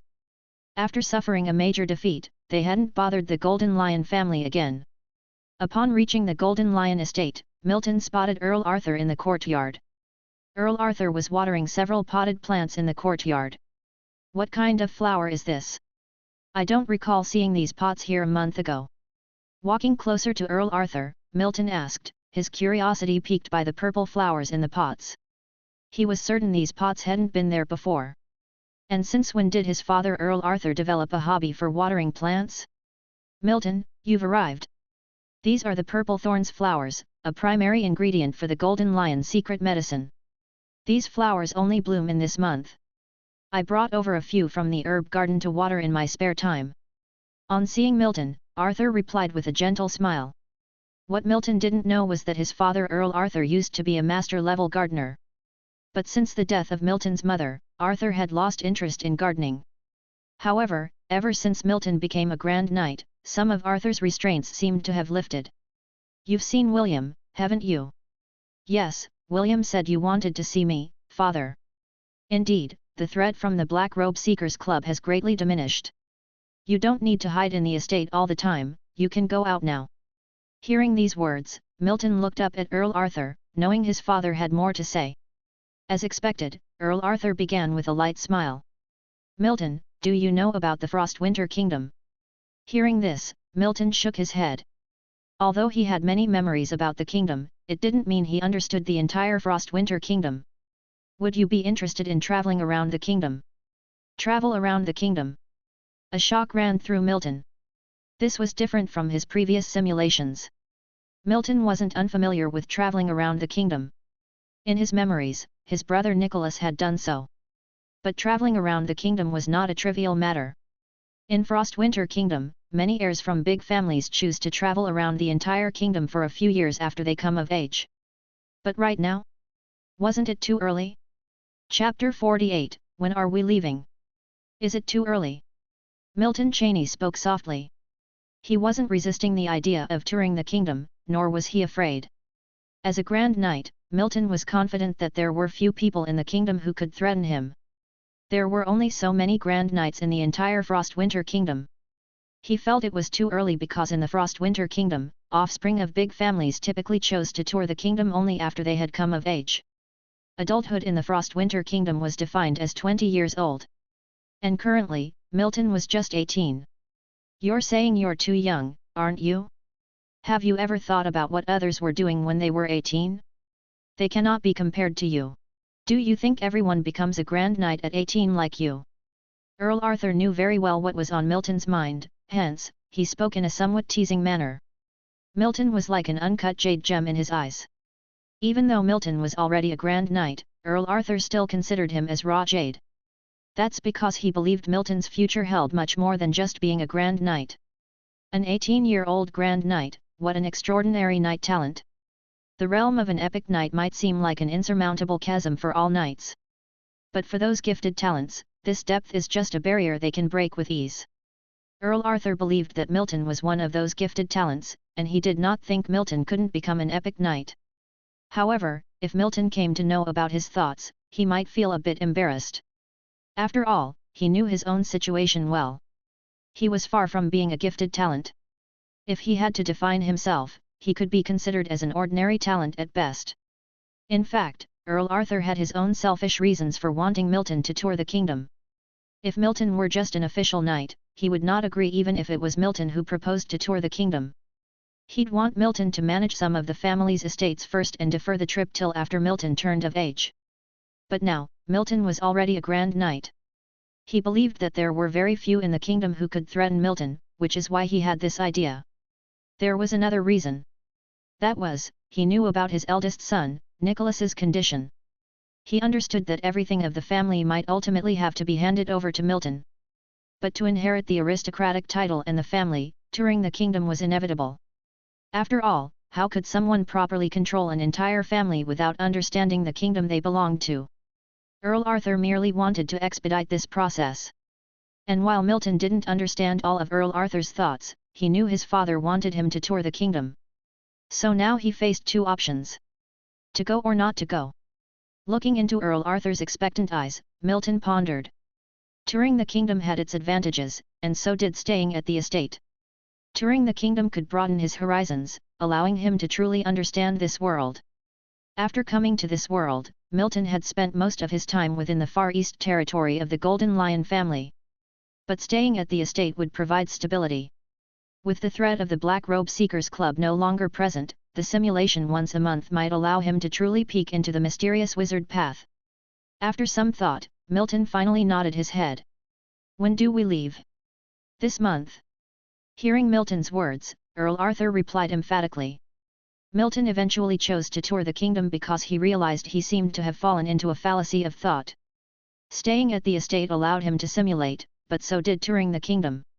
The simulator was not bound here, it wouldn't stop working if he was not here. If the simulator really was bound to one location, then naturally Milton wouldn't venture out till he was invincible. But his simulator could be used everywhere. Touring the kingdom would not interfere with his simulations. Another reason was that he would have to tour the kingdom sooner or later. Because he was now a grand knight, his father, Earl Arthur, would not agree to him staying at the estate forever. If he could achieve both, then why not? After he made his decision, Arthur began telling Milton about things he needed to be cautious of when touring the kingdom. Milton listened carefully. He knew these were the experiences of his father when he himself toured the kingdom. Time passed, and Earl Arthur said a lot, while Milton quietly listened on the side. Those are the points you generally need to keep in mind. Of course, these are just from experience. When you're actually touring the kingdom, the only one you can rely on is yourself. These words were spoken very earnestly and sternly by Earl Arthur. I understand. Milton responded softly. The phrase he'd told William, a fledgling will never become a mighty eagle under an eagle's wing, seemed to come into fruition now. This tour of the kingdom, without protection, he could only rely on himself. But Milton did not seem to have any other emotions. If he had to say, he might be a little expectant, looking forward to this trip across the kingdom. All right, you may go now. In the next few days, I'll arrange some things for you. Earl Arthur spoke, the seriousness on his face replaced by a relaxed expression. Milton nodded, bid farewell to Earl Arthur, and left the Golden Lion estate. Seeing Milton leave, Earl Arthur resumed watering the flowers. It showed that his mood was quite good at the moment. As he watered the flowers, he also pondered about what he should prepare for his son. You obviously wouldn't go touring the kingdom unprepared. Some preparation was necessary, and some things were indispensable. Unimportant things could be left behind, but one thing must be carried along.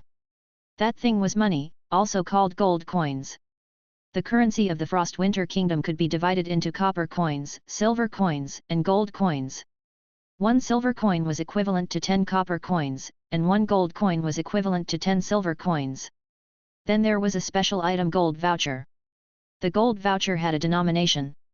For instance, a 100 denominated gold voucher could be exchanged for 100 gold coins at any bank in the kingdom.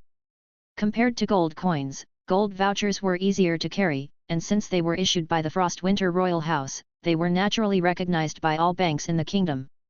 How much should I prepare? How about starting with 200,000? As he was watering the plants, Earl Arthur pondered.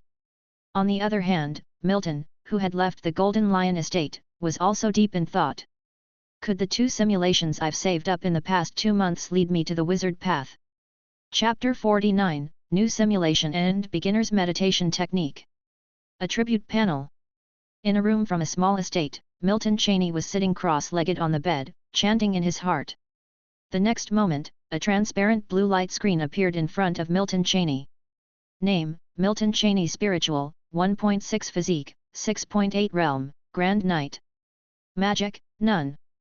Breathing Technique, Golden Lion Breathing Technique, perfect.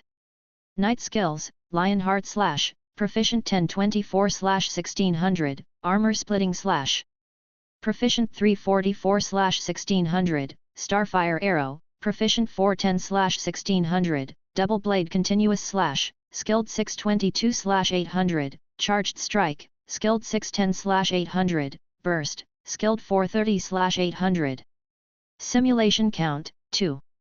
Milton Cheney focused on the column representing the simulation count. The number 2 came into view. Without using the simulator for 2 months, Milton Cheney had saved up 2 simulations which he planned to use together this time. Before traveling around the kingdom, Milton Cheney wanted to become a real wizard apprentice. Milton Cheney knew it might not be an easy matter, but he still wanted to give it a try. Milton Cheney began slaving some things into his subconscious. The next moment, a row of black characters surfaced. Do you want to start the life simulation? Yes. Without any hesitation, Milton Cheney answered yes in his heart. He decided not to shirk from something he decided upon. The simulation count had to be used sooner or later. Milton Cheney thought this was a good opportunity. Life simulation started. The simulator version is too low, it only supports text simulation. At 18, 7 people from the Black Robe Seekers Club launched a campaign against the Golden Lion family, but were completely annihilated. Your father wanted you to travel around the kingdom, you didn't refuse, and you began your journey that same year. At 19, you traveled to the west of the kingdom. The countless unique cities and scenery of the kingdom undoubtedly broadened your horizons. At 20, during your travel around the kingdom, you encountered several desperados, but the most powerful was just an ordinary official knight. Almost no one could threaten your safety. At 21, you arrived at the royal city, met your elder brother, visited the Wizards' Aid Society, and also met the mysterious attendant of the kingdom. At 22, you returned from your journey around the kingdom. The things you witnessed and learned from the journey benefited you greatly.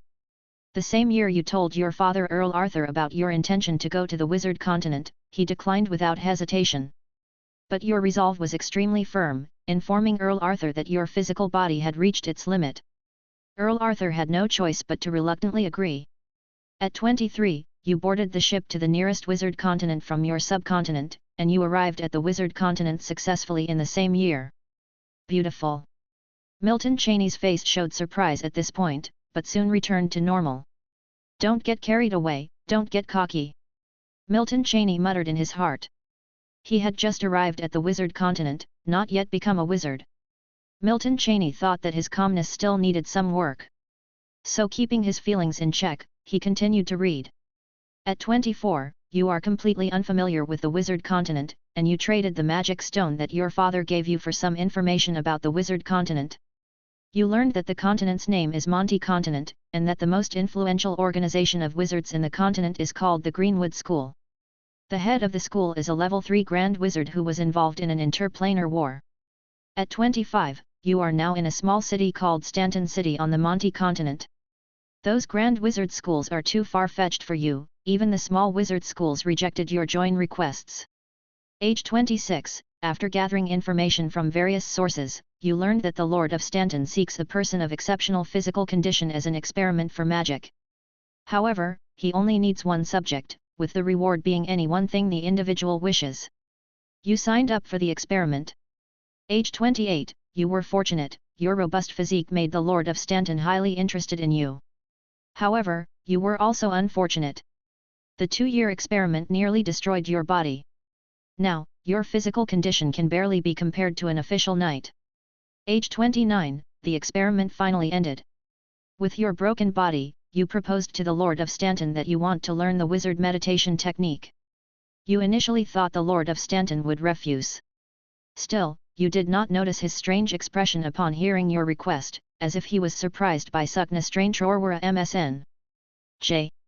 Age 30, the Lord of Stanton did not deceive you, and you got your wish to learn the wizard meditation technique. But you encountered a new problem, you cannot get started. Yes, no matter how much you practice meditation, you cannot get started. Age 31, information about practicing meditation is expensive.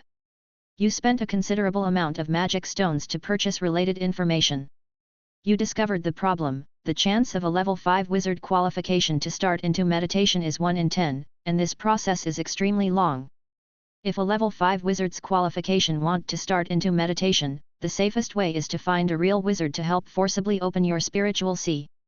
Age 36, during these 5 years, you have attempted to practice meditation almost every day.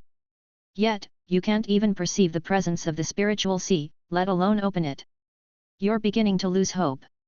Age 38, in desperation, you attempted to find the Lord of Stanton who initially taught you meditation. However, you could not find him. Age 41, another 3 years pass.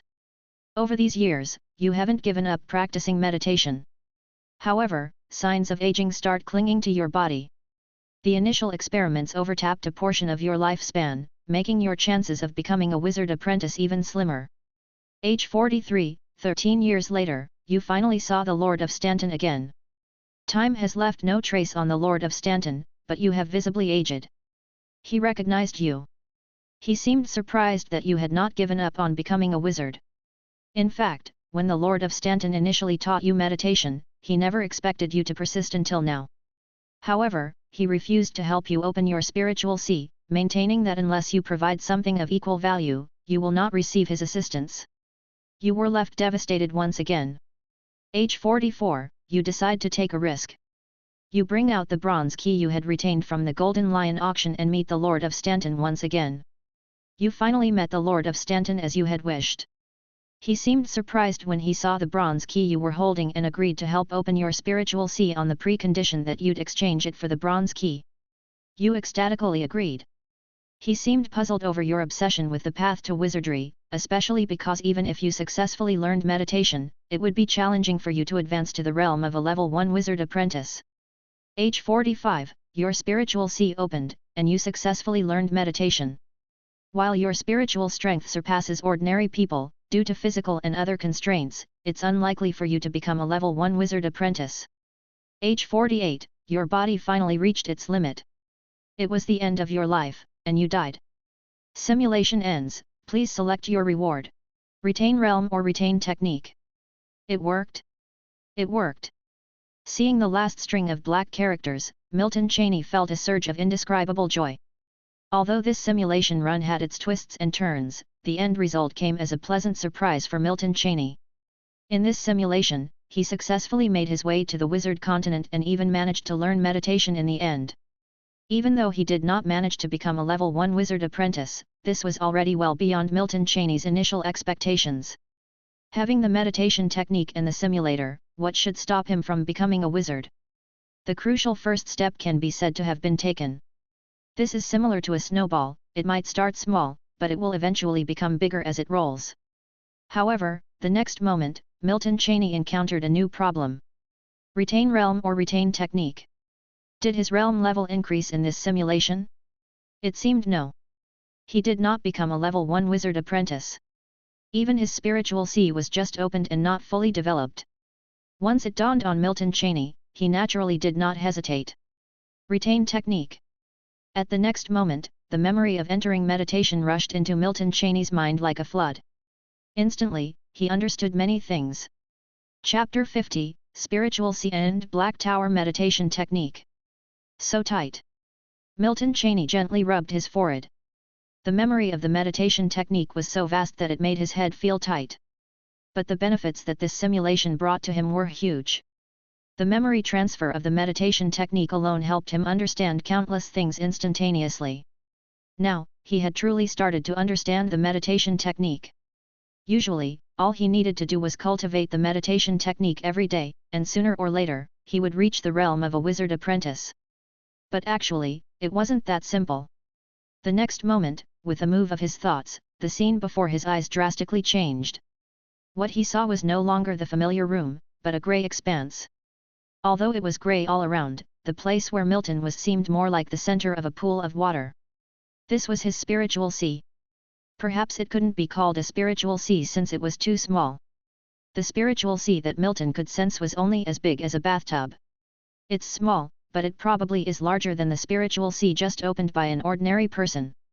Milton thought in his heart. The next moment, the scene in front of him returned to its former state. My current spiritual sea might just be able to barely imprint 20 ring magic skills. Milton muttered to himself. He wasn't disappointed, on the contrary, he was somewhat surprised. Because this wasn't a sign of a small spiritual sea, on the contrary, compared to the spiritual sea of an ordinary person who just started practicing meditation, Milton's spiritual sea was already quite large.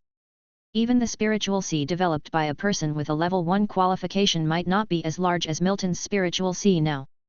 This underscored the benefits of having high innate spiritual power. Of course, it wouldn't be fair to compare Milton with a person of level 1 talent, because level 1 talent isn't about high innate spiritual power but about the improvement of the spiritual sea after mastering the meditation technique. Although Milton's body had strong innate spiritual power, the rate of improvement of his spiritual sea was extremely slow. But those with a level 1 qualification, despite their weak innate spiritual power, improve their spiritual sea extremely quickly while practicing the meditation technique. If Milton and a person with a level 1 wizard talent began practicing meditation at the same time, he might be overtaken in less than a year. But even so, Milton was satisfied, as he had a helper that others didn't. Milton sat cross-legged on the bed and began to operate the meditation technique. The next moment, he seemed to enter a state of emptiness. This state was somewhat similar to sleeping, but not quite the same as he could feel everything around him. If he had to describe it, it would be somewhat like sleeping with his eyes open. After operating the meditation technique, Milton could clearly feel something around him being pulled into his spiritual sea. This was a sensation he could clearly feel, and it was an extremely wonderful feeling. But, that speed. This is way too slow, wouldn't it take an eternity to become a wizard apprentice by meditating at this pace? After a while, a few light spots of unknown color merged into Milton's spiritual sea. And the increase of his spiritual sea was negligible. Milton felt a bit disheartened.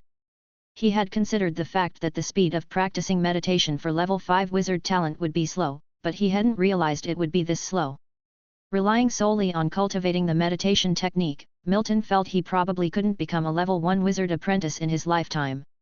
It was like filling a swimming pool with grains of sand, being given only 100 grains a day, and having to fill it 1 grain at a time.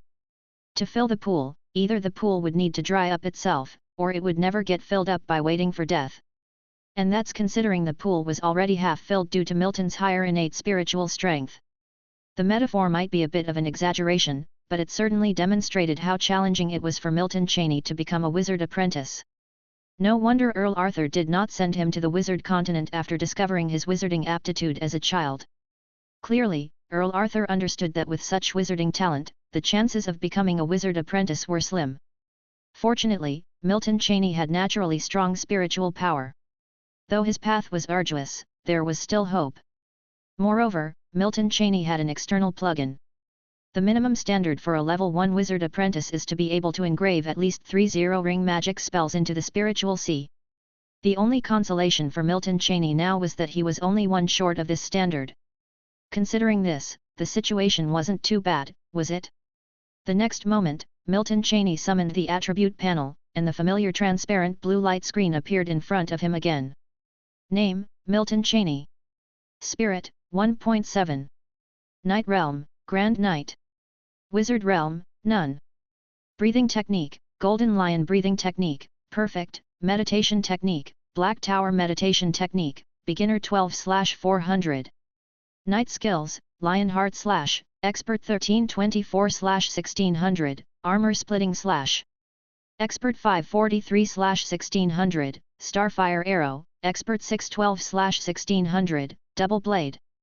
Continuous / Expert 124/1600, Charged Strike, Expert 88/1600, Burst, Proficient 720/800, Magic, None. Simulation Count, 1. The panel had some changes, and Milton Cheney naturally noticed them. The spiritual power had increased by 0.1 due to the beginner's meditation technique. Unless a realm was being transcended, the increase in spiritual power was usually minimal. Therefore, an increase of 0.1 was already commendable. The realm column had been separated into the Knight realm and Wizard realm. Currently, the Wizard realm still showed none. Beneath the breathing technique section, a new meditation technique section had appeared, and listed above was the beginner meditation technique Milton Cheney had just learned, Black Tower meditation technique. Since the panel was manifested according to Milton Cheney's understanding, these changes were naturally normal. However, at the moment, Milton Cheney's attention was not drawn to these subtle changes. His focus was still on the final column, simulation count. Should I continue with the simulation? Looking at the simulation count column, Milton Cheney felt a bit torn. He had already learned the meditation technique, so he did not need to be too aggressive during the simulation. He could focus on cultivating the meditation technique for as long as possible. The longer he lived, the more time he would have to practice the meditation technique. The more time he spent practicing the meditation technique, the greater his chances of becoming a wizard apprentice. Anyway, he should become a level 1 wizard apprentice first. In the memories of meditation, after becoming a level 1 wizard apprentice, one's spiritual power would increase significantly. Besides, one would be able to emanate spiritual power, which had various magical uses. For instance, the bronze key that the Black Robe Seekers Club was trying to investigate, even the true wizards in the simulation reacted with surprise when they saw this key. If Milton Cheney becomes a wizard apprentice, he might also unravel the secrets of this bronze key. However, what Milton Cheney worried about was that one simulation might not be enough for him to become a wizard apprentice. Should I save up a few more? Forget it, let's just do it, there's no point in hesitating. It's one simulation per month, early or late, it doesn't make a difference. Milton Cheney made up his mind. The next moment, a string of black text appeared. Do you want to start life simulation? Yes.